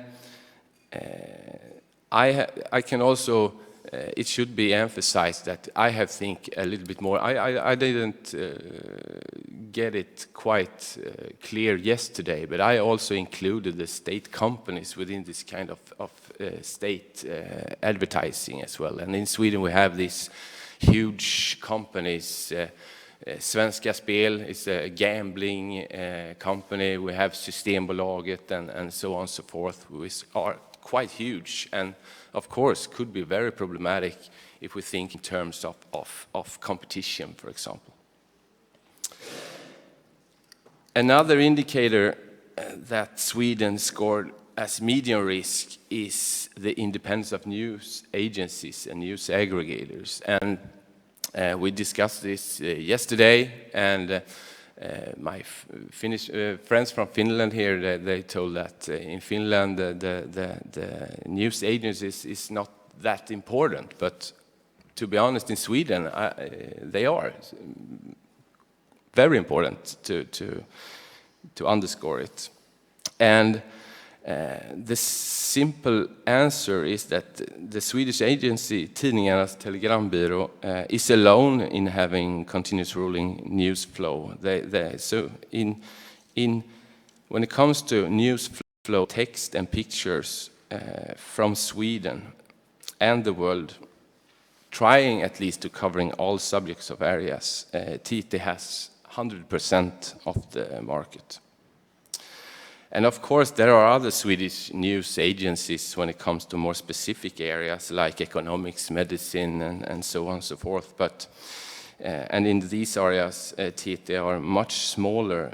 But when it comes to daily, news flow on daily basis, actually TT has 100% of the market. And in terms of rewriting news, they are a news producer like a media company whatsoever that other could use. And in terms of evaluating the relationship between TT and the political groupings, this can of course also be discussed, but I interviewed the people within TT, and they told me that this is totally privately owned by the largest Swedish media houses, and stands, at least then according to themselves, free from any government, religious or political spheres. Thank you very much.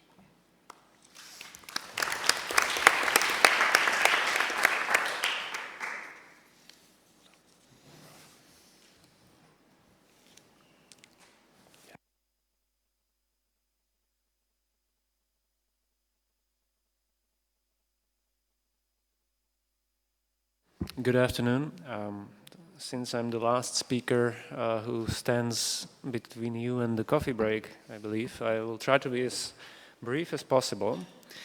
Thanks for the invitation, and thanks for the opportunity to speak in a more detail about the case of the Czech Republic at this forum. As Maya already explained, the reason why I was invited to share some more in-depth results from my country was that the Czech Republic happened to score in a way which differed from the patterns, the kind of standard patterns for this political domain, because the results were really a bit of a mess, including high risks, medium risks, low risk levels across the board. So I guess this is an opportunity to discuss more what's behind those numbers, and perhaps also it might give an incentive for a future reconsideration of some of the indicators. So the implementation of media pluralism monitor in the Czech Republic shows an overall medium to low risk for media pluralism. 3 out of 4 basic main domains scored within the medium risk level, while the basic domain, as in case of most other countries, was the low risk, displayed a low risk. While the political and inclusiveness domains are on the verge between low and medium risk, the ownership domain, on the contrary, shows that an inclination towards a high risk. It's just a few percentage points from the high risk. So this is the main problem, clearly, for the Czech Republic: the high concentration of media ownership, and particularly the cross-media ownership concentration, which was already displayed on those tables and maps before. So let's speak about the political domain: 34% medium risk. As I said, if we go or look at the particular scores for each indicator, the scores look like a seesaw. They jump from low to high and back to low again. 3 out of 6 indicators really don't suggest any huge problems, in particular the political bias in the media, politicization of control over distribution networks, Slightly more elevated is the number for the independence of public service media governance and funding. Then we have 2 indicators showing medium risk. And finally, state advertising, again, in line with the results produced by most of the countries, that is the real problem, high risk assessment. So let's look at these indicators in a more detail. Indicator P1, political bias in the media, scored, the average score for this whole indicator was 4%, which seems like a low number, even for me and for our team. We were quite surprised about this, but this is clearly because of the composition of indicators and the type of calculations behind them. But so if we look at the variables, we can say that indeed the monitoring bodies for public service media and the self-regulatory mechanisms are more or less in place. It's not possible to buy political advertisement in the Czech Republic. It's prohibited by law. There have been regular monitoring procedures or an analysis, content analysis of the reporting of Czech television, public service media, and they do not report any systematic bias. And we haven't had lately any major scandals or problems regarding the news reporting or mediatization of election campaigns or the space allowed for the candidates. However, there are some problems even within this generally low risk indicator, mainly related to the fact that the self-regulatory mechanisms are not fully transparent. This is a problem for some commercial media. For example, television TV Nova, the largest commercial television station in the country, allegedly has a code of ethics, but it cannot be seen. It's not on its website, and it's basically not displayed to the public.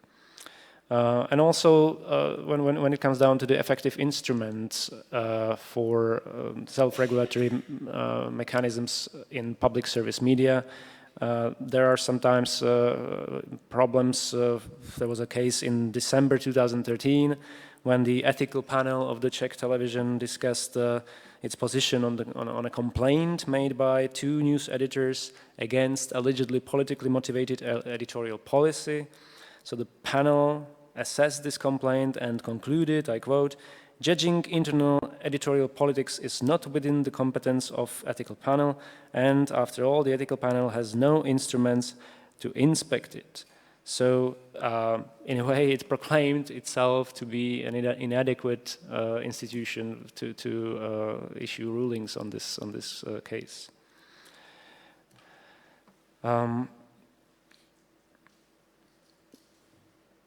The politicization of control over media outlets, that's on the contrary much higher risk, or medium risk, but much higher compared to the previous one, 54%.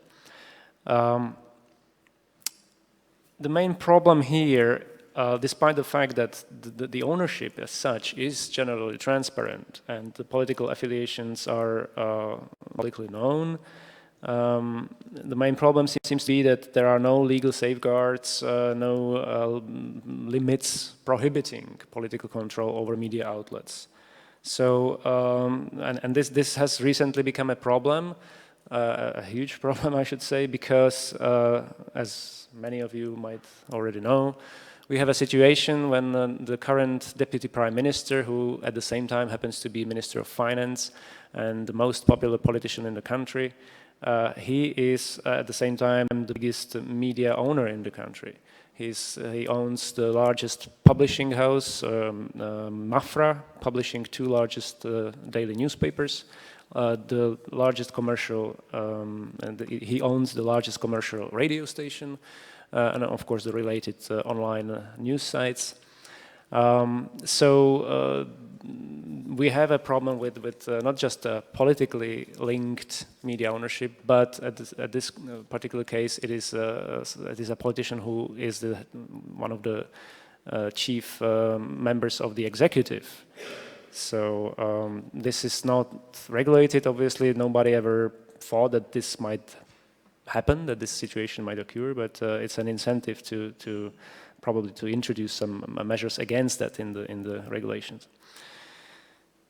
When it comes to the control over media distribution networks, these are entirely owned by transnational or either by transnational corporations or corporations where we do not suspect any political linkages. There is an issue with the fact that the market in distribution networks is not fully competitive. For example, in the newspaper segment, there is a very much duopolistic arrangement of two distribution networks. But it hasn't been really an issue which would be causing a public concern in the recent years. The biggest problem, as I have already announced, and what you have seen from the previous tables and maps, is the state advertising. The fact that although we can say that state advertising, that the overall value of the advertising market is really huge, big in comparison to the amount of money which flows into that from the political parties.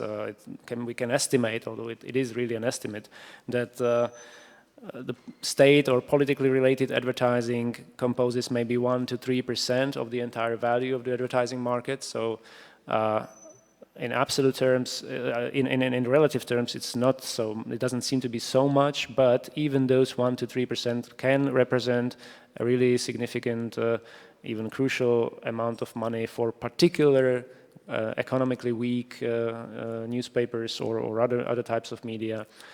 So it can have an effect.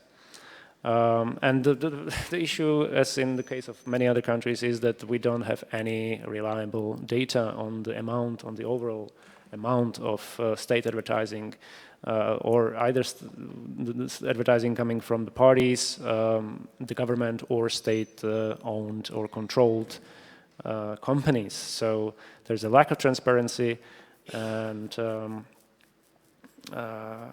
there's also an issue of the media buying agencies, or media buying agencies, whatever term you want to use, because those might be an important intermediary between the state and political party and the media, and they can really decide where the media from the state, where the money from the state ends up in, which particular medium will be favored and will get access to this money. And in the Czech Republic, we have had history of media buying agencies being politically linked and serving as an instrument of political manipulation.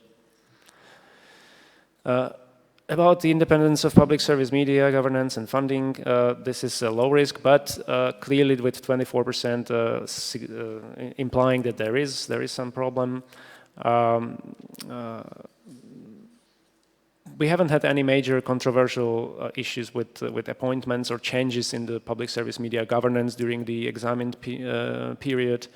And actually, when it comes to the law, it has been sort of strengthened in course of the years through legislative amendments, so guaranteeing greater independence of public service media governance.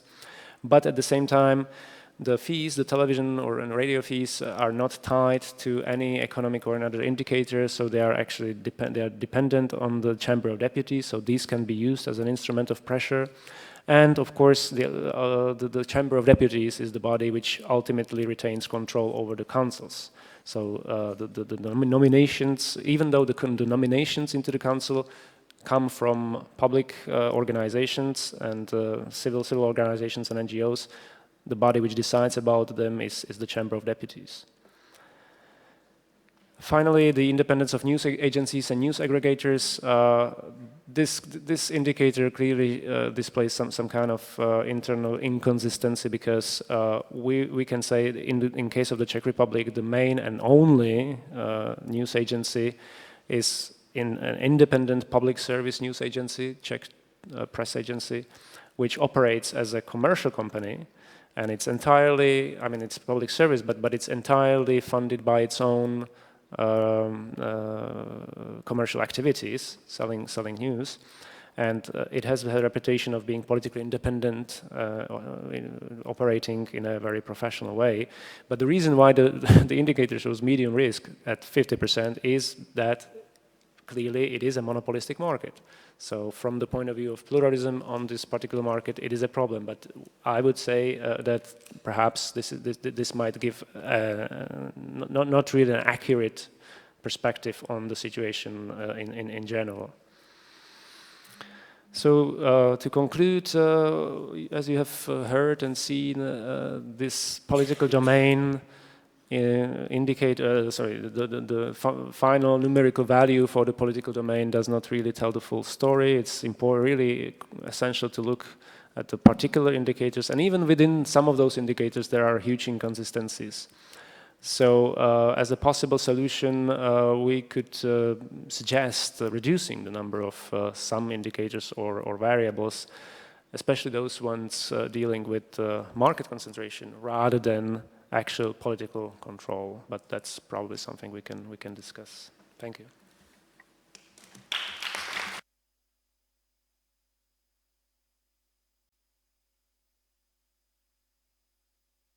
We are perfectly in time for coffee break. So we stop and we continue later.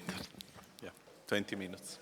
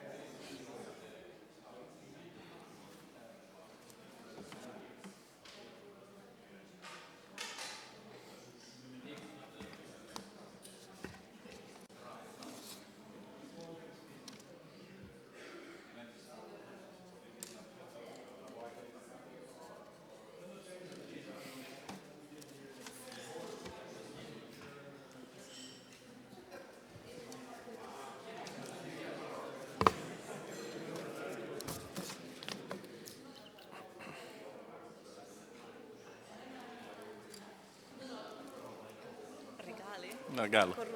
Corruzione. Ok.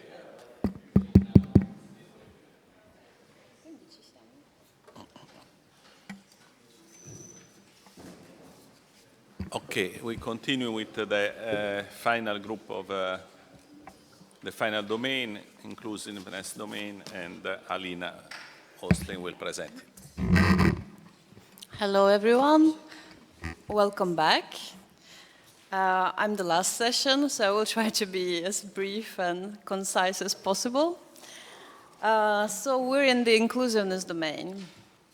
In a few words, the inclusiveness domain is about access to and use of media of different groups in society. And we're looking particularly on legal safeguards and on the actual practice of access and use of media. The groups we're concerned with are social and cultural groups including minorities and local communities, as well as people with disabilities. So if we look at the results across the whole domain, we see that there are no high-risk countries that score across the domain, high risk across the domain. There are few countries within the low-risk band, and they are mostly northern countries, like Finland, Sweden, Germany, Netherlands, and Austria. And the rest are scoring medium risk. So going more into each indicator, the first one is concerned with access to media of social and cultural groups and local communities. And this is an indicator that looks at access to airtime on public service media channels to different social and cultural groups. It looks if PSM actually involves local communities in production and distribution of content. And as one of the issues, if PSM broadcasts local news programs. So you can see that here the situation is similar to the domain results, but we have a little bit more risk. And the risk appears, the risk appears in the smaller countries.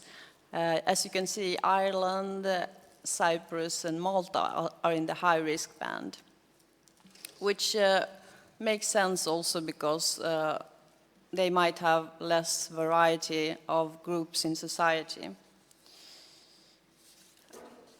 Going to the second indicator, we have media platforms for community media. And this indicator is concerned with legal safeguards in practice when it comes to recognition of independence of community and minority media. And it focuses mostly on minority media where we look at access to media platforms for minority media. We examine funding and policy measures for minority media. And we look at ratio of TV and radio channels as well as newspapers reserved for minorities. So you see there are even more high-risk countries in the picture now. And these are, again, smaller countries with the exception of Spain.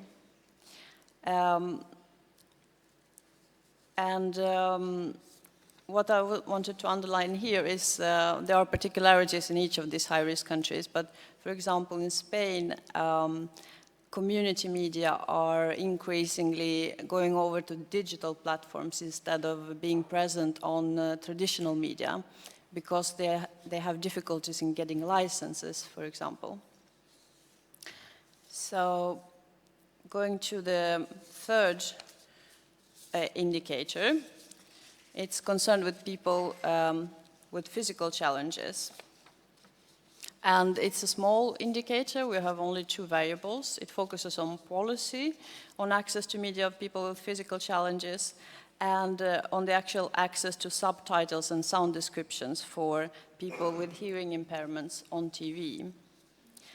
And here you can see there is basically, well, there is no high-risk country, so the situation looks very good. We have many low-risk countries all across Europe.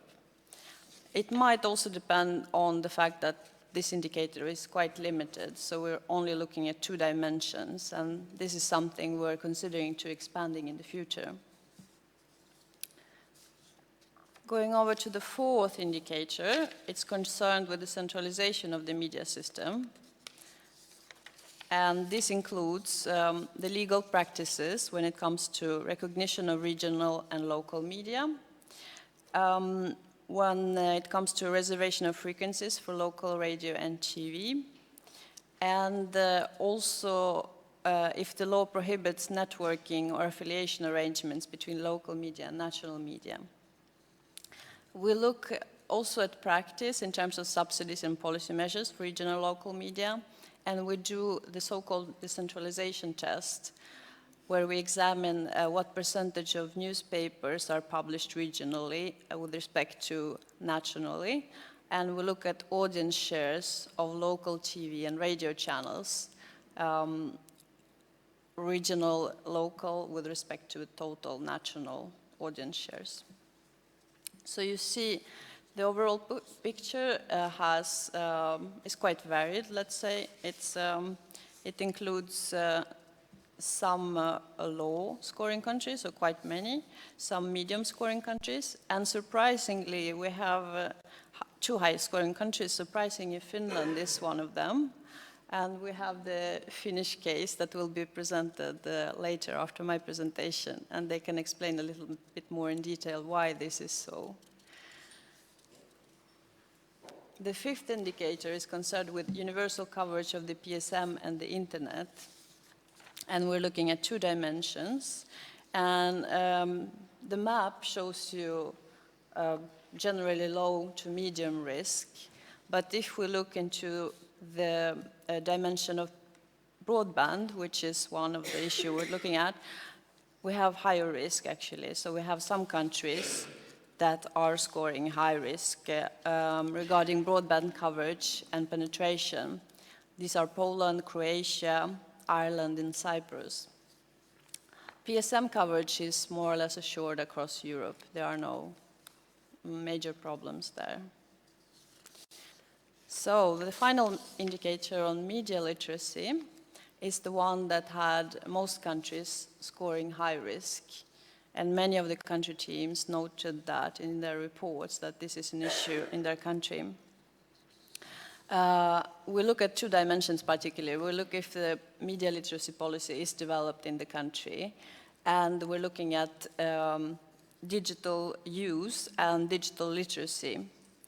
So these high-scoring countries are, many of them don't have any media literacy policy at all, and have use of the internet and digital literacy that are below EU average. This is what the map shows. So basically, briefly, this is the situation in the inclusiveness domain. And we have 2 case studies that will look a little bit more in detail of Netherlands and Finland. So I would like to welcome Miriam to present her case.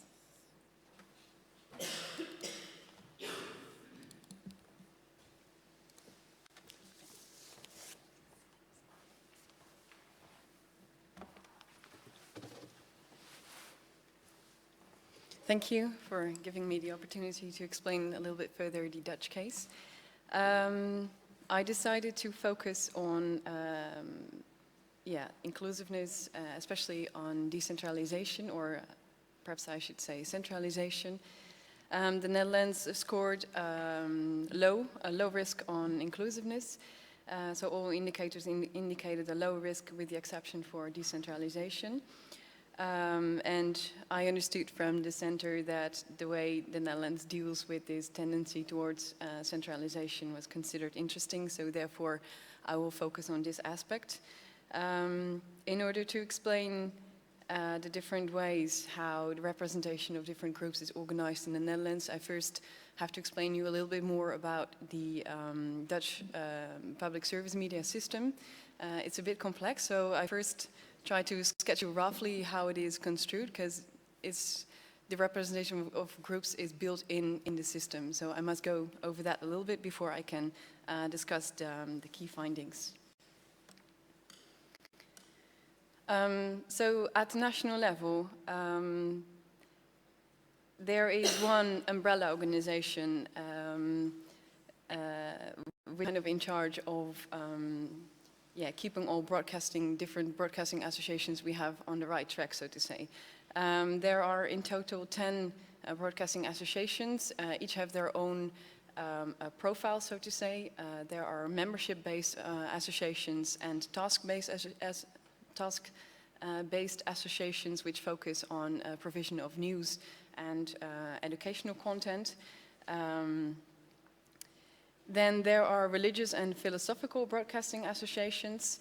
At least as of now, there are still a few left, but these are merged with the membership-based ones. And this is where religious and philosophical groups within the society are represented. So every broadcasting organization, depending on the size of its support, so to say, so the number of members, based on that, they will get a certain amount of airtime, and this is how their programming is distributed at the national level, so to say. Maybe something important to mention is that if you don't know, up to the 1960s, the Dutch society was pillarized, and hence also the media system. And to some extent, I think you can see the remnants of this system still in the organizational structure. In terms of finance, 70% is based on national government, subsidies from the national government, and 30% approx is derived from advertising income. If we look at the regional level, there are about 13 regional public service media broadcasts, which are also financed by the national government. And then there are the local public service media. One of the big issues is that in 11% of the local communities, there is actually no local PSM. Another remarkable issue, according to the center, was, or like finding was that there is a maximum of 1 license per community. Actually, it barely happens that there are more applicants for a license in a community. As a matter of fact, as I just said, there is actually a lack of local public service media. The municipalities play quite an important role from the perspective of financing, because they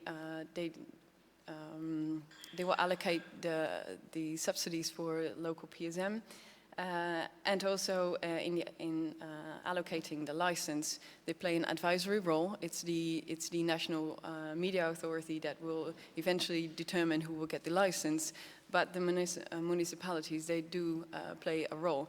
And I think that raises an issue from the point of view of independence. The financial situation generally is problematic.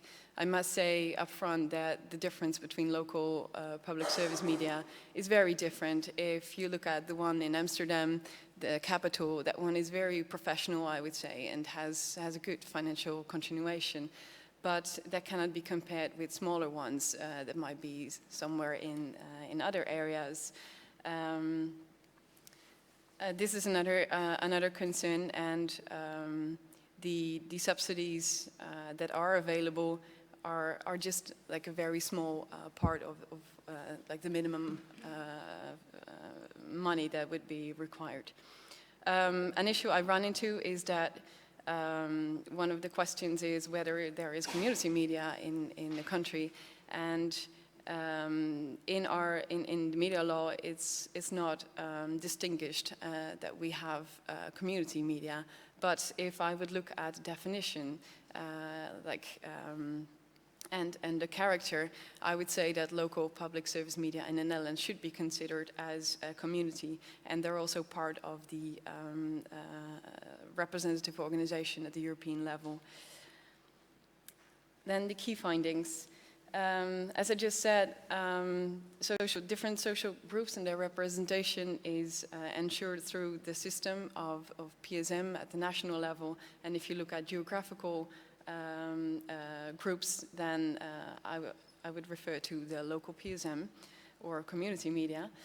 Another group I did not emphasize, sorry, I forgot to flip this one.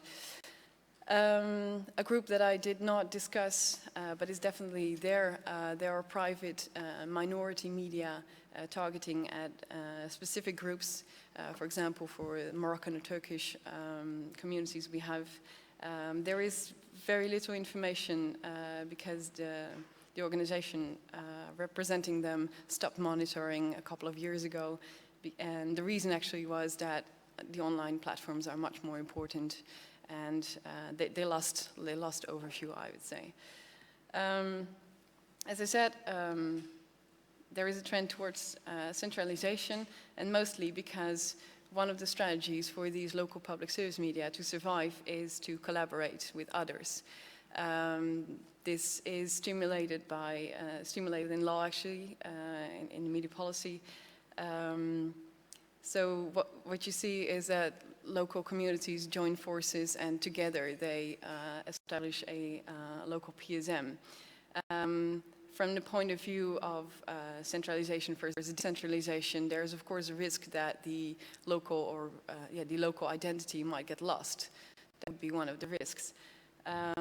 However, this tendency has been signaled already quite a few years ago, and in Holland we perceive it as a strategy that collaboration would allow some continuation, whereas the other alternative would be that there is no PSM in a local area.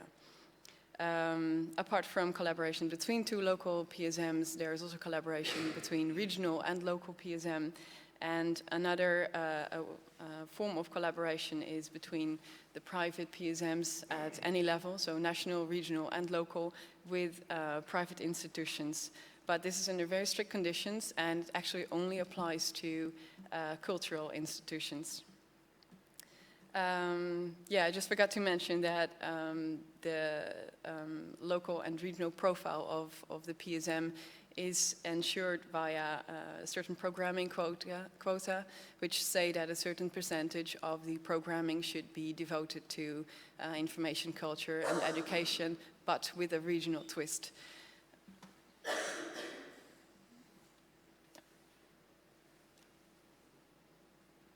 To conclude, I would say that a local news provision, when talking about inclusiveness, is a main concern, and one of the recommendations would be to ensure the financial position and independence of local PSM would be to make one body responsible for the allocation of licenses and subsidization, which is now the responsibility of the different municipalities. And again, I cannot stress enough that the collaboration, which might be a risk from the point of view of centralization, is in the Netherlands seen as a chance to ensure continuation of local news provision.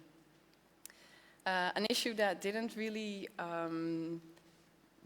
come out of the results is that there is also an issue with local newspapers. So there are communities in which there is no local PSM nor a local newspaper. And I think the problem that it didn't really show from the results is that I didn't have data about local audience shares. And so there is an indicator in the monitor, but I think for the Dutch case, there actually should have been a question just simply asking, is there such a thing as news provision at the local level in every, is it ensured in every community, or however you define it? Yeah, that's it, I guess. Thanks.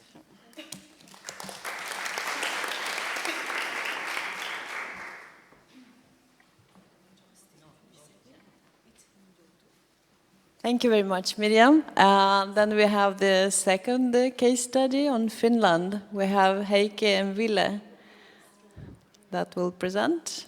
And Finland is also one of the low-scoring countries overall in the domain. So it will be interesting to hear their findings.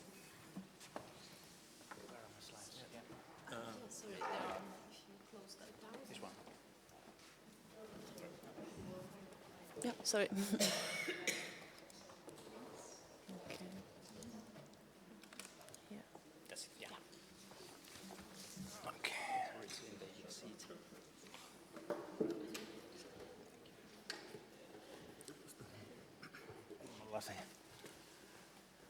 All right, evening everyone. We're twin brothers here presenting this session.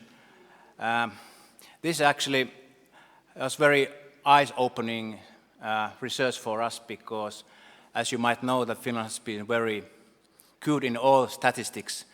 Best freedom of information, best access to information, best safety for journalists, best everything in the world. But now I have calculated that only 50% of the risks of Finland are low, or another half are medium or high risks.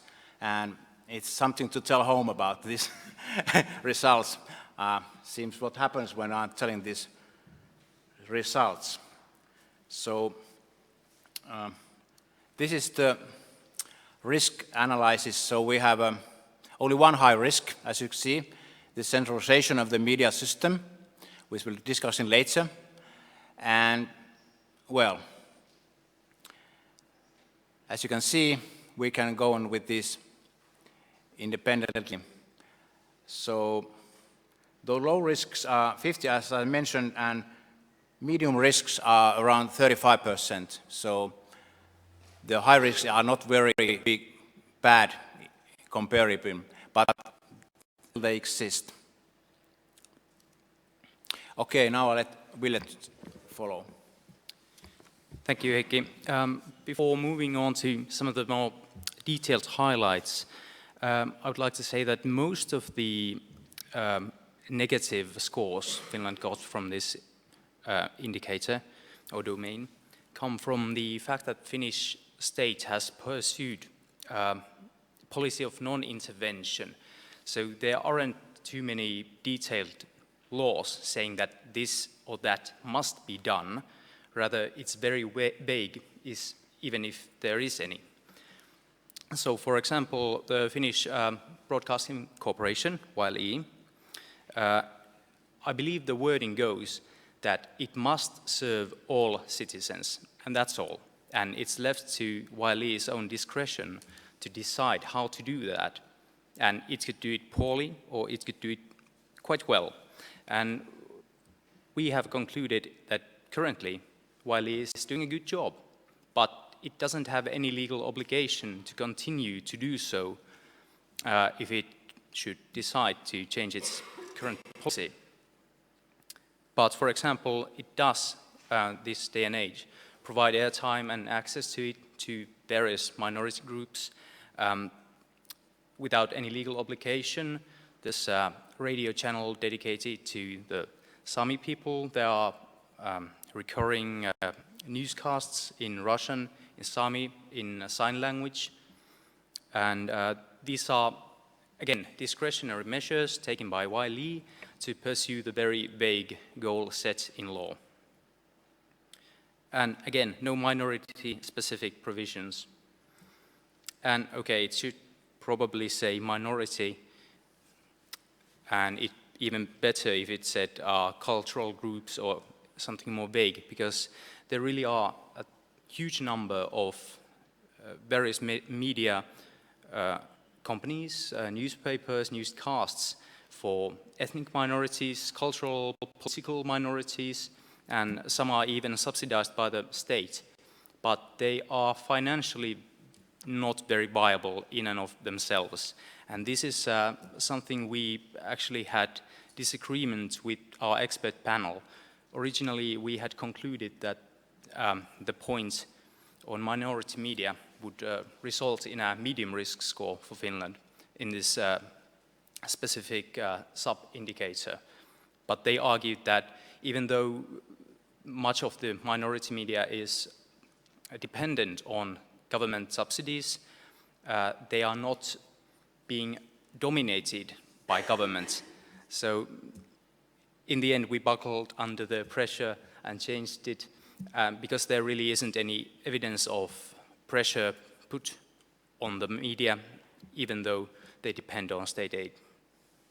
Okay, as you can see, this is a practical outcome. We stress here that it's some kind of a character, Finnish character, about voluntary basis. Even if there are no legislation obligations, everything works on voluntary. So I might say that if there occur some problems, the legislation might change because of that, but now it's working this way. If you remember the EU refugee vote a little time ago when Finland didn't like to vote anything, but it was voluntary basis take refugees. So it's something, result is the same, but we don't want to make some kind of regulations for our behavior. And then again, our worst score in the domain came from centralization. And again, I refer to the policy of non-intervention. There are no laws that would prevent larger companies from taking over local media. And indeed, Finland historically has had a huge number of local newspapers, regional newspapers, and they still have a very large readership portions. But they are increasingly being chained up into larger newspaper corporations. And again, there's nothing to support local media ventures. There used to be a certain tax cut, which mainly benefited small local papers, but recently, as an austerity measure, it was cut, and people are demanding the reintroduction of it, but it's not likely to happen. And again, as it says, there are some subsidies available, but they are not targeted specifically for any minority groups, but they're annual, and one must apply for them, and they range from a few thousand euros to maybe a 10,000 euro annual grant, which is not a huge amount of money. And to be honest, a lot of those smaller ventures rely on volunteer work. All right, do you want to add something? Yeah, this biggest problem in my opinion is this second one here. So they are papers are members of national chains. It means that there are many newspapers, but they do not work independently in terms of media pluralism because they have common pages, common stories, and common writers. So there are some local news, and then all the other news are common. So same stories in different papers. Like you remember the own term "kopflat," which means that same stories in different titles, newspaper titles. So it's the same situation is coming to Finland, and it's increasing, in my opinion, because everything question about the decrease of expenses in editorial work. So it's a must they follow the money, and that's something which might occur a big problem in the future. To just add something electronic media-wise, a lot of the radio and television channels, they are, again, very centralized, but the trend has been different. The 80s, I think, 1980s, they started granting permission to found independent private television and radio stations and companies, and they have exploded even. There's a huge number of those, but for financial reasons, I believe they, again, operate in chains. But I would say plurality, yeah. Is that correct? Or diversity, you can use. Yes, diversity, that fits in my mouth much better. So that has increased incredibly, and I believe it's still increasing compared to the newspaper business, which has gone into the different direction. It used to be much more diverse, and now it has been centralizing. And okay, the title of the slide is Best Practices, but I'm a bit hesitant to recommend any of these, at least unquestionably. Again, in Finland, the vague obligations given to the YLE corporation has worked out quite nicely, but again, there's no guarantees that it will continue to do it in the future. For example, YLE has employed a lot of regional stringers. They have regional bureaus, even though no law obliges them to do so. But maybe shifts in population, Finns are moving from the countryside into larger cities will force Yle, without any binding law, to shut down bureaus and fire local correspondents. But for now, again, it has been working. Broadcast coverage, broadband penetration is high, and that's mostly due to a binding law in this sense.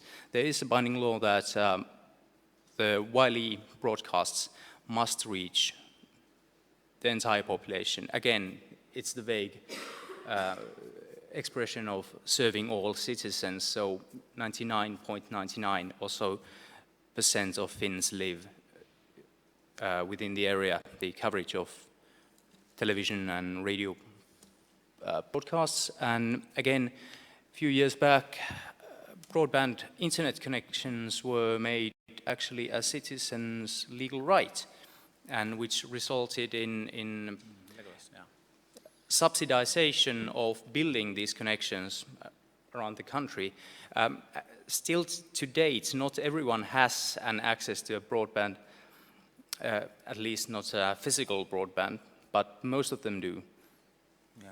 And it's been expensive, but it has worked out. And I'd like to mention a few years back there was a big overhaul of all these old laws regarding media, broadcasts, telecommunications, and all of these were by some parts revamped and then combined into one solid piece of legislation called the Information Society Act, and it came into power 2014, I believe.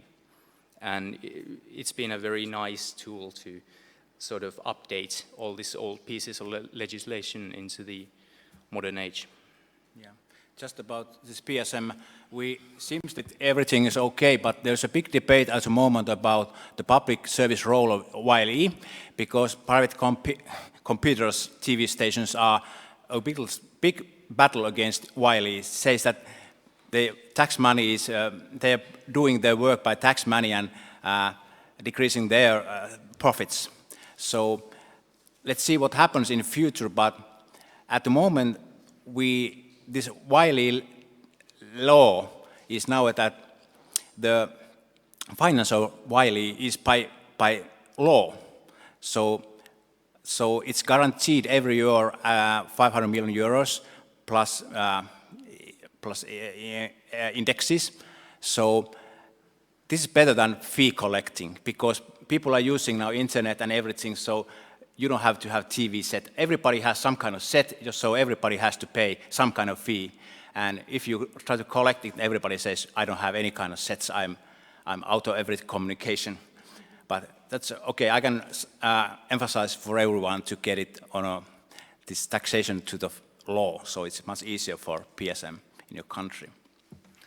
And the final point is media literacy, and I believe this is the second national curriculum that has been enacted, starting from next year, I believe, that has media literacy in letter. It doesn't require media literacy to be taught as a separate subject, but all schools in Finland are now obliged to include it in some way into their curricula.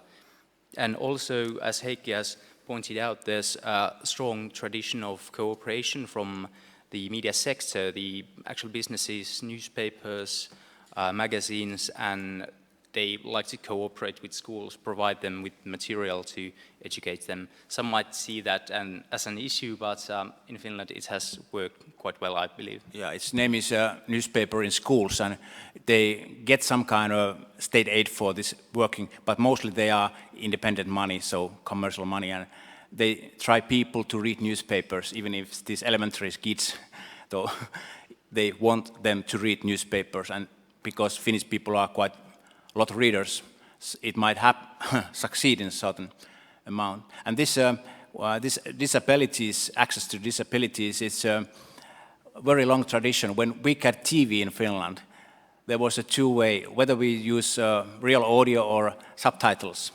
And subtitles were cheaper way. So they decided subtitles, and it has all the time been in Finland. Never had a real audio in TV programs, as in cinema, of course.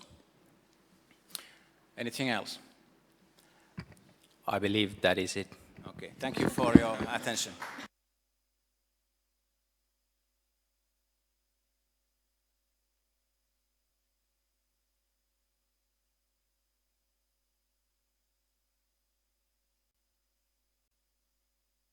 Well, thank you. We can, I'd say we open the floor now, no? Yeah. On this, essentially on this two political and inclusiveness domain, but also on any other consideration, obviously. Please. Thank you. It was very interesting to get all the domains and get the case studies from different countries presented, just to get some of the flavour behind the conclusions.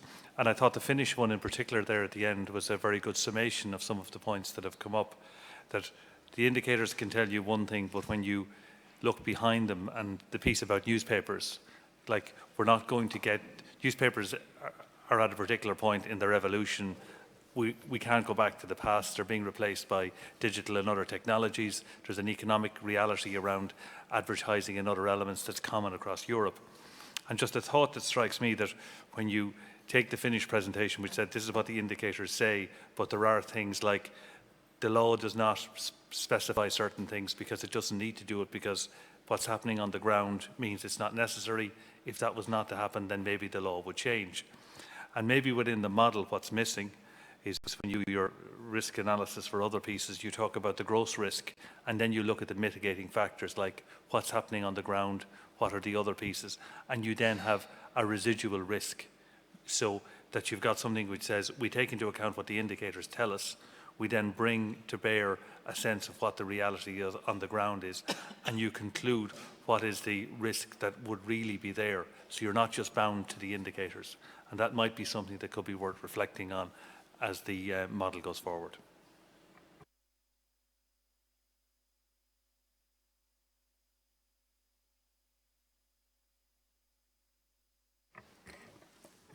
Thank you. So I just have a few questions concerning the last risk domain on social inclusiveness, and particularly the risks 1 and 2. So firstly, I was interested in knowing whether, when you look at the representation of different social and cultural groups, whether you look at their representation only in PSM and in community and minority media, or throughout all types of media, including private, commercially driven media. Related to that, I wanted to know if, I realized that you previously used to carry out some content analysis and that has been dropped, but do you in any way try to assess how these different groups are portrayed in media content, whether stereotypes are avoided, these kind of issues? Also, in terms of the representation of different groups among the staff of media organizations, is that something that is assessed?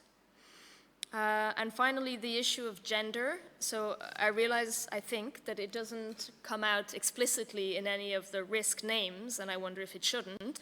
I think I remember that in one of the older versions of the MPM, women were included among the minorities, which I'm quite grateful to see has disappeared. But shouldn't the issue of gender balance be maybe more explicitly mentioned somewhere here in these indicators? Thank you.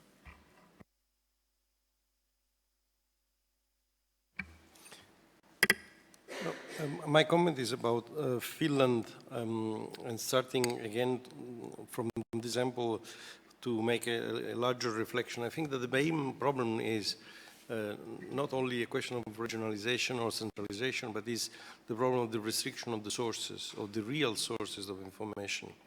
The number, I don't think that this is a parameter that you have included in your research, and I think that it's difficult to analyze, but in reality, what really restricts the quality of the information available to the public is the fact that because of the economic crisis, many media are closing down their local, regional offices, they're downgrading the quality of the employment, because they pass from dedicated personnel to stringers, etc., as well as the reduction of the Foreign Correspondence Office.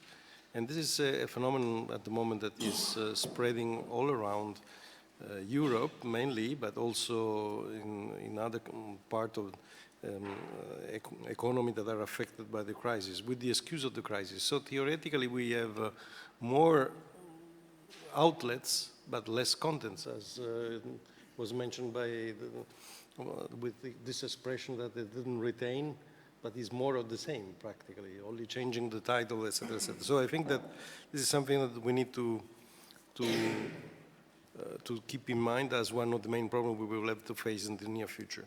And then just a minor note, it's true that the reform of the license fee in Finland bring to a more fair, because it's linked to the incomes, so there is a more fair paying of the license fee. But again, about political interference, the parliament has stopped for 2 years the indexation of the amount of resources in your country. So it means that even the best intention sometimes could be harmed by political interference.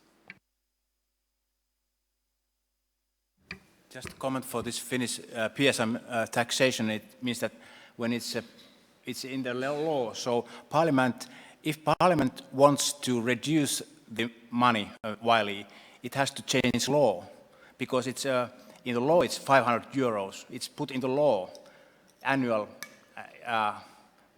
money. So it's much more complicated. Of course, it can change law, but not in one. It's more complicated, as you know, in Parliament.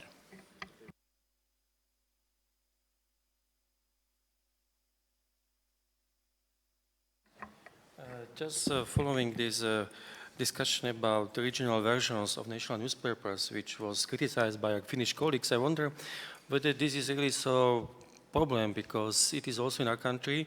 We have national newspaper which has regional versions of the daily newspaper or weekly newspapers, but I think at the end you would have what? You would have the international content more or less the same. So it's good when you have these regional versions of national newspaper. I think it's not against plurality as such.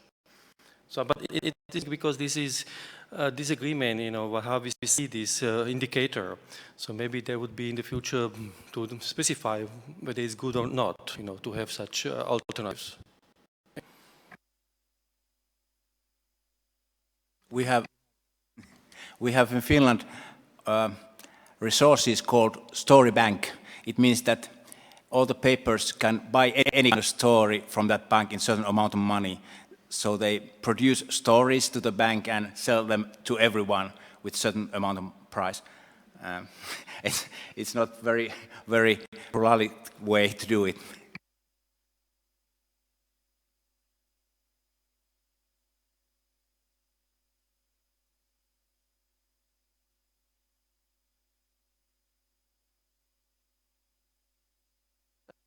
I'll try to answer to some of the questions I received. So one of the questions was whether the indicators 1 and 2 are concerned with PSM or private channels or private TV and radios as well. So first indicator, access to media of different social and cultural groups, it is focused on PSM. So access to airtime on PSMs. Whether I2, the second indicator, it also includes questions, for example, about representation of minorities on TV and radio channels, and that includes not only public but also private channels, so it's a mixture. Another question was about content analysis, and it's correct, we don't have it anymore. And we're not checking whether there are stereotypes and whether they are avoided on in the actual content, but it might be an idea for the future. I don't know how much data is out there that we could use on that, but it's an interesting question. We're not looking at the staff composition either in organizations, but it's also an issue that could be considered for the future. Genders, definitely, we're missing it from the monitor in more specific sense. It's still part of the definition of social and cultural groups, but this definition tends to be very broad. So gender in particular is not addressed by any variable. And yesterday at the workshop, we received quite good suggestions how to incorporate it, and we'll definitely think about it. So it's a very nice comment. Thank you. I'm not sure if there is something I forgot, please ask me again and I will try to respond.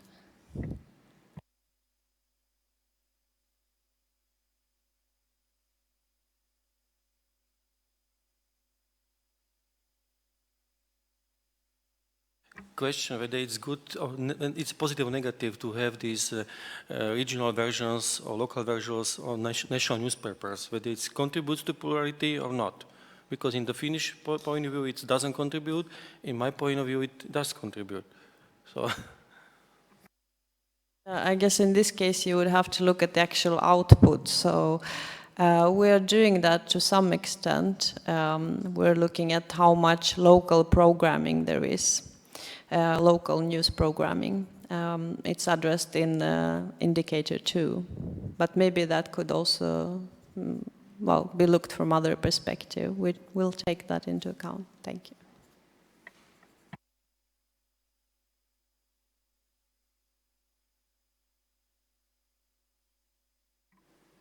Any more reflections?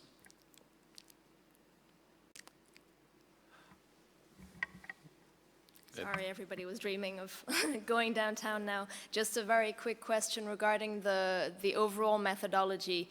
I wasn't quite clear what happens when you confront the scores given by the local teams with the views of the group of experts. And if there's a disagreement, what happens?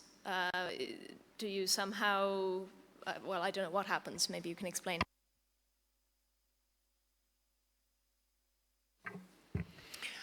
So there was a set of questions which went to the group of experts.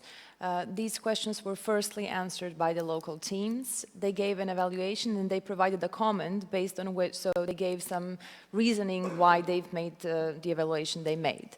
After that, the experts have agreed, disagreed, or said that they don't feel expert enough to answer. Following that, the local teams needed to review the evaluations of the experts, acknowledge them, and in cases of disagreement, either change the score and explain and take into account the additionally provided data, or in cases where the national team decided to stick to their own evaluation, explain why the disagreement wasn't taken into account, or perhaps provide additional data which supports their own point of view. Yes, and of course we checked the final reply and we assessed if it was consistent, and yes, and we had a second check to the reply.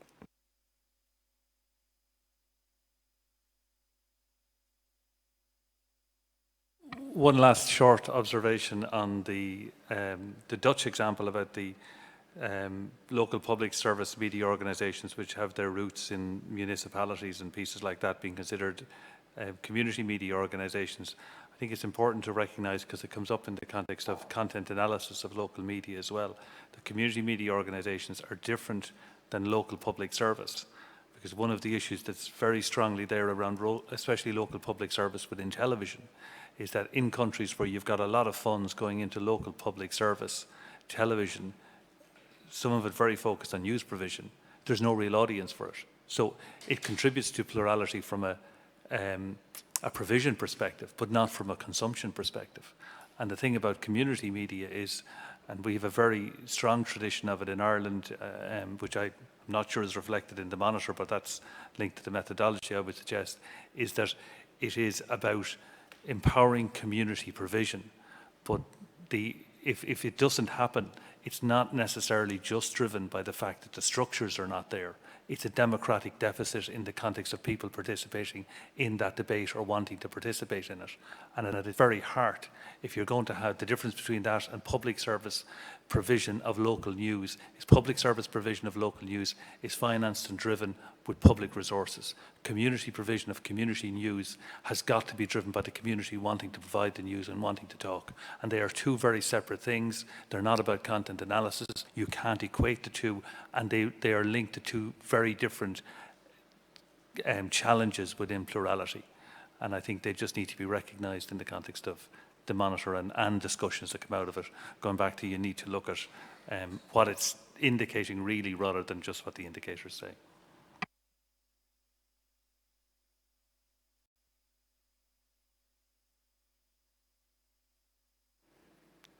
Yeah, it's a very valid point, and yeah, we are taking notes of all the important suggestions. Final comments? Okay, then we,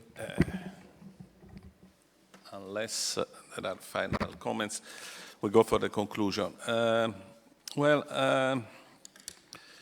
me say that, this was a very interesting discussion, and we are very happy with the comments we received, and we are going to work on the comments. Let me also say that, generally speaking, we think that this year the monitor, the method with which we have dealt with the monitor has made an important step ahead. We are much more convinced at the end of this experiment, of this pilot project, than we were last year. Now we feel that we are close to an instrument that really can measure and can do this early warning activity about the risks of pluralism. Clearly, we know that this happens in a world that is very difficult and is very changing and changing rapidly, so maintenance will be essential on whatever instruments one creates. But we think that the instrument has improved. But not to congratulate ourselves too much, I want to say that still the instrument needs some refinements and some simplification. We have done most of the simplification, but we still need to do some. And this simplification is a simplification that is, as I say to my colleagues, the simplification of the things that are a bit under the carpet. There are still too many subvariables and too many variables. The indicators are okay, but they should be the result of a more streamlined evaluation of the questions. And some of this came out in the discussion today, came out in the discussion yesterday with the local experts. Indicators like the one on the independence of the authorities, for instance, is clearly too complex. We can get the same result with a much sharper series of variables that bring to the same, that would give more strength, more robustness to the final result. Probably the result would be the same, but would be the same in a very clear way, in a clearer way. And I think that this element, to be clear, to be transparent, that people can understand how the results come from, is essential for a monitor like this. It's very, very important. Then another thing that I think should be done in the last effort that we'll do in the next few weeks is to reach for more equilibrium. As you probably have understood, because in the end we don't want to mess up, to mingle with data, we use averages. We don't affect the results. We have the result. We have an instrument, and then we take the results the way they come. So we avoid to mess up with them in any way. But then it's important that we think to symmetry, to equilibrium in the way the instrument is built. And so we have to do a final effort also to have variables, subvariables, and indicators that are more in equilibrium, also in numbers. Also, clearly, the important thing is that the questions are the right question and the equilibrium is within the question, but also some effort of symmetry, of elegance of the instruments at this point can be done, because we think that we are at the right point with the content, and now we can look a little bit also to the form, more than we have done in the past, probably. And we'll do a final effort in this direction. Then the question is what to do with the instrument. And this question came out in the discussion today and yesterday, and is very important, this for the future of the instrument. Well, the first thing we said at the start today is that we hope that this instrument will be applied year after year. And we hope that it will be applied primarily to member states. So primarily, we think that it should be used as an instrument to check the health of pluralism in our member states. Then we think that the instruments could be applied also to check the discussion of accession country, and can be used for international comparison and international discussion. What Frank LaRue said, why don't we discuss it with Latin America? Well, this is exactly the spirit in which we are working also. And so this is very important. It's important, we think, for Europe. It's important from an academic point of view. It's important from a political point of view. It's important from an international relation point of view. So I think that this is one of the possible development of the instrument. Then there is the issue of data improvement, because in the end, any instrument as much perfect as can be and much refined can be, will in the end deliver what the data, what the inputs are. So if the inputs are good, the result will be good. If the inputs are weak, the result will be weak. So I think that we were discussing this before. Clearly is in our final effort, we will try to explain as much as we can where are the most worrisome holes in data that we have realized doing this work and talking with the local networks and have seen in the country. So this is very important. And I think that this can be addressed, is a reasonable request to address to the European Commission that puts a lot of money in a lot of activities that develop data and knowledge in Europe, and then to the member states and to the authority of the member states that have very often as their duty first to understand before they regulate. So we think that this really is something that we can use, not the instrument, but the experiment we have done collectively to address authorities and tell them, look here, there is a hole in the information, and this hole should be filled somehow, and you have to assume responsibility for this. Then finally, there is in the data area, but a bit more than in the data area, in the reality area, there is this internet issue. We have discussed this a little bit today. Actually, as I said, we really spent a lot of thinking about internet, and we know that things are moving. There are some important studies that are coming, and we hope that things will improve, but clearly this remains absolutely central in the effort that we have to do in the maintenance of this instrument in the next years.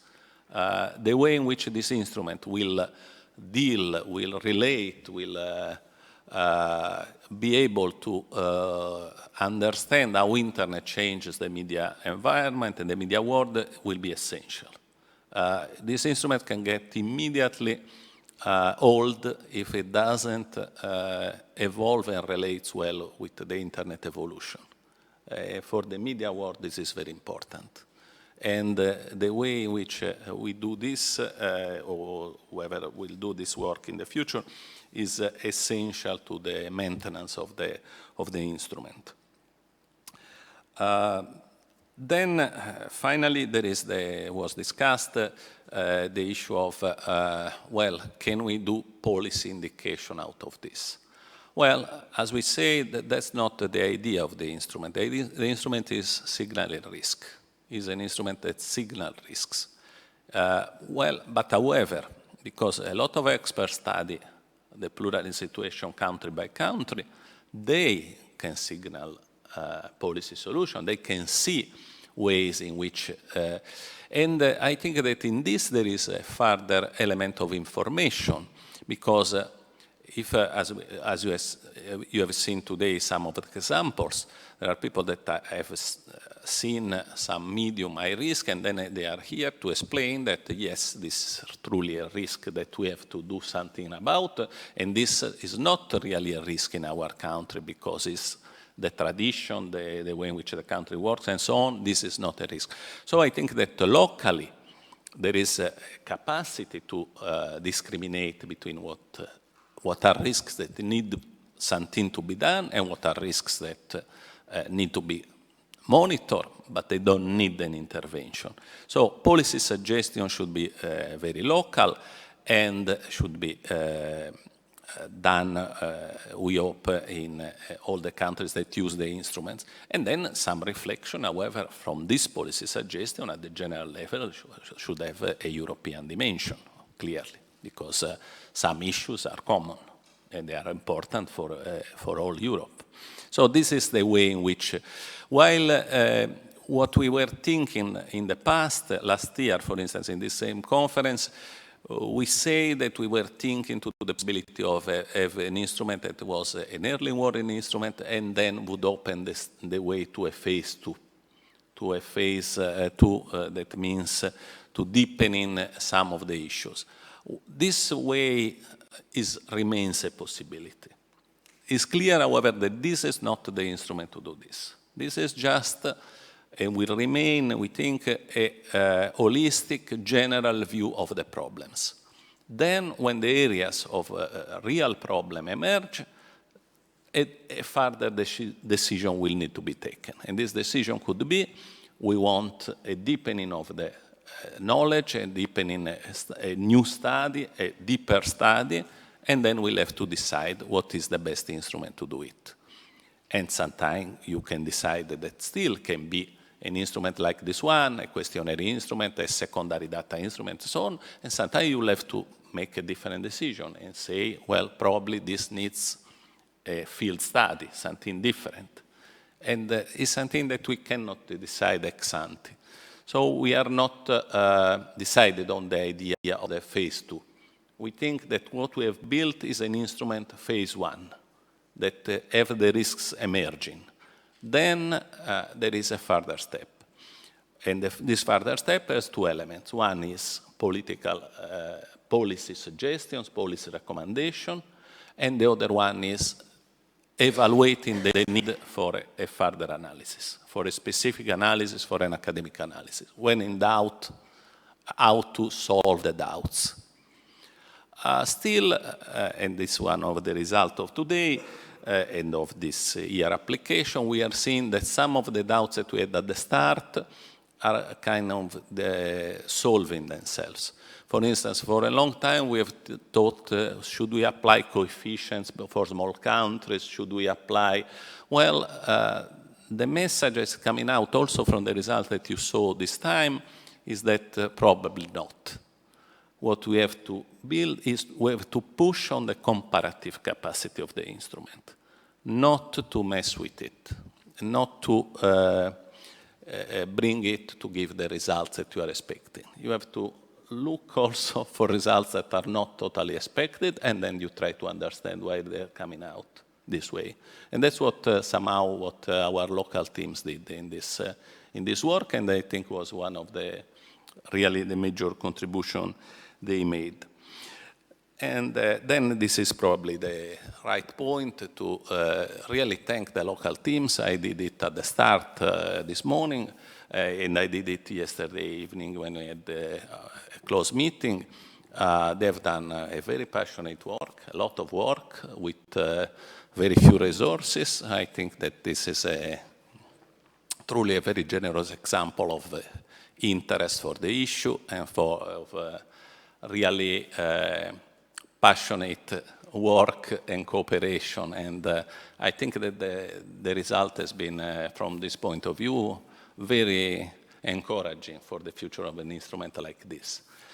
Then let me finally say that I have to thank the CMPF team, the whole team, and also past and present, because there are some of the people that were at the start of this work are in this room and helped doing this, and some other, the present team. Let me also thank all the people that have helped to organize this meeting, the European University Institute for the Hospitality and for the support, the European Commission for the financing, the support, and that's very important. This cannot be done without the European Commission. And I think that this is the right moment to conclude. I hope you have a safe trip home, and for the ones that spent the weekend in Florence, I hope you have a good weekend in Florence. Thank you very much.